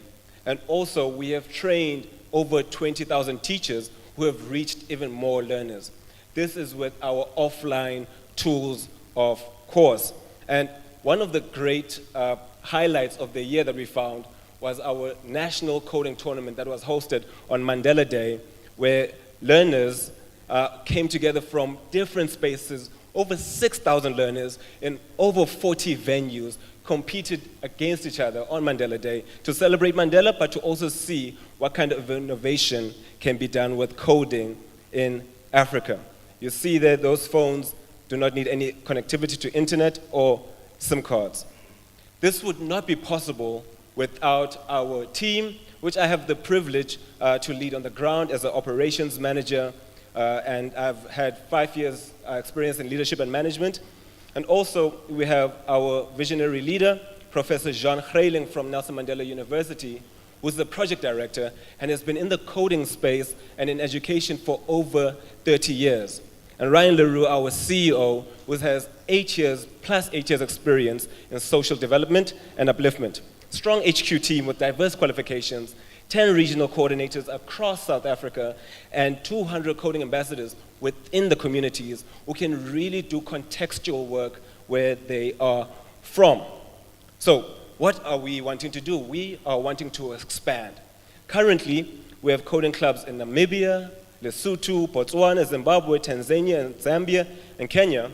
But now we are doing official launches with partners in Ghana, such as 1 Billion Africa. Zimbabwe, we're partnering with Midland State University. In Kenya and Uganda, library networks. And we're going as far as Ireland and Spain. The master trainers in these venues are trained so that they can do the coding workshops in the context. And The this is the excitement last part is of it. mounting. Thank you so It will much, help Jackson. me Your time is when up. I want to work Thank you. and feel. Thank you. Thank you very much. Fantastic. I think they all deserve a round of applause again.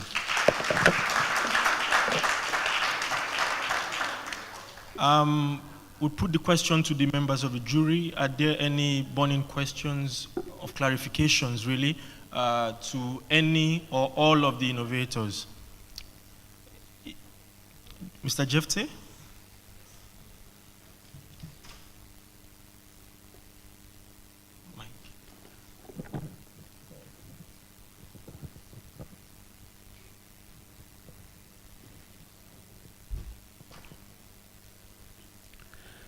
Thank you very much for these innovative ideas. And I think we appreciate the fact that we want to do things differently. My question to all of you is that one criteria is cost effectiveness, and none of you gave us a sense of what that cost to do whatever you've proposed. So it's important for us to have an idea whether what you're saying will cost parent so much, or the schools that are partnering with you have to invest so much. So that is something that I didn't hear in particular. I will give the chance to my other colleagues maybe to add into it. Very simple. How much does it cost for each one of you? For each initiative? Yeah, how much does it cost? It costs 3.6 euros per student per year. Per student per year, yeah. Yeah, and you, how much does it cost? We're talking about 1,500 for a school, which will benefit all the teachers and all the learners. We've already implemented it in 16 schools, and we've had an impact of over 2,000 learners. One piece of Asanka is about $200, and this one piece of Asanka can actually serve a whole school and community. Yeah. Currently, at the scale at which we are operating, it comes to about $35 per learner. But when we scale nationally, which is what we are hoping to do with government, and government is on board on that, we believe that will come down substantially, because we'll be talking of about 1.6 billion children. So our game packs that 5 learners could play with is 50 euros. So it's 8 euros 50 cents, and then this game pack, this game kit, which can have 40 learners learn how to code, is 170 euros. Thank you. I'm not sure if any of you would like to respond to Mr. Jeffte's question, or if this already clarifies. Great. I think that's the question. Great. Thank you so much, innovators. You can now exit the stage. A round of applause. Thank you. Let us now make welcome the next set of innovators who will be pitching to us. We have Tembani Chemicals Pty, Vishnu Singh, Bihar Eco Venture, Edvest Nigeria Limited, Lab Innovation Academy Foundation, Magui Technology. May kindly come on stage.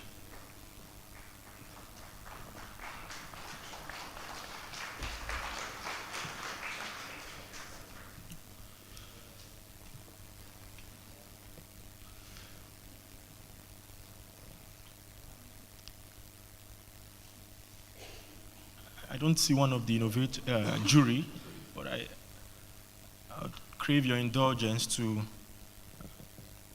permit some seconds.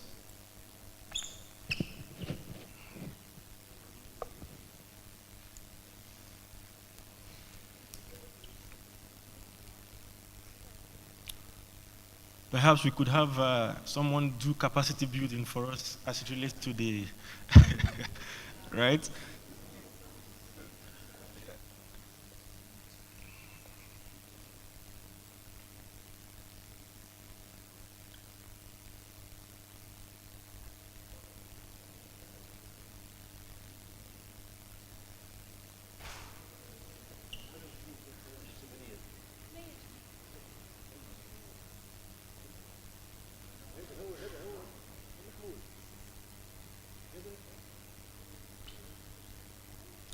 Great. Thank you so much for that brief, that patience, of course. We now have Tembani, is that Tembani? Tembani, Chemical Pty Limited, make her presentation. You have the floor.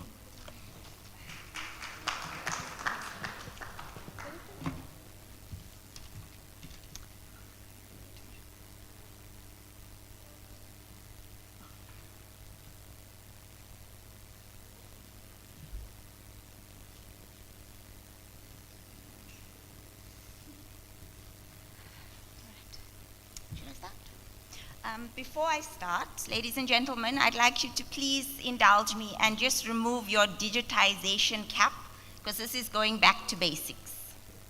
Okay.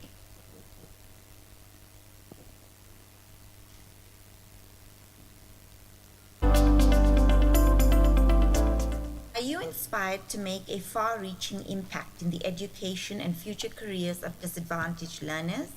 My name is Viloshni Singh, and education has always been a key aspect of my life growing up. My mother used to say, if you can read and write, you can do anything. In my 25 years as a working professional, the passion to create my impact in the education space has never waned. Finally, with these chemistry kits, I can have influenced and guide disadvantaged learners in choosing a career path in science. Our recent pilot study, where we launched the Chemistry in Action kit, was undertaken at schools in the Diepsloot region of Gauteng. We are lucky to have the kits which you are going to use in the class. This is yours, it's not ours. But you must see how it works here first. Thank you. The kit comprises CAPS-aligned experiments that learners can do themselves. It is important that learners can experiment themselves to understand chemistry better. We are very grateful to have chemistry in action coming to our school. We engaged with almost 1,000 learners, and based on the amazingly positive responses we received from learners and educators, we are confident that this CIA kit will be a game changer to inspire more learners to pursue STEM careers. A career in science is geared towards success and the opportunity to sustain our world for future generations. Join us in contributing to inspire and motivate thousands of learners to choose science as a career choice.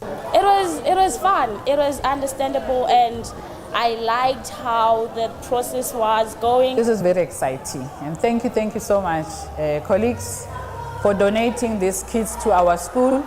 And we promise as a science teachers at Kwena Malapo that we are going to use these kits effectively so, and to benefit our learners.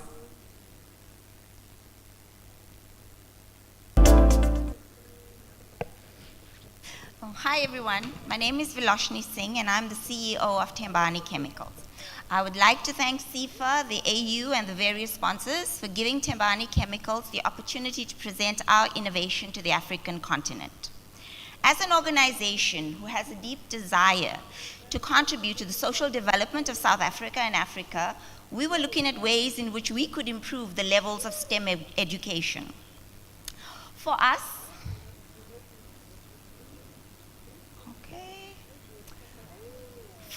what stood out is that majority of the public schools do not have working science laboratories, which indicates that most of the students have never done a science experiment or even had the privilege of having the actual experience of an experiment. I'm sure you would agree that experience is the best teacher. We also realized that this was not restricted to South Africa, but was persistent across the African continent. Come on. Oh, I'm sorry. Okay. To stimulate and ignite the interest in science, we developed the Chemistry in Action Kit. This is a toolkit which contains 4 experiments that can be done twice. The chemistry kit comes fully equipped with PPE, relevant chemicals, laboratory equipment, consumables for all experiments. In addition, there are safety cards and specific instructions with pictures. The Chemistry in Action Kit, or the CIA kit as we call it, is curriculum based, and it turns any classroom into a laboratory. By virtue of its design, it mitigates the fact that lack of training amongst teachers and instructors. The kit is, the size and design of the kit allows for easy transportation and easy storage. The kit can be converted to multiple ethnic languages, thus promoting the initiatives to teach in the mother tongue.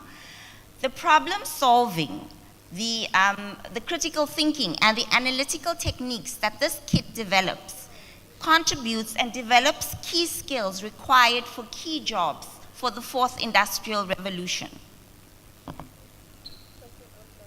Come on. Oh, sorry. Okay, here we go. We are fully committed to the Sustainable Development Goals, quality education, gender equality, and decent work and economic growth. We invite you to join us in our quest to inspire and to relearn and to motivate learners to think about careers in STEM. A career in STEM is very important and it leads to huge opportunities. And we would like our learners to be able to grab the opportunities that the 4th Industrial Revolution presents. With regard to costing, as some of the judges were asking, the kit retails at $6.55 per kit, but it's 4 experiments, so we can have 4 learners per kit and each learner can do 2 experiments. Thank you for your time.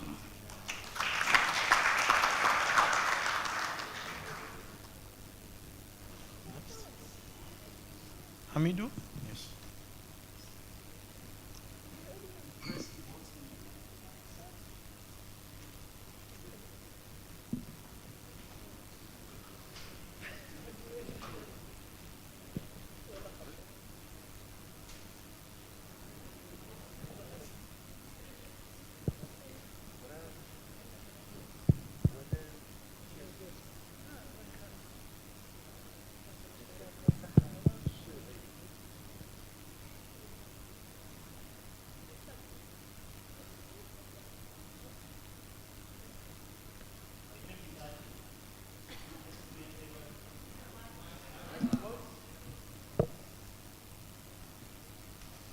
By 2030, an estimated 500 million students will be out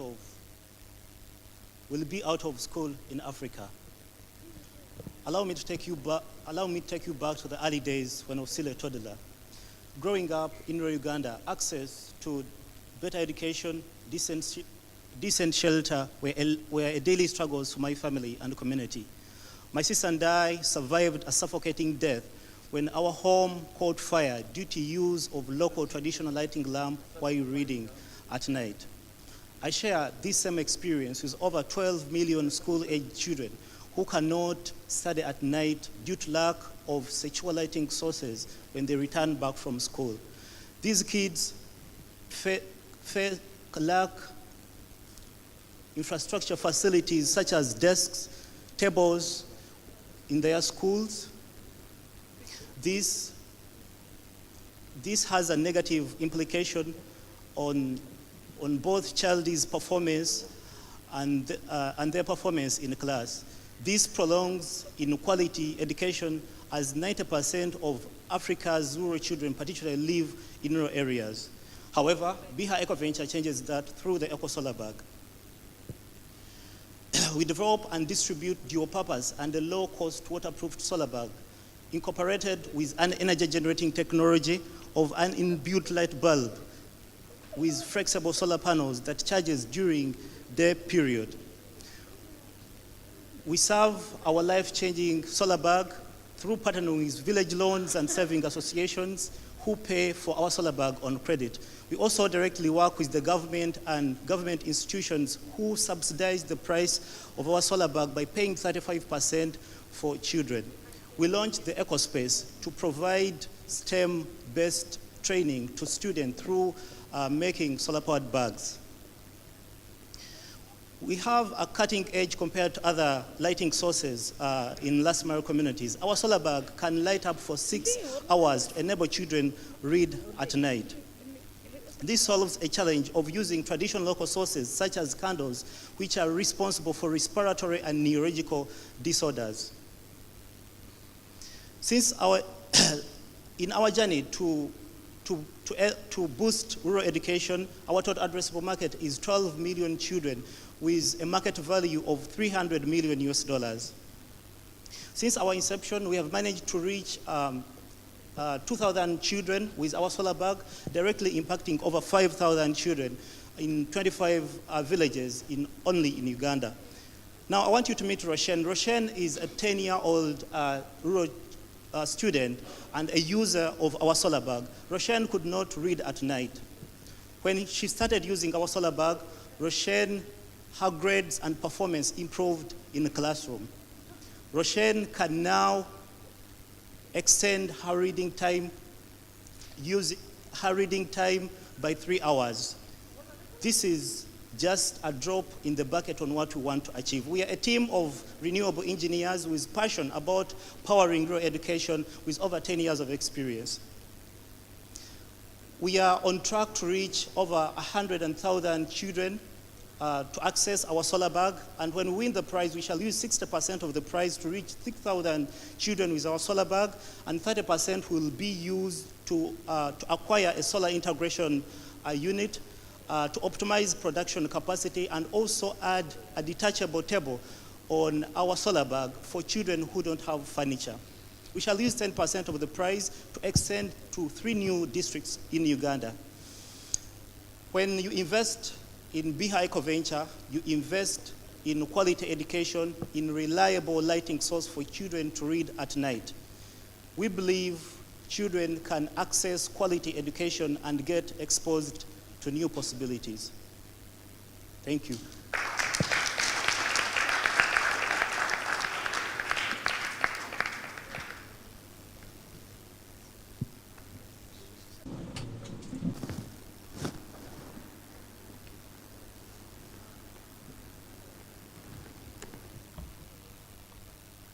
Good afternoon.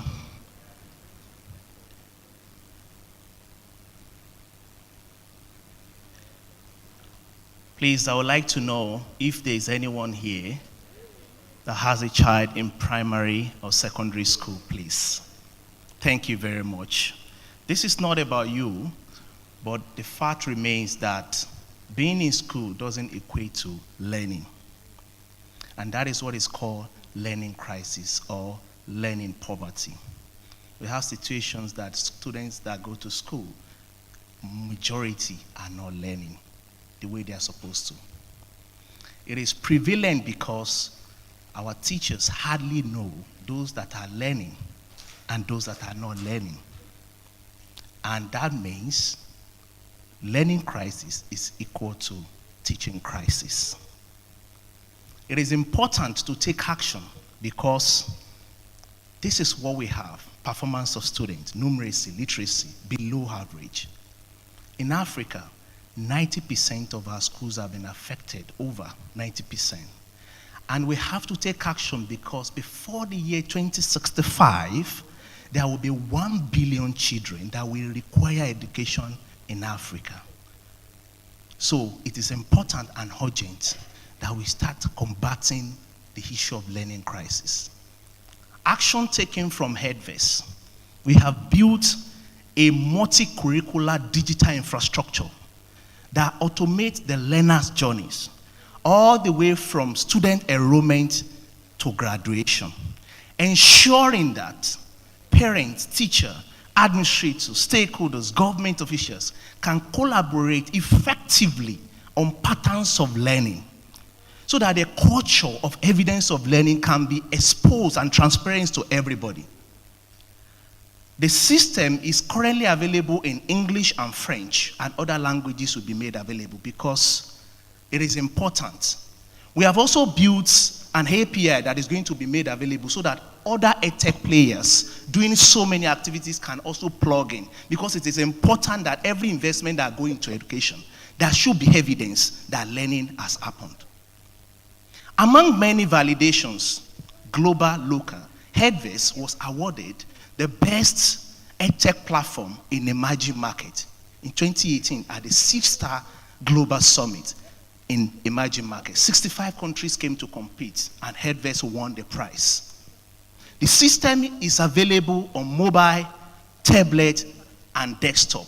These are gadgets that we are all, that is already available with us, and for scalability. There's no need to invest in something new. We are ambitious about Africa. The market is big, it's over 50 billion, growing at 36% above. And we started from Nigeria, incorporated in Ghana, incorporated in Rwanda, because we are ambitious about Africa, Pan-African wide. The solution is customizable into different curriculum, competence-based, Nigerian-based, West Africa, any form of curriculum, it is customizable because even curriculum can change over time. And we are currently deploying in 10 African countries. Our number shows we have enrolled over 400,000 students. Alongside these students, we've enrolled their parents also, over 170,000, and we have trained and onboarded over 28,000 teachers in 10 countries, spread across over 1,500 schools.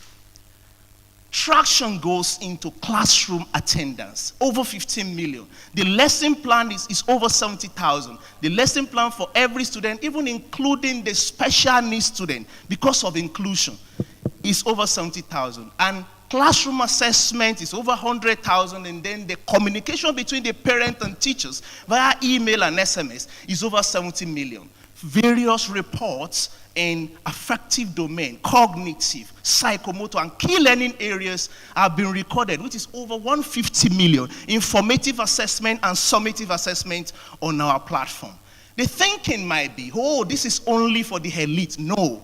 We are very big in rural and urban system. We have 62 team members across different countries working really, really well to ensure that this platform is always available on SMS, email, app, and web. Our business model is very simple. We bill per student at average of $9 per student. But if we win this competition, we can subsidize further to even make it at least $1 per student per annum. We have a team that is very strong, with a vision to reimagine education and make learning easy. But we believe that learning can only be easy if the teachers and the stakeholders and the parents know the pain point, the tendency of a particular student falling behind, and creating intervention. Thank you very much.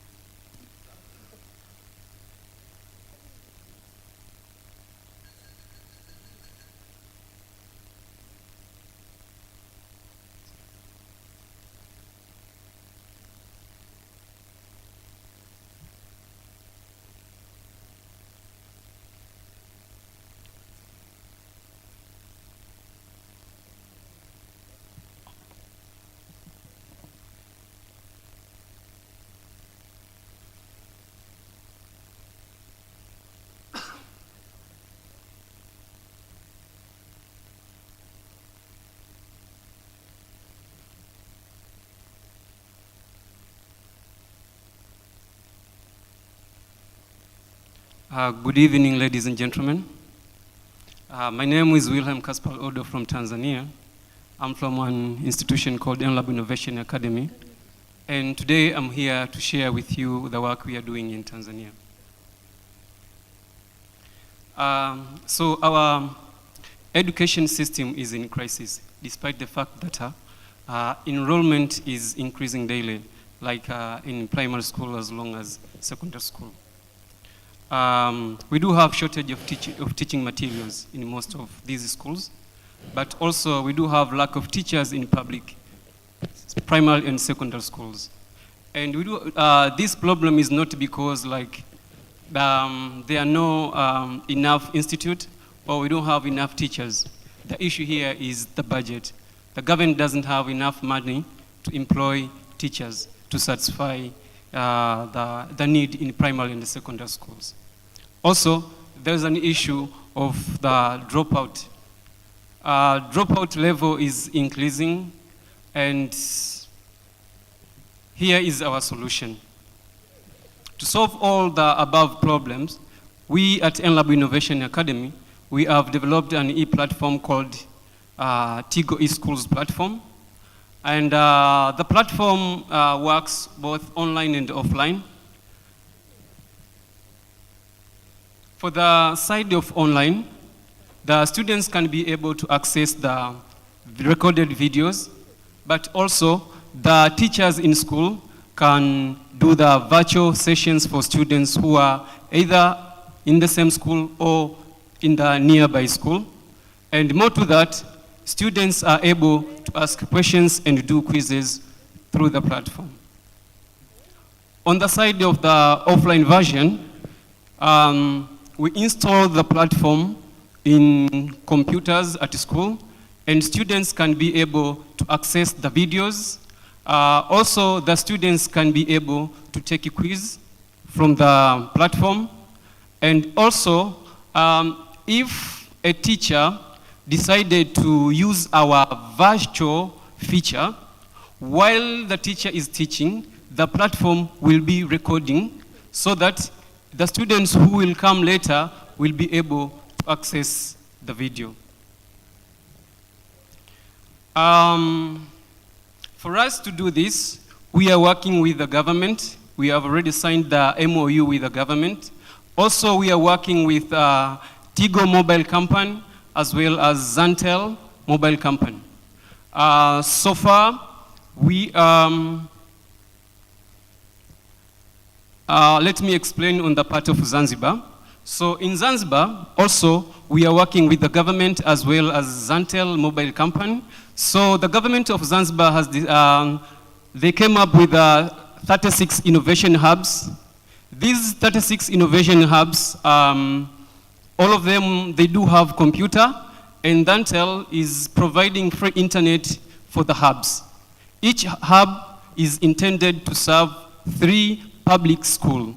So as you can see now, we have already signed the MOU with the Zantel, meaning that we are able to use these hubs with the internet in those hubs for the students to be able to access our platform.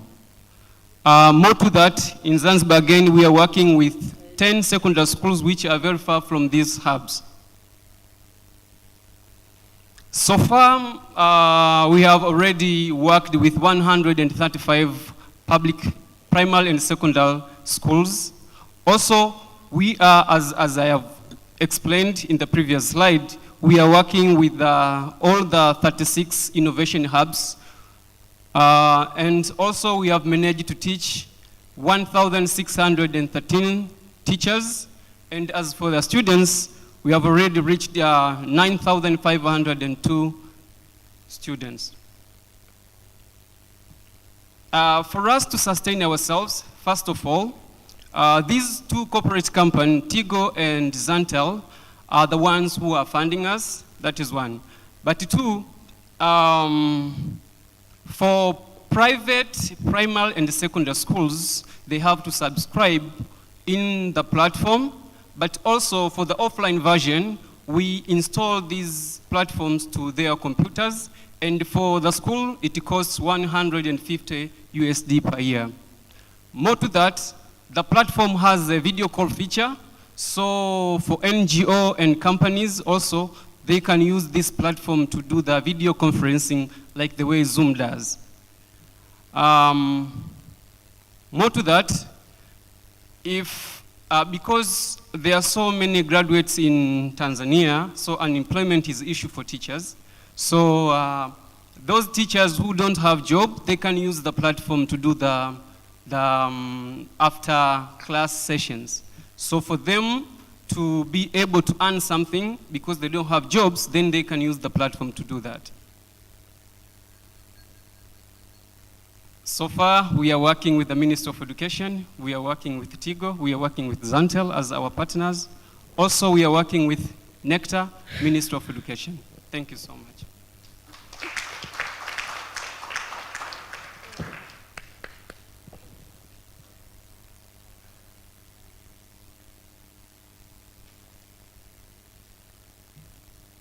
Excuse me, I just have a very quick announcement to make.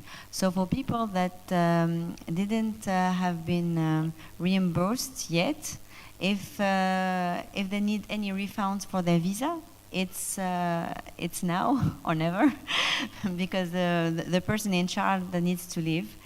So voilà. Donc pour les personnes qui n'ont pas encore été remboursées pour leur visa, la personne en charge doit quitter, donc ce serait pour maintenant. Voilà, merci. Voilà.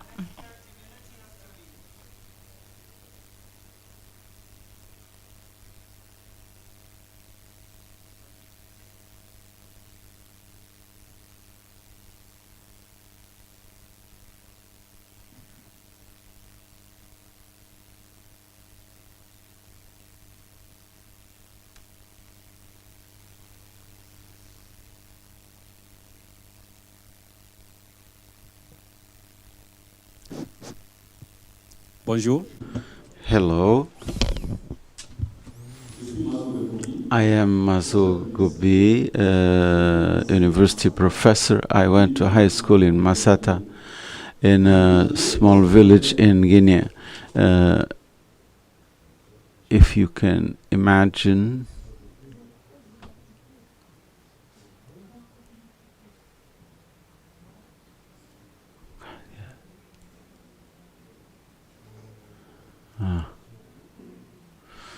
skin exit.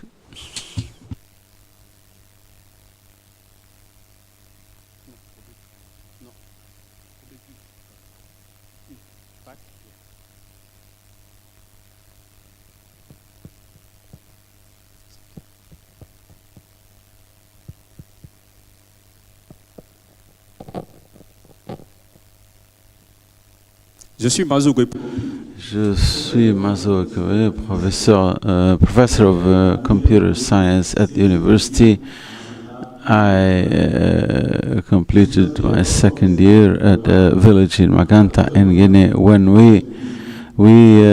we passed the bac, we didn't have a computer, a math teacher or a physics teacher, and I saw an excess of teachers in.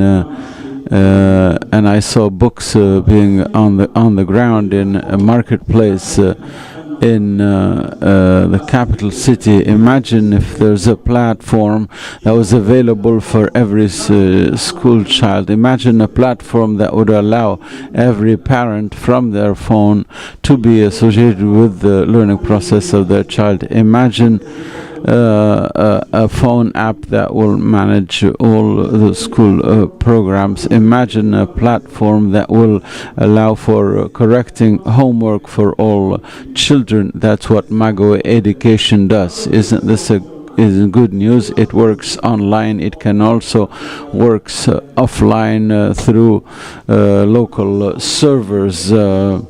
The app also interfaces with any other computer option or facility. It allows managing pedagogy, the school, the administration, and for administration, it is a 360 view of the school to control the progress of a program, attendance of the children, progress of the teachers in their programs, because from now on all pedagogical and administrative documents are managed automatically on this app. Every teacher has his own space where he can digitize his coursework. Once the course is put online, the children can access it anywhere, and therefore the mobile phone becomes a pedagogical tool. There is also an option for parental control, which allows parents to control whether their children have done their homework or not from anywhere, from work, or if my child has a class today or not, what time have they gone into school, what time they have left school, and so on. Even if the child is not at school, they would be able to know. This is not a commercial pitch. Simply, we have done a concrete experience in pedagogy, and we have done more than 4,000 interactive exercises. We have a cost of $15,000 per year, and we have we have completed 3,000 course sheets. More than 50 schools use this solution, and we are in most of the villages in Guinea. The model is available in a web version and an Android version. The iOS and desktop versions will be available in 2023. In 24, it will be deployed in West Africa. And if we win this prize, we will improve the design and develop more online courses and integrate artificial intelligence. In short, the simple question is not whether the education is working, but whether education is solving the problems of the country. I think so. I do believe in this today and tomorrow.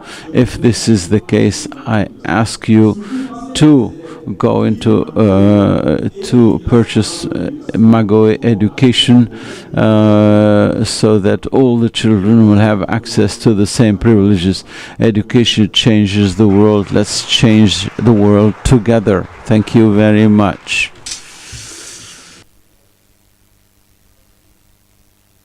Thank you. I think in the interest of time, we would move straight into questioning the members of the jury to ask questions relating to the pitch, if there are any. I don't see any. Okay.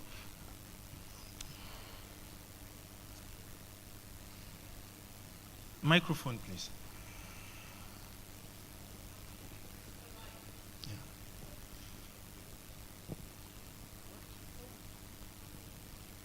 Very concrete and very quick question to just you. Why do you need a bag for the light? You can seek clarification, yeah? Yeah, clarification question. Why do you need the bag for the light? Well, the rural people are the most susceptible kids because they don't have electricity. Over 70% of Ugandans in rural.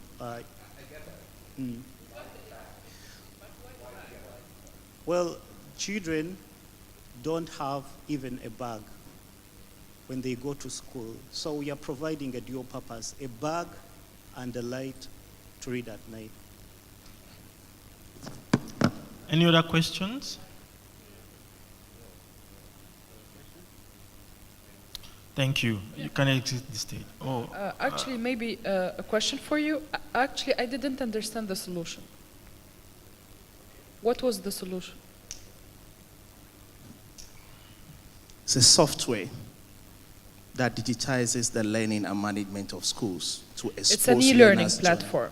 Exactly. Okay. But it's more of an infrastructure exposing learning outcome data, day by day, week by week. Maybe the last question to the last speaker. I find it puzzling that an app will solve all the problems for education.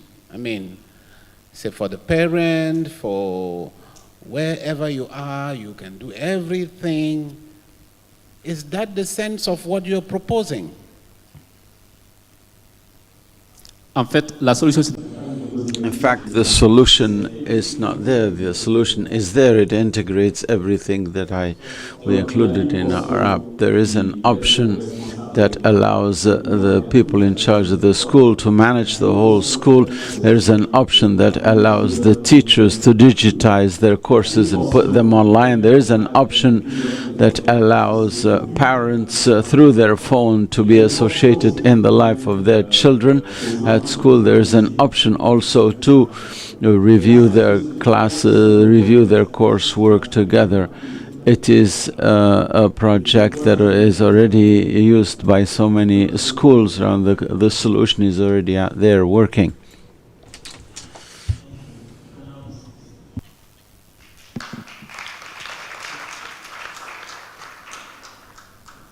The final five can now join us on stage. Nigel from Laboratory Equipment, Genius Priority, Ericom, Snaplify, and Lickmore Limited.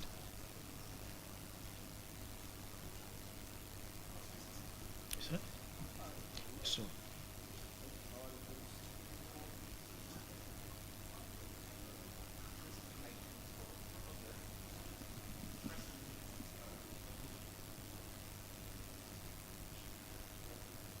Miguel, right? Okay. You can take.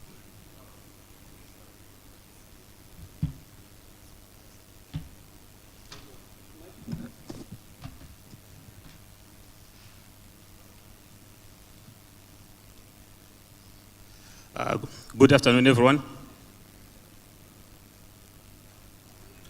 Okay, so my name is Nigel Ndoro. I'm from a company called LEC Biotech, and we are based in Zimbabwe.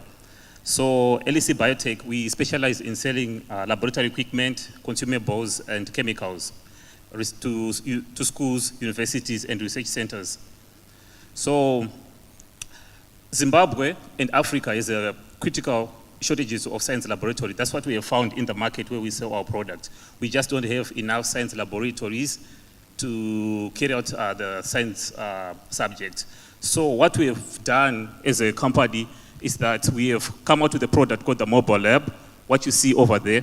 So basically the Mobile Lab is a miniature science laboratory. We have taken a science lab, the one that you know, and we have made it compactable. We have put it on wheels. So that product right there, where it is, we can actually carry out science experiments with this product. We have given the schools, university, an opportunity to do practical science subjects. And also primary schools. We are now saying primary schools can teach practical science subjects, not just theoretical, but they can actually teach experiments. So our mobile lab has all the features that comes with the lab that you know. And this also has made it possible to teach subjects like ICT in schools as well, your information and technology. And then the mobile lab has made it possible to teach and learn STEM subjects in every school in Zimbabwe. The possibility for every child to learn STEM subject has been a priority of UNICEF, hence they have donated millions of dollars worth of science equipment in my country. So our mobile lab comes with features and accessories that makes it possible to work with. So for example, we know that every science lab, you have your gas for heating experiments. So the mobile lab, we have a 3 kg gas tank. This is what supplies the gas for heating. When you want to do science experiments that involves heat. We also have a solar panel. So the solar panel is it's used as a source of electricity. The solar panel comes with a battery, with an inverter, and then a plug top on it. And then the mobile lab also has drawers. These drawers are for storages. Normally we put 3 drawers. One drawer is for chemistry, one drawer is for physics, and then the other one's for biology. This is where you put your apparatus. And then it is swivel wheels. These are wheels that can turn, that can make the mobile lab turn in any direction. And then they also have brakes. So during let's say it's a lesson, and the teacher brings the mobile lab, you put on brakes so that it doesn't move. And then the mobile lab also comes with its own sink. It also comes with its own pump tape. So the pump tape, this makes it actually possible to have a miniature laboratory. We are for the water supply, we are able to pump the water from a container and put it in the sink to wash your hands and to wash your apparatus. And then the other things that the mobile lab comes with, it comes with a fire extinguisher in case of a fire during the lesson. It also comes with a first aid kit in case there's someone that got injured. And then for ICT, we have also incorporated a mini projector. This is where, like, if you want to teach documentaries, you project your documents. We also have, there's also a radio, because in Zimbabwe right now, especially after COVID, there's been radio lessons during COVID. The Minister of Education was doing lessons through the radio. So the mobile lab comes with a radio so that the kids in the class can listen to the programs on the radio, and they're still continuing with the programs. And it comes with a flash drive. So in the flash drive, that's where we can load documentaries. We can also load books, because most people, especially in the rural communities, not all have books during the lesson. So you can load your books and then project it on the miniature projector, so you can teach to the class. And then we also have what we call Mobi. This is a Raspberry Pi chat box. It's still something we are still developing. So this is an interactive chat box whereby you can ask, like, we load information in it, so we can have basic questions. Then it will be talking to you. So what we're just trying to do is we're trying to teach interactive education with rural communities, especially the children in the rural schools. We're just trying to work with computers. You ask a computer question, it gives back the information. So how does the mobile lab work? So when you look at it, it's open already. The top part is that's where you do your demonstration practicals. So for example, if it's in primary school, the teacher is the one who's in charge of care. Oh, thank you so much.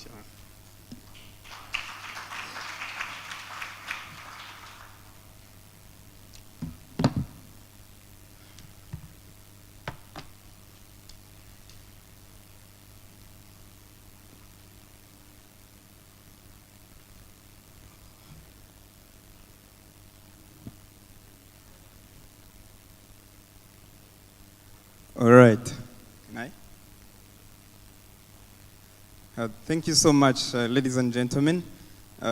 Before I start, let me tell you something that happened. Back in past, when I started working on this product, I went to my business mentor to tell him what I was working on, and he said, this is a terrible idea he ever understood from me. But later on, he came in, after 2 years, he came in suggesting to invest $500,000 into the solution we have built, and then it has been recognized by UN as one of the top 50 most innovative solutions that are advancing SDGs. So, ladies and gentlemen, what are we working on? Learning theoretically is less effective because it leads to low knowledge retention and reduced understanding as well as lower engagement. I'm a visual learner, and every time I was studying this STEM-related subject, it was hard for me to relate with what the people were teaching. And this relates to other challenges we are having around the continent. So in Rwanda, we have 78% of schools that don't have access to laboratory. You've seen what happens in South Africa. It is at 85%. You have seen it. And then what happens is that there is high cost of building laboratories. There is also limitation to the schools that the laboratories are available. And there is high cost of consumables. In Rwanda, we estimate that 20,000 US dollars are needed every year for a school to just compensate the consumables. And the risk into the laboratories is another thing that we also don't have to overlook. So, what is the opportunity we have? First of all, Rwanda wants to offer computers to all the schools and connect them with internet, where every teacher has a computer and at least a laptop shared by 3 students in every community that we are in. And they're also prioritizing STEM as well as the TVET education. So Ogenius Panda is a teaching and learning material that helps students to perform experiments from everywhere they are, anytime, using their mobile phones or computers, and the solution is available online and offline. Now, currently, we are covering 9 subjects that are taught into secondary education, and then teachers can also use it while they are teaching, facilitating the classrooms. So I have a video, but I will skip it for the moment in interest of time. But these are features we are covering. We have summary, well-prepared summary notes a student can use, a question bank of over 50,000 questions a student can use to do every revision, and virtual simulations that students will need to perform while they are learning. And these are gamified content. Now imagine learning chemistry while you are playing a game. Would you forget it? I guess no. And then we also have the video tutorials for teachers who are struggling to understand the content. And this is very key, because we have a dynamic curriculum that is changing, but teachers don't go back to school to learn a new thing. And what have we done so far? There is a better learning experience where it's easy to remember, high content mastery, and the content is created in a 3D. That means there is high interaction, and then also that leads to time saving to teachers, and also other affordability part for many people in schools. And we are also building a generation of high critical thinkers, creative thinking, as well as problem solvers. So we work with teachers to create the content, but also to disseminate it around the country. We work with the government of Rwanda, in terms of validation of the content, and also we've partnered with them in various projects, including the digital, increasing the digital literacy across the country. And these are recommendation letters from the Ministry of Education as well as Rwanda Education Board we've been working with. We also work with parents in terms of them being capable to monitor what the students have done, but again, to also pay for the solution we have built. And this is one of the impact model where we are glad that at least our platform has been accessed, is like a balance between men and boys. And we have reached 710 schools, whereby in 325, we're present currently in 325 among 416 sectors in the country, with almost 10,000 students are already registered on the platform. And this is another interesting part. Last year, when the national examination were announced, we had 2 among 3 best performers were active users of our platform. And we've seen that the academic performance of students have increased by 18.3%. And ladies and gentlemen, I would like to talk about, all right.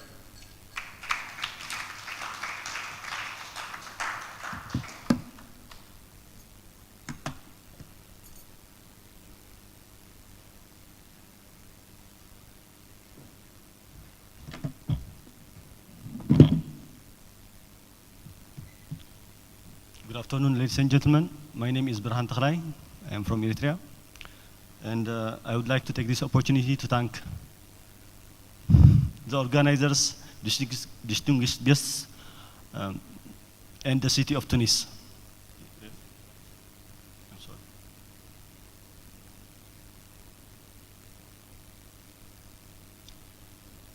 So, shall I repeat what I said? It's okay. Okay. Technology, simply put, is an amplifier, a force multiplier. And as such, it can be a dividing force between those and with and without access to technology. And so much so that industry experts are now forecasting that unless measures are taken to address this gap, the gaps and inequalities will be similar to that seen in medieval Europe in and across societies. Now, I am an ICT instructor, and it is disheartening to me that primary and junior schools across the developed world are offering programming in their ICT instruction, while in my country, we are struggling with basic computer literacy even in high schools. This is where,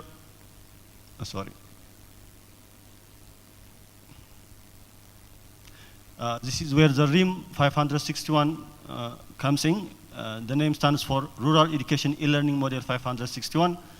All digital education requires computer literacy, as we've come to find out. The RIM 561 has consolidated into a computer lab so as to deal with the priority issue of computer literacy. Proved expansion into other skills once proficiency is acquired, other skills meaning programming, robotics, digital library, and digital education. The RIM 561 has cost reductions of between 99% and 80% in its various configurations from comparable and existing systems in Eritrea, plus no electricity bill, as you can see. The robotics implementation is new, but has cost reductions of 50% nonetheless.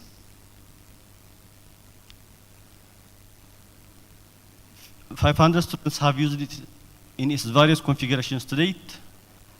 And we have orders to supply 50 schools by the National Digital Library, which is called RORA. That would impact 10,000 students, by the way. It was broadcast as part of an education show on national TV this year. The RIM 561 is to be distributed at no profit.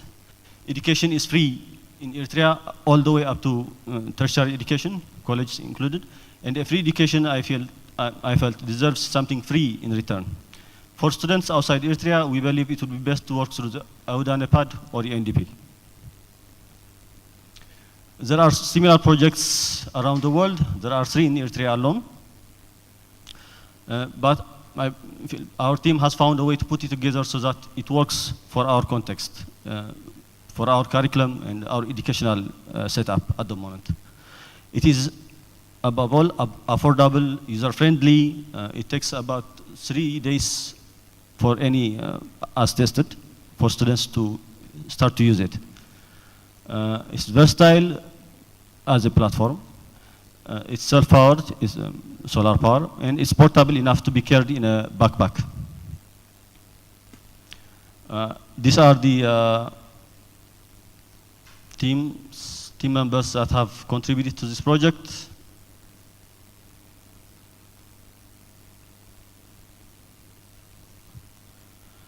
And finally, it is targeted to the rural communities because I believe, and we believe as a team, there is no impact without widespread accessibility. By the way, it costs $100 as is. it costs us $100 as is. But the robotics implementation, it's an E5 robot. It costs $300 more, so $400 in its robotics configuration. If you want to teach robotics using it, it will cost you $400 per unit. As is for the digital library, digital education, programming, what was the first one? Computer lab configurations, it costs us $100. And it serves 20 students at a time.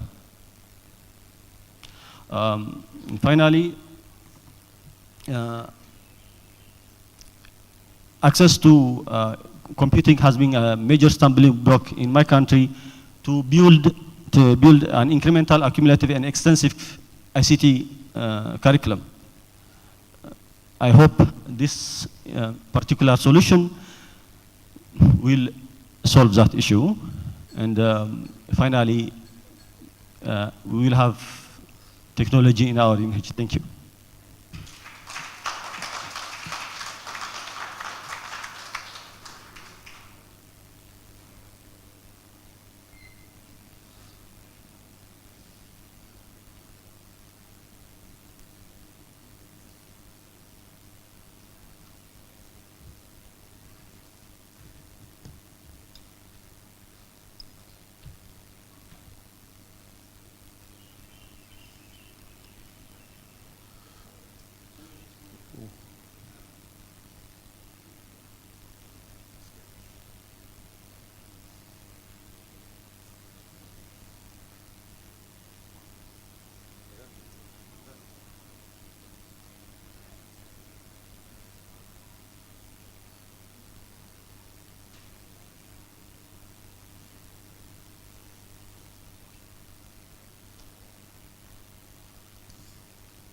Hey guys, Wesley from Snaplify. Good to be here. Congratulations to all the other innovators. I look forward to possibly working with all of you more. So a lot of what we're talking about today and the innovators are discussing is really about how tough it is to integrate technology into education. It's a very, very difficult thing. I mean, we're struggling to do it in an African setting, but to be honest, these struggles are universal. No one's got it 100% figured out. It's really, really tough. So what we set out to do was to look as technologists, how do we listen to the market? How do we make this easier? So what I want to share today is some of the things that we've built, that we believe do that, and share some of the learnings that we've learned along the years of doing this. So the biggest things that we've seen are challenges are really this notion of limited or shared devices. So there are devices out there, but there's not enough. Infrastructure and connectivity, I mean, that's the reality of the markets that we're in. Limited digital content, especially localized content. There's always going to be some degree of transition. So blended is really, really important. And there's a lot of noise, a lot of different platforms, a lot of things like we see today. These are the realities and challenges of most of these institutions. So the first product we set out to build is called Engage. And really what it's doing is offering digital textbooks and a digital library. Now why that's important is most lessons, particularly in schools, still start with turn to page 10. We are in a transition. And in all industries, we look for technology, and often it's disruptive technology. And we want to innovate, but education doesn't handle disruption that well. And you need to offer de-risking and transitional methodologies. And one of the things we've seen mostly with teachers and lecturers is that they're comfortable teaching with the content that they've taught with before. Especially in a blended environment, if you're going to work with print textbooks, then you should work with digital textbooks that are the same. It's leveraging the lesson plans and the familiarities that teachers are familiar with. So not only do they have technological upheaval normally, but it's undermining the entire workflow that they've had. So it's first about saying, how can we offer them this transition to digital content? Using the textbooks they've already got, and also providing a digital library of reference or reading materials all on one platform. And they can read and access this content anywhere. And I say content more broadly, does include audio, video, interactive learning materials, so you get to partake where you are on your maturity level. So if you're just starting out, it could be one teacher using a digital textbook, could be a whole grade. Some schools might be further along on the journey, but you get to make an easy start. Everything is accessible offline, working on all major devices and modes. And we tackle a lot of the challenges around providing offline cache-in servers, zero-rated relationships with telcos to really minimize the bandwidth requirements. But ultimately, once you've got the content, you can access it all offline. From an affordability point of view, moving towards digital books has a big cost advantage. When we typically see an institution may service up to 50% more students for the same budget. A lot of the savings is born out of the fact that you only buy what you use. There's no books sitting in book rooms somewhere that haven't got used. It's much easier to manage those logistics digitally. There's a lot of flexible buying options. You can buy digital books, for instance, on a one-year license, which makes sense in the school market, also at higher education with significant price savings. You can also buy in bulk deals for governments that really mean you get to realize not only some legitimate savings, but it also can help from a cash flow point of view. And we help local publishers. For many of them, it's a scary thing to do. I mean, digital books are quite common overseas, but as we enter new African markets, many publishers have not digitized their content. So we help them do that and provide the tooling if they're concerned about things like digital rights management. The most important thing, it's also free. So we make a margin on the content sales. A big part of this journey is also about understanding the importance of a singular digital identity. And that's an area that we also will hope to collaborate with the rest of the ecosystem by providing a single sign-on solution for all students. And that product's called Access. With all this technology, one of the big friction points is having to be able to set up users, onboard them, have identities. And we'd like to integrate with the rest of you guys also.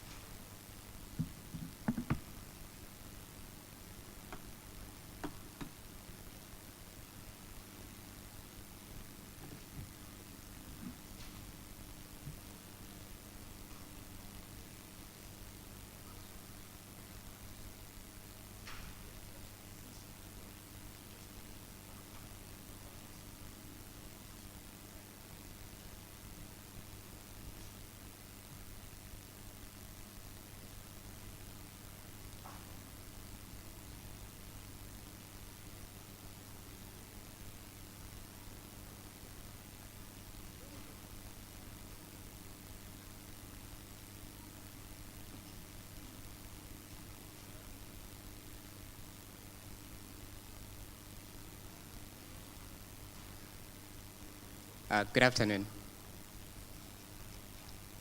Every school child needs a report form at the end of every term. But the process of producing these report forms is painful for schools. It takes weeks for teachers. Oh, okay.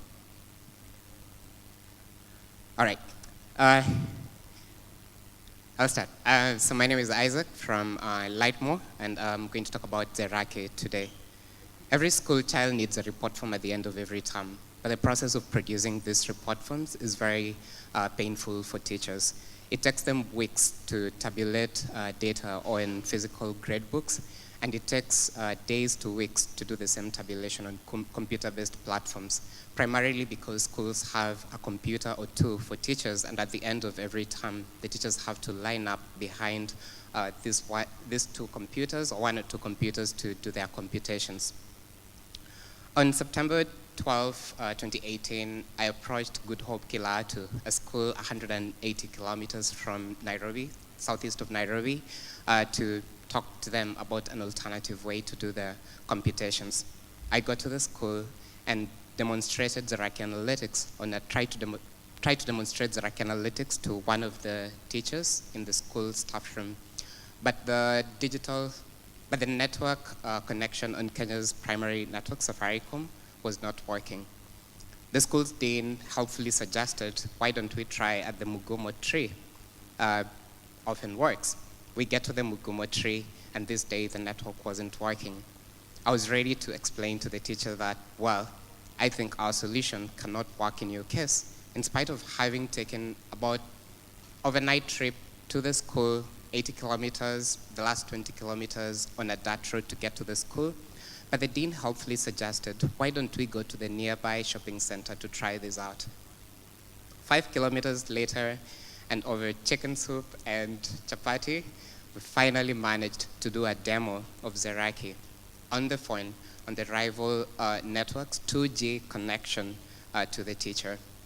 But I dreaded the moment when we would go back to the school and he would say, yes, I loved it, but it's not going to work for us.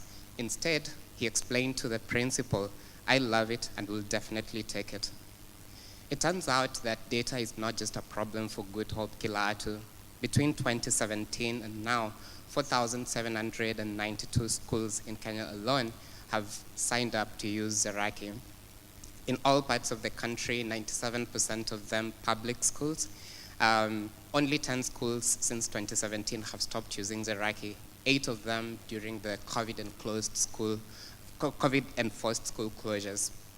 It turns out that data is a very painful problem, and we've been able to figure out how to make this data-centric decision-making available to schools at a cost of between 50 cents and $1 per student per year. 5 months ago, we decided to extend the reach of our platform to other countries, and in the last 5 months alone, we've been able to sign up 100 schools, over 100 schools in Uganda and in Guinea, a rate that is much faster than in Kenya, our home market, where it took us 2 years to get the first 100 schools. And essentially demonstrating to us that this data problem that we saw in Kenya is not just a problem in Kenya, but it's something that is Africa-wide. The teachers who are using our platform say really great things about it. In an impact study conducted by 60 Decibels, an impact study company, they say that 85% of the teachers say that they've seen improvements in their students' performance as a result of using our data management platform. 98% of them say that the parental engagement has improved, and 70% of them say that the amount of time they spend on administrative work is very much improved. In the words of one of them, we now have ample time to teach compared to the past where we had a lot of paperwork to do and that consumed our time for teaching. But with Zeraki, we now have ample time to even finish the syllabus. Nelson Mandela says that the best way, education is one of the most powerful things to use to change the world. And with your support, we can use the power of data to transform Africa's education system. Thank you.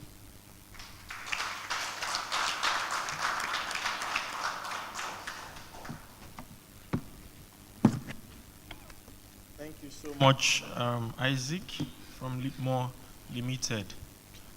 Ladies and gentlemen, we've come to the end of our pitch sessions, but before we conclude, let's give opportunity to the juries to ask questions and seek clarifications from the innovators. Yeah. The first question, I think, except for Eritrea, was that what's the pricing for all of you? You can all answer for everyone. What is the pricing for your products? I think we didn't hear it from the first one, the last. Okay, the mobile lab, we are selling it for $1,000 with all the features that I said inside.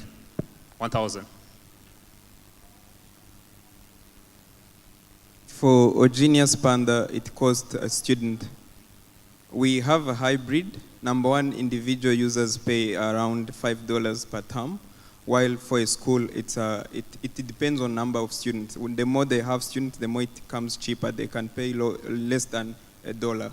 And we have another model where philanthropies or people can sponsor students to access our platform, and then we deliver it to where they want. Sorry? Per term. When you subscribe as individual, you pay $5 per term. That's approximately $20 a year as individual. but under the school, the price goes way down to less than $1.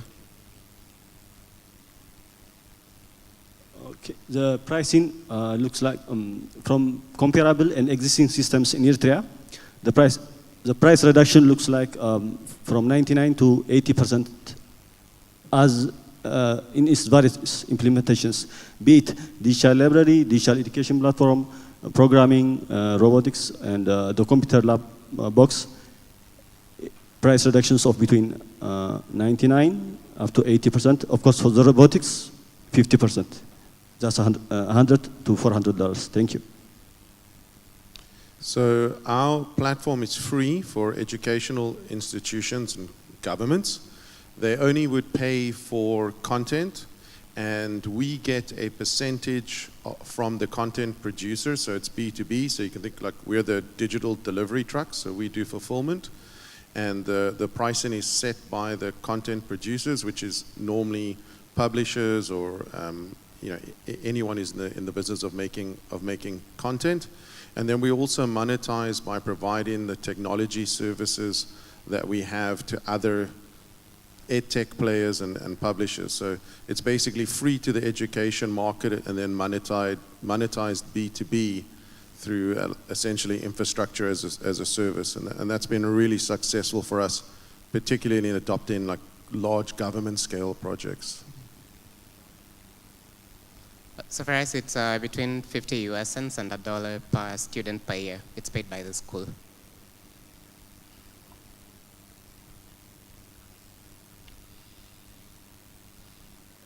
I have a question to all of you. I mean, one thing that didn't come out very clearly in your submission is what makes your innovation unique. We didn't hear. I mean, it would be important maybe to I mean, I'm not sure it will apply to only you, but it's a question that didn't come very clearly to all this submission, number one. Number two is maybe to the second one, on the innovation lab. There's something that is not clear there. Is you have a box, and then you go. The question is, to whom is that innovation intended? Is it to the school? Is it to a student? Then it is not very clear. That mobile lab. Okay. Yeah. I think there was a question for all of us. I'll start. Okay. Maybe let him start. Okay. So the mobile lab is sold to schools. It's for schools, specifically for schools to do science lessons. You stop there. Then why, if it is for school, yes, why should it be mobile? Okay, the reason why it's mobile is because we are saying, okay, for example, primary schools, they were built in a situation where they don't accommodate science labs. So recently, because especially in Zimbabwe, the government, they started promoting STEM education. They don't have space to build new labs. So this is coming as a solution to say, we don't have space to build science laboratories, but we can give you a mobile lab so that you can use in your classroom, and you can also take it to another room. So it saves mostly on cost of building a laboratory, because a standard science laboratory is very expensive, and right now, coming out of COVID, a lot of schools can afford it. So we are saying we are giving you something that you can use from class 1, class 2. It can be used within all grades, starting from ECD, grade 2, grade 3, grade 5. Thank you. Regarding the issue of whom we are giving the solution to, number one, we give it to students who are learning for better understanding and revision, but teachers use our solution while they are teaching to facilitate this complicated subject or matters that are hard to explain. You know, everyone is not like a good good in drawing, so you would expect how they could draw things on a board. So that's why teachers do we target teachers as users. But still, schools come in place because teachers feel like we are not the ones to pay, because they will be like, we need a school to give us materials needed for us to make our subjects understood. So the school comes in place in a way of being the channel of the payment, because by the way, we don't charge teachers to use our solution. It's open for teachers, they can subscribe for free. Only a school and student can pay for the service we are delivering. Thank you. Okay, I believe our solution is unique for two reasons. The first would be in its computer lab, in a box configuration, it has a price reduction from its instance of 99%, that is from 10,000 USD to about 100 USD in its computer lab configurations. But this assumes, of course, students have access to smartphones. If they don't, it climbs to 1,000 USD. Still, that would be 90% reduction in cost.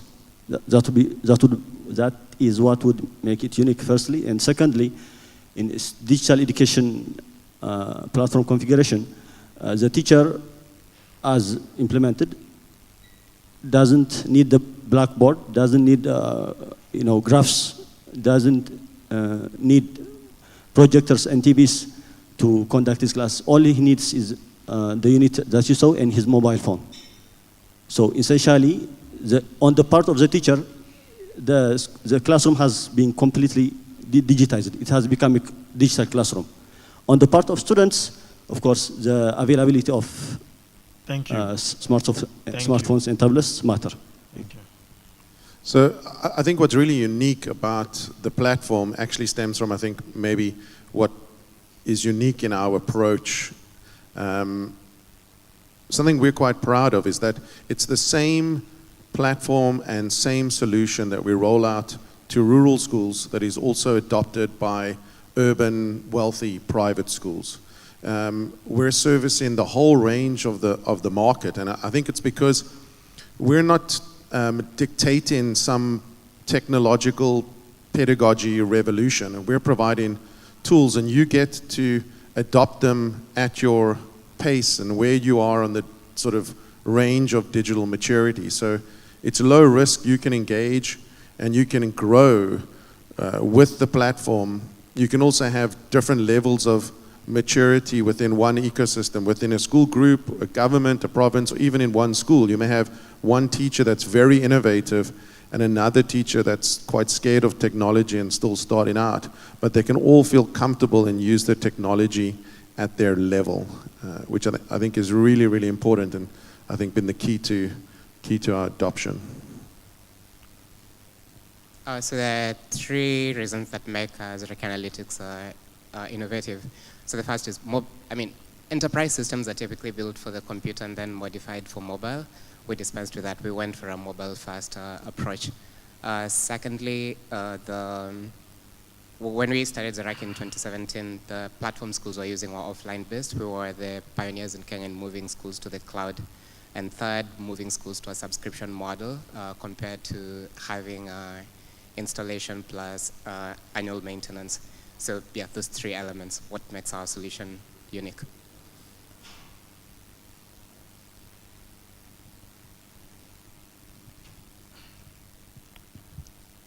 I think Mr. Jefte mentioned that this question was for all innovators. So perhaps the mic could go around for 30 seconds, please. 30 seconds. Okay, thank you. EdVerse is unique because it is customizable into the different curriculum, because the curriculum differ from country to country. So we don't assume that one deployment is going to fit into all the countries. So it is adaptable into different curriculum. Even we know that curriculum can change over time. So the system is flexible to handle differentiation in curriculum. So we have more than 150 different curriculum that the system has been able to handle. And that is the key differentiation for EdVerse. Okay, thank you very much. So what makes our product unique is that we are solving a very complicated problem and a big problem in a very simple way, and taking advantage of what is already in our countries in terms of internet and smartphones. And what we have covers also the TVET sector, very importantly, in terms of competencies and which are translatable from basic education all the way to TVET. So I think that data problem and that problem of trying to improve education outcomes and having the data for it is what we are trying to solve.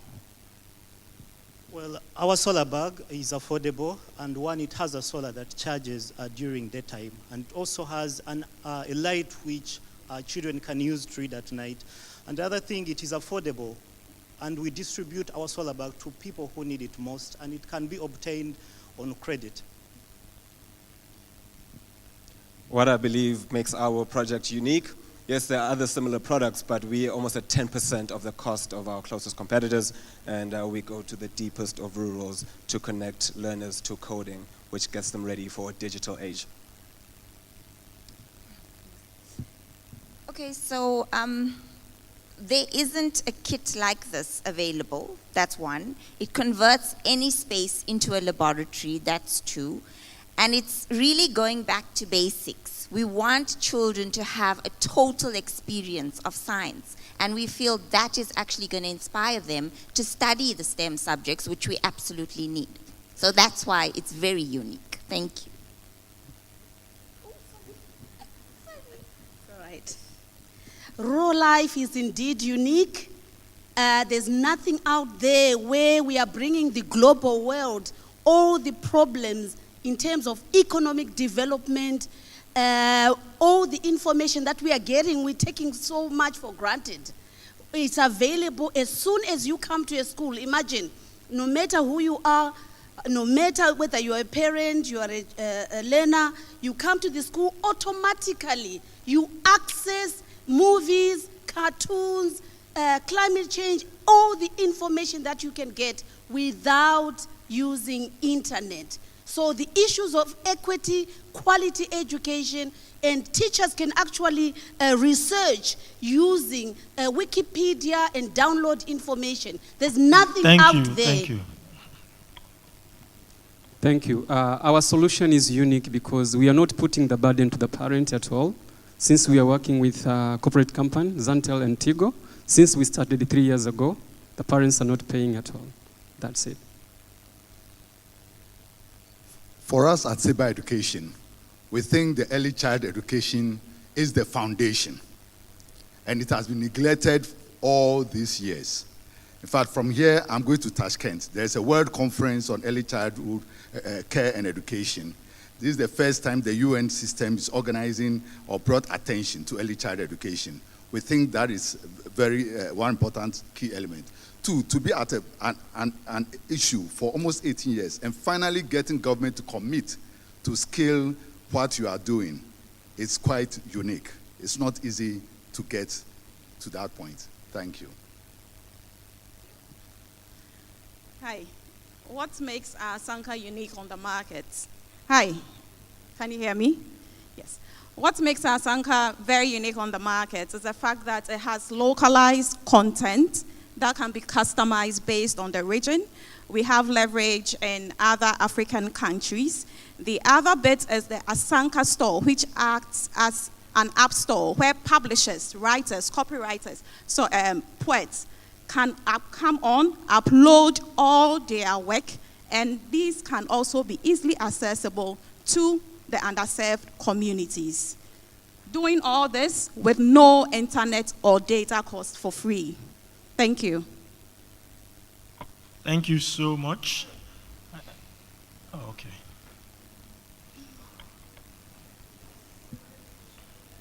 Je parle en français. Hein? I will speak in French.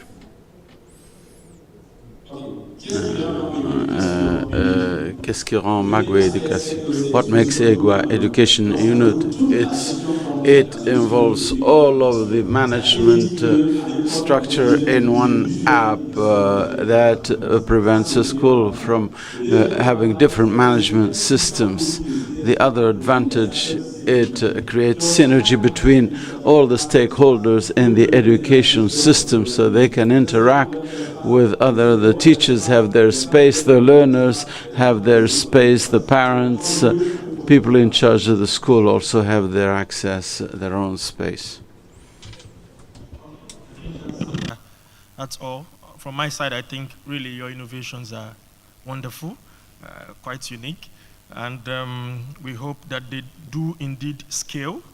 Let me thank each and every one of you for gracing the occasion and really pitching these wonderful innovations.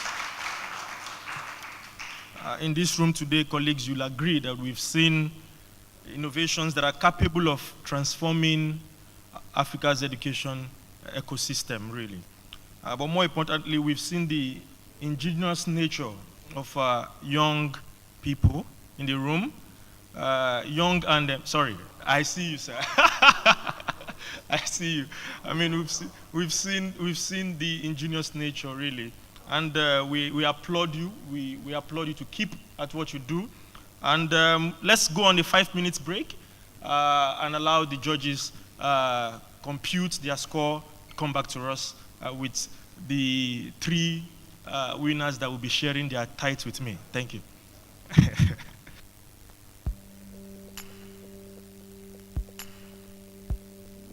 Do you know that there are only 1 girl out of 5 who completes her secondary education?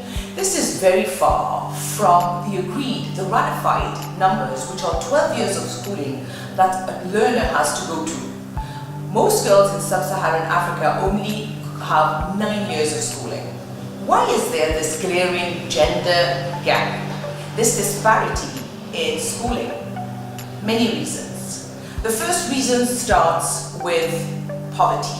Many of the families are too poor to send their girls to school. The girls have to do domestic chores or go in the fields. Early marriage.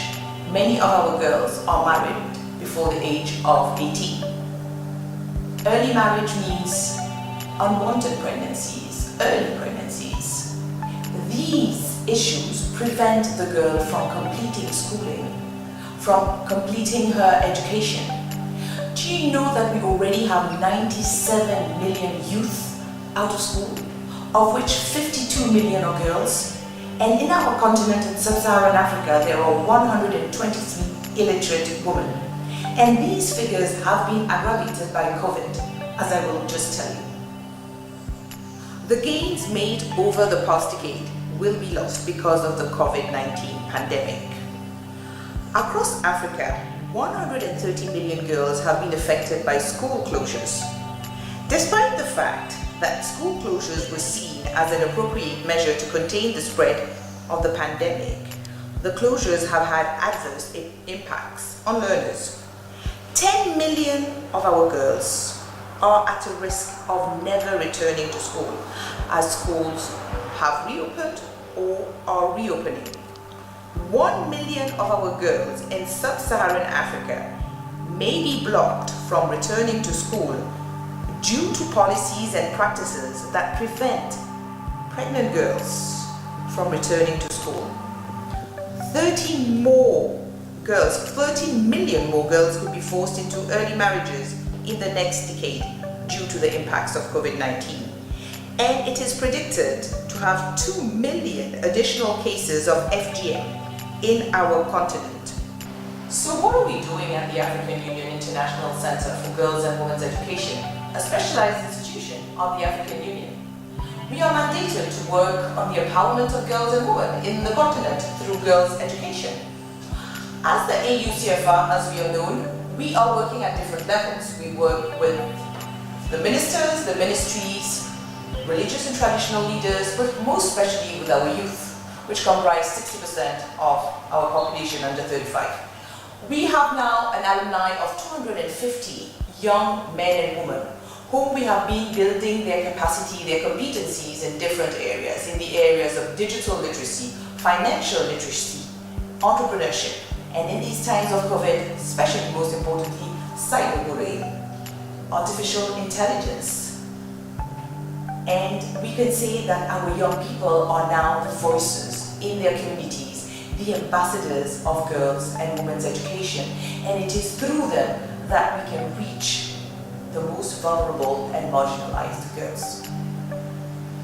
I want to tell you some of the amazing initiatives that our young alumni are doing. We have Kadio Nyang from Mauritania, who's making sustainable energy available to rural communities through her solar project and enabling girls to read and access online learning resources. Catherine from Uganda, who is building a 21st century STEM and TVET school for girls in her rural village and has produced a COVID-19 sanitary kit to ensure that girls can go back to school. We have Saif from Tunisia, who is running social-cultural activities and events to promote better mental health in Tunisian schools in this period of COVID.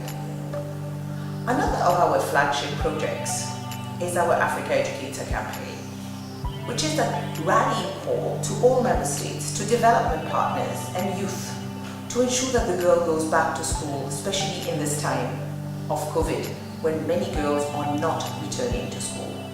This campaign was launched in September 2020 to ensure that girls go back to school, and member states are trying their best to ensure that girls do go back to school.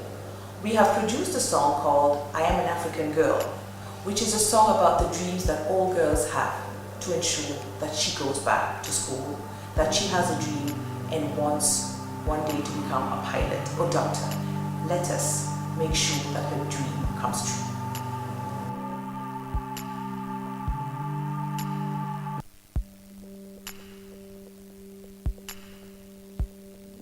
Do you know that there are only one girl out of 5 who completes her secondary education?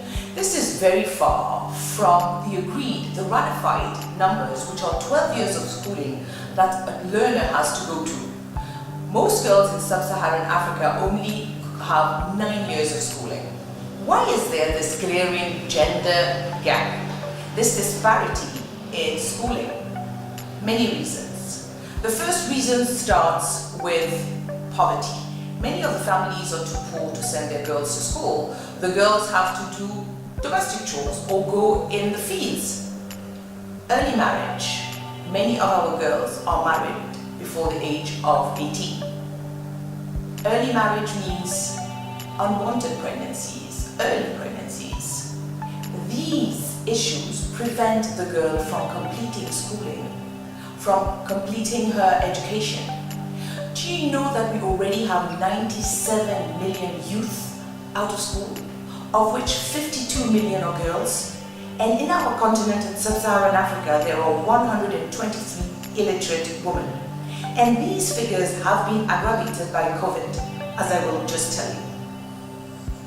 The gains made over the past decade will be lost because of the COVID-19 pandemic. Across Africa, 130 million girls have been affected by school closures. Despite the fact that school closures were seen as an appropriate measure to contain the spread of the pandemic, the closures have had adverse impacts on learners. 10 million of our girls are at a risk of never returning to school, as schools have reopened or are reopening. 1 million of our girls in sub-Saharan Africa may be blocked from returning to school due to policies and practices that prevent pregnant girls from returning to school. 13 million more girls could be forced into early marriages in the next decade due to the impacts of COVID-19. And it is predicted to have 2 million additional cases of FGM in our continent. So what are we doing at the African Union International Center for Girls and Women's Education, a specialized institution of the African Union? We are mandated to work on the empowerment of girls and women in the continent through girls' education. As the AUCFR, as we are known, we are working at different levels. We work with The ministers, the ministries, religious and traditional leaders, but most especially with our youth, which comprise 60% of our population under 35. We have now an alumni of 250 young men and women whom we have been building their capacity, their competencies in different areas, in the areas of digital literacy, financial literacy, entrepreneurship, and in these times of COVID, especially most importantly, cyberbullying, artificial intelligence. And we can say that our young people are now the voices in their communities, the ambassadors of girls and women's education, and it is through them that we can reach the most vulnerable and marginalized girls. I want to tell you some of the amazing initiatives that our young alumni are doing. We have Kadio Nyang from Mauritania, who's making sustainable energy available to rural communities through a solar project and enabling girls to read and access online learning resources. Catherine from Uganda, who is building a 21st century STEM and TVET school for girls in her rural village and has produced a COVID-19 sanitary kit to ensure that girls can go back to school. We have Saif from Tunisia, who is running social cultural activities and events to promote better mental health in Tunisian schools in this period of COVID. Another of our flagship projects is our Africa Educator campaign, which is a rallying call to all member states, to development partners and youth to ensure that the girl goes back to school, especially in this time of COVID, when many girls are not returning to school. This campaign was launched in September 2020 to ensure that girls go back to school, and member states are trying their best to ensure that girls do go back to school. We have produced a song called I Am an African Girl, which is a song about the dreams that all girls have to ensure that she goes back to school, that she has a dream and wants one day to become a pilot or doctor. Let us make sure that her dream comes true.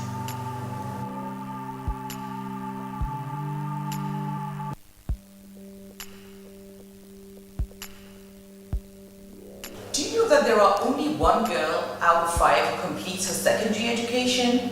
This is very far from the agreed, the ratified numbers, which are 12 years of schooling that a learner has to go to.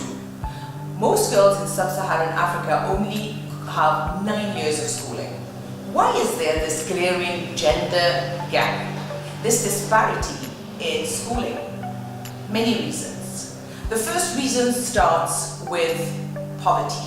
Many of the families are too poor to send their girls to school. The girls have to do domestic chores or go in the fields. Early marriage. Many of our girls are married before the age of 18.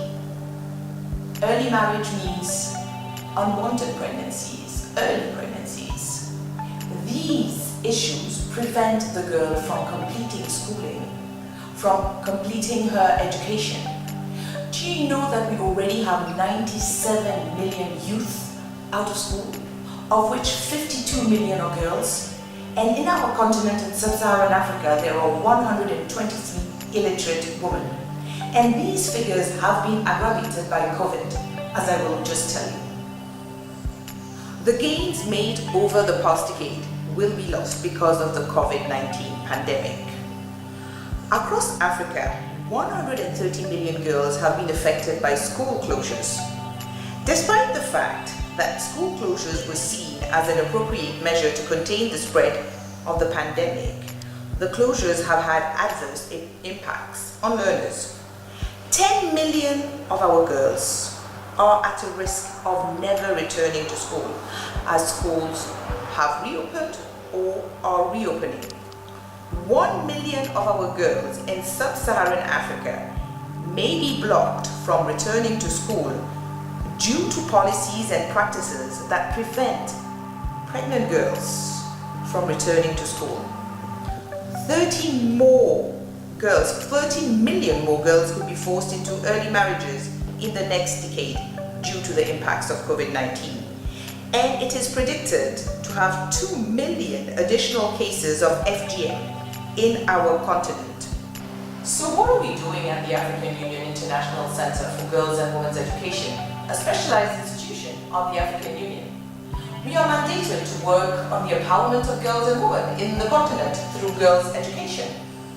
As the AUCFR, as we are known, we are working at different levels. We work with the ministers, the ministries, religious and traditional leaders, but most especially with our youth, which comprise 60% of our population under 35. We have now an alumni of 250 young men and women whom we have been building their capacity, their competencies in different areas, in the areas of digital literacy, financial literacy, entrepreneurship, and in these times of COVID, especially most importantly, cyberbullying, artificial intelligence. And we can say that our young people are now the voices in their communities, the ambassadors of girls and women's education, and it is through them that we can reach the most vulnerable and marginalized girls. I want to tell you some of the amazing initiatives that our young alumni are doing. We have Kadio Nyang from Mauritania, who's making sustainable energy available to rural communities through her solar project and enabling girls to read and access online learning resources. Catherine from Uganda, who is building a 21st century STEM and TVET school for girls in her rural village and has produced a COVID-19 sanitary kit to ensure that girls can go back to school. We have Saif from Tunisia, who is running social cultural activities and events to promote better mental health in Tunisian schools in this period of COVID. Another of our flagship projects is our Africa Educator campaign, which is a rallying call to all member states, to development partners and youth to ensure that the girl goes back to school, especially in this time of COVID, when many girls are not returning to school. This campaign was launched in September 2020 to ensure that girls go back to school, and member states are trying their best to ensure that girls do go back to school. We have produced a song called I Am an African Girl, which is a song about the dreams that all girls have to ensure that she goes back to school, that she has a dream and wants one day to become a pilot or doctor. Let us make sure that her dream comes true.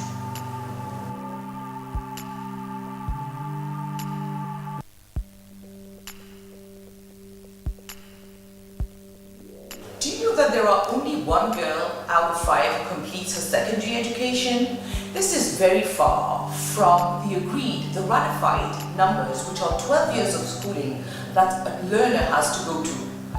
Most girls in sub-Saharan Africa only have 9 years of schooling. Why is there this glaring gender gap, this disparity in schooling? Many reasons. The first reason starts with poverty. Many of the families are too poor to send their girls to school. The girls have to do domestic chores or go in the fields. Early marriage.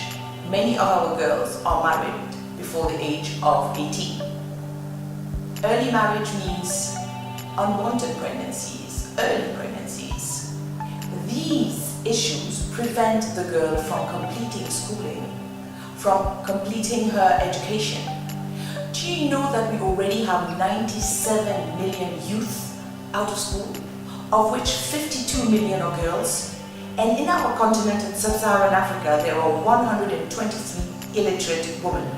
And these figures have been aggravated by COVID, as I will just tell you. The gains made over the past decade will be lost because of the COVID-19 pandemic. Across Africa, 130 million girls have been affected by school closures. Despite the fact that school closures were seen as an appropriate measure to contain the spread of the pandemic, the closures have had adverse impacts on learners. 10 million of our girls are at a risk of never returning to school, as schools have reopened or are reopening. 1 million of our girls in sub-Saharan Africa may be blocked from returning to school due to policies and practices that prevent pregnant girls from returning to school. 30 million more girls could be forced into early marriages in the next decade due to the impacts of COVID-19. And it is predicted to have 2 million additional cases of FGM in our continent. So what are we doing at the African Union International Center for Girls and Women's Education, a specialized institution of the African Union? We are mandated to work on the empowerment of girls and women in the continent through girls' education. As the AUCFR, as we are known, we are working at different levels. We work with the ministers, the ministries, religious and traditional leaders, but most especially with our youth, which comprise 60% of our population under 35. We have now an alumni of 250 young men and women whom we have been building their capacity, their competencies in different areas, in the areas of digital literacy, financial literacy, entrepreneurship, and in these times of COVID, especially most importantly, cyberbullying, artificial intelligence. And we can say that our young people are now the voices in their communities, the ambassadors of girls and women's education, and it is through them that we can reach the most vulnerable and marginalized girls. I want to tell you some of the amazing initiatives that our young alumni are doing. We have Kadio Nyang from Mauritania, who's making sustainable energy available to rural communities through a solar project and enabling girls to read and access online learning resources. Catherine from Uganda, who is building a 21st century STEM and TVET school for girls in her rural village and has produced a COVID-19 sanitary kit to ensure that girls can go back to school. We have Saif from Tunisia, who is running social-cultural activities and events to promote better mental health in Tunisian schools in this period of COVID. Another of our flagship projects is our Africa Educator campaign, which is a rallying call to all member states, to development partners and youth to ensure that the girl goes back to school, especially in this time of COVID, when many girls are not returning to school. This campaign was launched in September 2020 to ensure that girls go back to school, and member states are trying their best to ensure that girls do go back to school. We have produced a song called I Am an African Girl, which is a song about the dreams that all girls have to ensure that she goes back to school, that she has a dream and wants one day to become a pilot or doctor. Let us make sure that her dream comes true.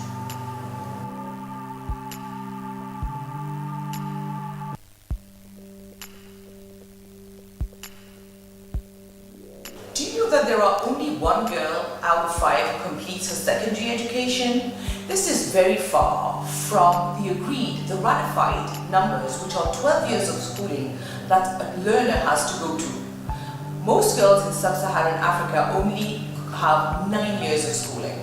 Why is there this glaring gender gap, this disparity in schooling? Many reasons. The first reason starts with poverty. Many of the families are too poor to send their girls to school. The girls have to do domestic chores or go in the fields. Early marriage. Many of our girls are married before the age of 18. Early marriage means unwanted pregnancies, early pregnancies. These issues prevent the girl from completing schooling, from completing her education. Do you know that we already have 97 million youth out of school, of which 52 million are girls? And in our continent, in sub-Saharan Africa, there are 123 illiterate women. And these figures have been aggravated by COVID, as I will just tell you. The gains made over the past decade will be lost because of the COVID-19 pandemic. Across Africa, 130 million girls have been affected by school closures. Despite the fact that school closures were seen as an appropriate measure to contain the spread of the pandemic, the closures have had adverse impacts on learners. 10 million of our girls are at a risk of never returning to school, as schools have reopened or are reopening. 1 million of our girls in sub-Saharan Africa may be blocked from returning to school due to policies and practices that prevent pregnant girls from returning to school. 13 million more girls could be forced into early marriages in the next decade due to the impacts of COVID-19. And it is predicted to have 2 million additional cases of FGM in our continent. So what are we doing at the African Union International Center for Girls and Women's Education, a specialized institution of the African Union? We are mandated to work on the empowerment of girls and women in the continent through girls' education. As the AUCFR, as we are known, we are working at different levels. We work with the ministers, the ministries, religious and traditional leaders, but most especially with our youth, which comprise 60% of our population under 35. We have now an alumni of 250 young men and women whom we have been building their capacity, their competencies in different areas, in the areas of digital literacy, financial literacy, entrepreneurship, and in these times of COVID, especially most importantly, cyberbullying, artificial intelligence. And we can say that our young people are now the voices in their communities, the ambassadors of girls and women's education, and it is through them that we can reach the most vulnerable and marginalized girls. I want to tell you some of the amazing initiatives that our young alumni are doing. We have Okay, I'd like to call the event back to order.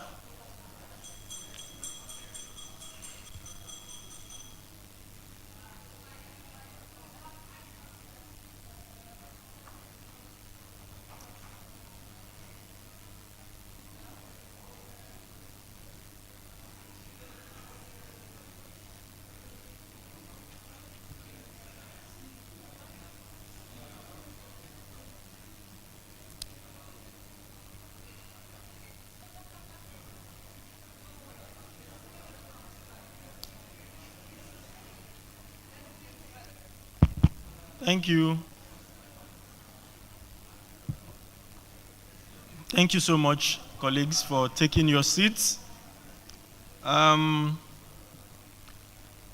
It's the time we've all been waiting for, more or less the peak of the day for some. Should be the case for all. I think it should be the case for all. It was an insightful 2 hours of listening to these brilliant innovations. But before we move to the presentation of awards, let me give opportunity to the members of the jury to, in 1 minute, speak to the innovators and share their thoughts generally, in the process and all of that. We'll start from Mr. Marcos. Yeah.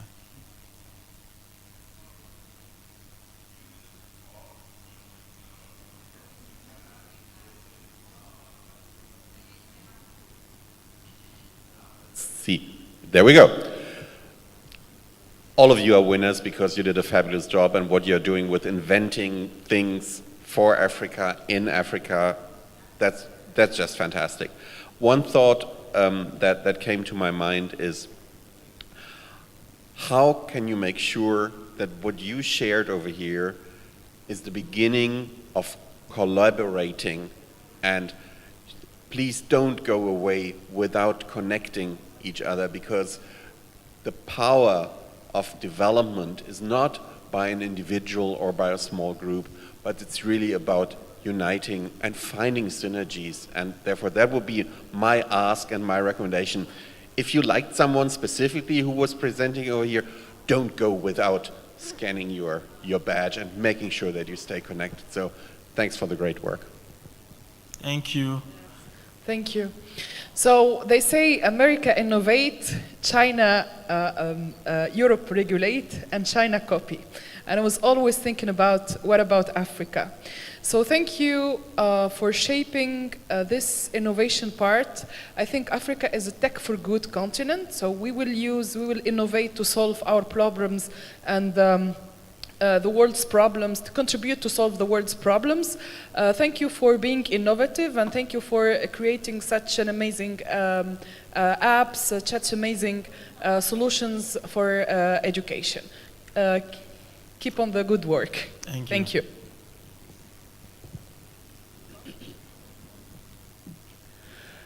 Thank you very much for making us believe that in actual fact, the transforming education is not just a word, it's a reality that is happening. I think what we could see through all your initiatives is an effort to change in your area and make education a reality for all the children of Africa.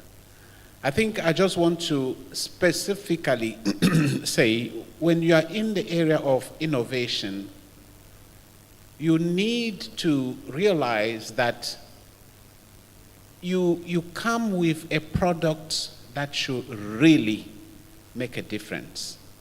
And in that sense, you need to be more fine-tuned in the way you position your product in the landscape of education.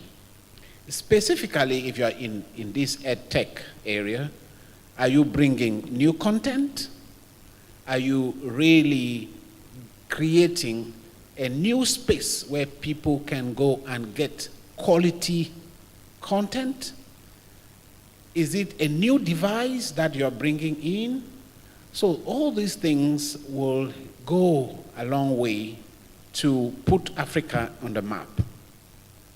I will agree with my friend here. It's important to collaborate. So all of you have done a great job. Please continue. Don't stop. Thank you very much.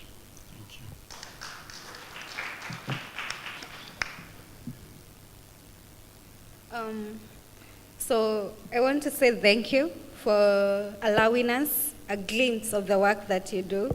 I know some of this work has taken years to build up and to get to this point. And for you to get 5 minutes to convince us about work that has taken you years to build, sometimes can feel a bit, sort of, and rushed. But we thank you for doing your best. And we were just saying that we wish that there was a way we could put all of this work together and champion towards change in education, because it's a lot of great work. And I wish each and every one of you all the best in your subsequent journeys and victories in any upcoming challenges and competitions that you're entering. Thank you. Thank you very much for your time.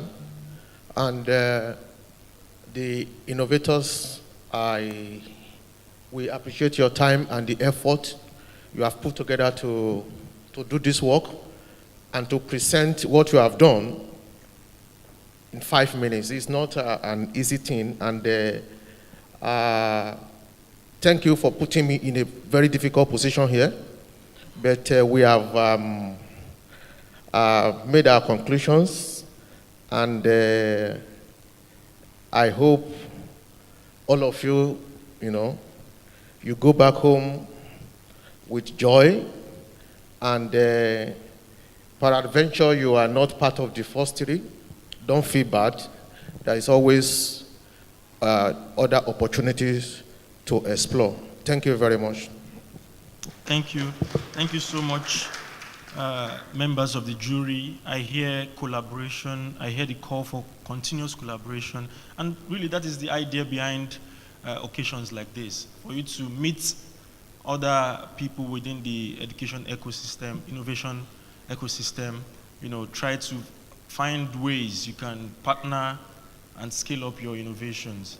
I also hear opportunities. Indeed, the African Union would always be there to create enabling environments such as this, would not just leave you be. I think we have one of the winners from, was it 2019, Yusuf? We maintain that channel of communication, And we encourage same. We continue to reach out to each and every one of you. So, colleagues, it's the time we've all been waiting for.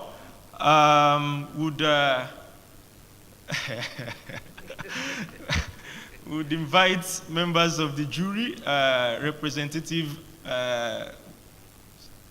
Mr. Stevens, to come to the stage, and together would announce the winners, and we will invite at every interval different persons to help present the award. Mr. Stevens.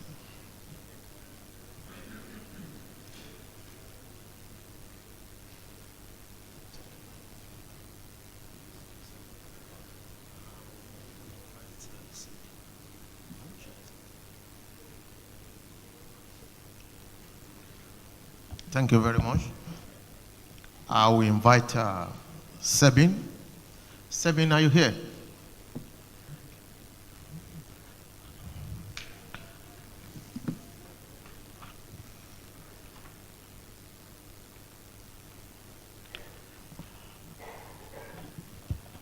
Thank you. We want you to help us present the award to the third person, which is Mago Technology. Mago Technology.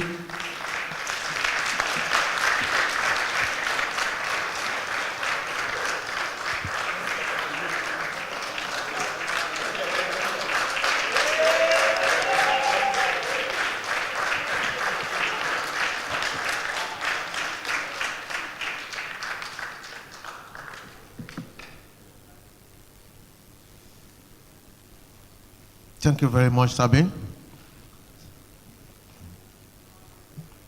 Thank you.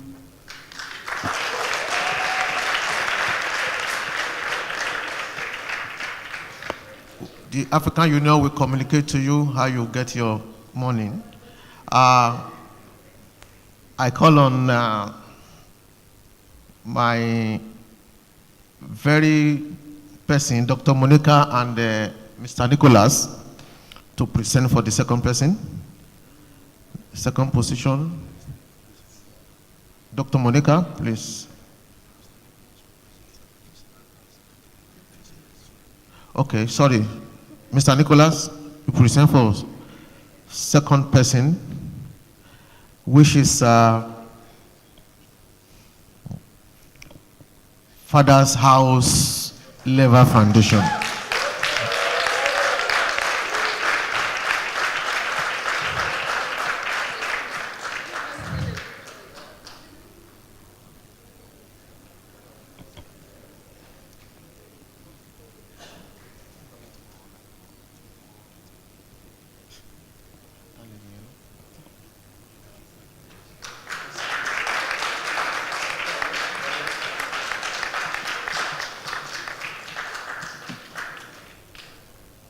Thank you very much.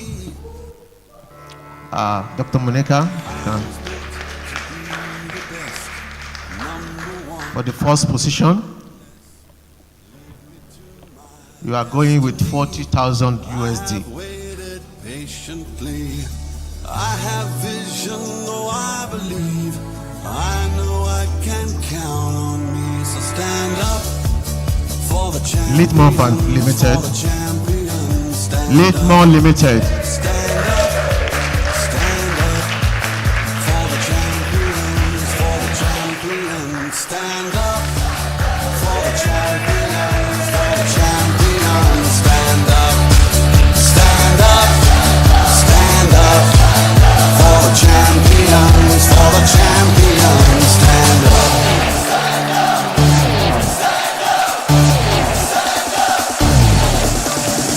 Here we go, it's getting close. Now it's just who wants it most. It's just life, that's how it is. Cause we have our strengths and weaknesses. Oh, I have vision, oh, can't you see? I'm on the Thank you very much. make way. Please, all the innovators. Stand up for the champions. All the innovators, you can come together. Let's for photograph. Stand up, stand Photographs, all the innovators, please. Innovators photograph.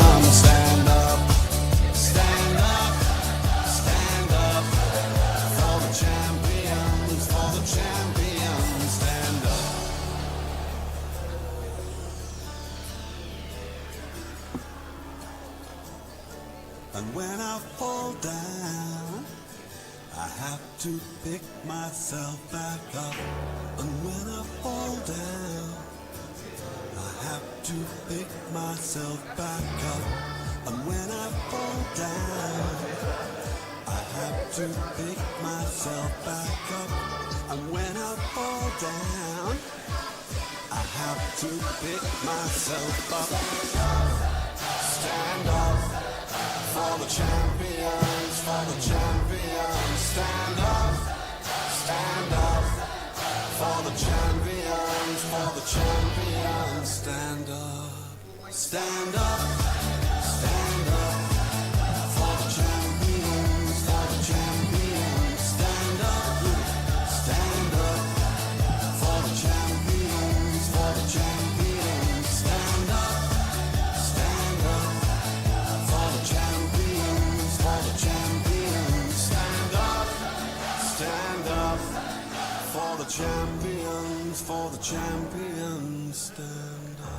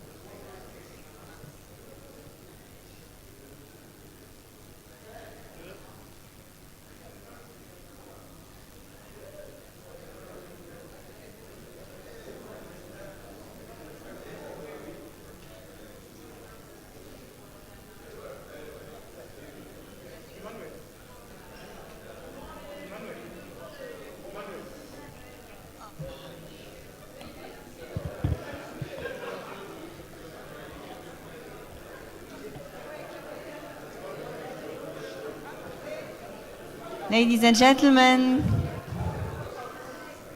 have you finished with the photos? Yes, sure. Yeah, to the innovators, just to mention that your innovations will be published within the African Union Innovation Handbook. You get further communication. Please, as we mentioned, the communication would be coming in, would try to maintain this line of communication with each and every one of you. We wish you all the best. Thank you. Thank you, Emmanuel. Merci à toutes et à tous. Thank you all, dear guests. We come to the end of the second day of the conference jointly organized by the African Union and GIZ. Thank you all. I will invite you to regain your seats to conclude the event. We are going to conclude our conference.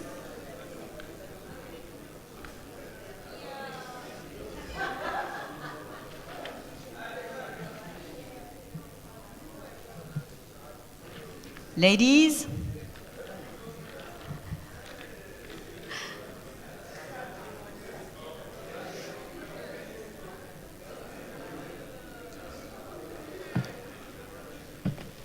nous avons passé 2 jours intenses. We have had 2 intensive days and defined innovative projects, inspiring ones, projects undertaken by passionate, visionary people that will change the status quo.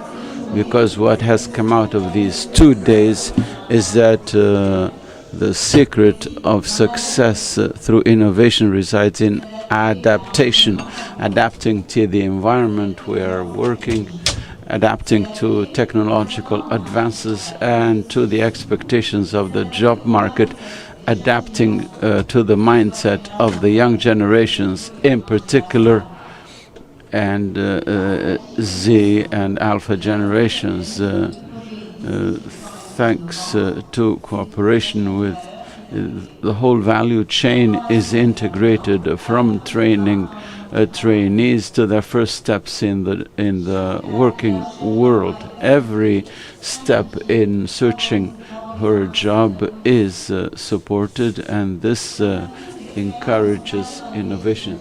These experiments are not born in the industrialized countries, but in Africa, with the specifics of our continent. These projects may be deployed in all corners of the continent, from South Africa to Tunisia, from Senegal to Kenya. Our challenges are the same. The set of these good best practices are not limited to this conference. The work of CIFA through their conferences, workshops and guidelines to encourage project initiators, to encourage partnerships and continue to inspire us. Again, tomorrow we will go for a field visit to discover 2 innovative TVET centers, bâtiments in Bizerte and the textile center in Bizerte. For the last time, I would like to remind you of the importance of the QR code. I would like you to scan the QR code where you will find on each table. It's there. All you have to do is to scan and then you'll get a link, and you click on the link, and the organizing team would like you to fill out the form there to give feedback on the event. Ladies and gentlemen, it was a pleasure for me to be with you for the last 2 days. We thank you for being with us. Excellent evening to everyone.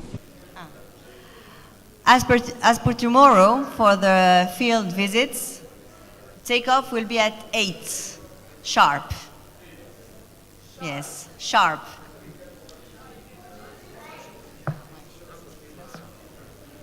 Sorry, hi everyone.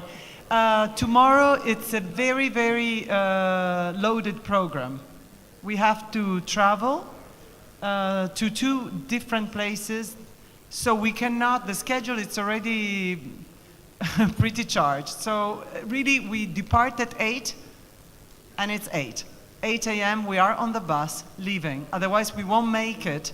There is an entire program that was shared, and we need to have you on board punctual, really, on time. Thanks.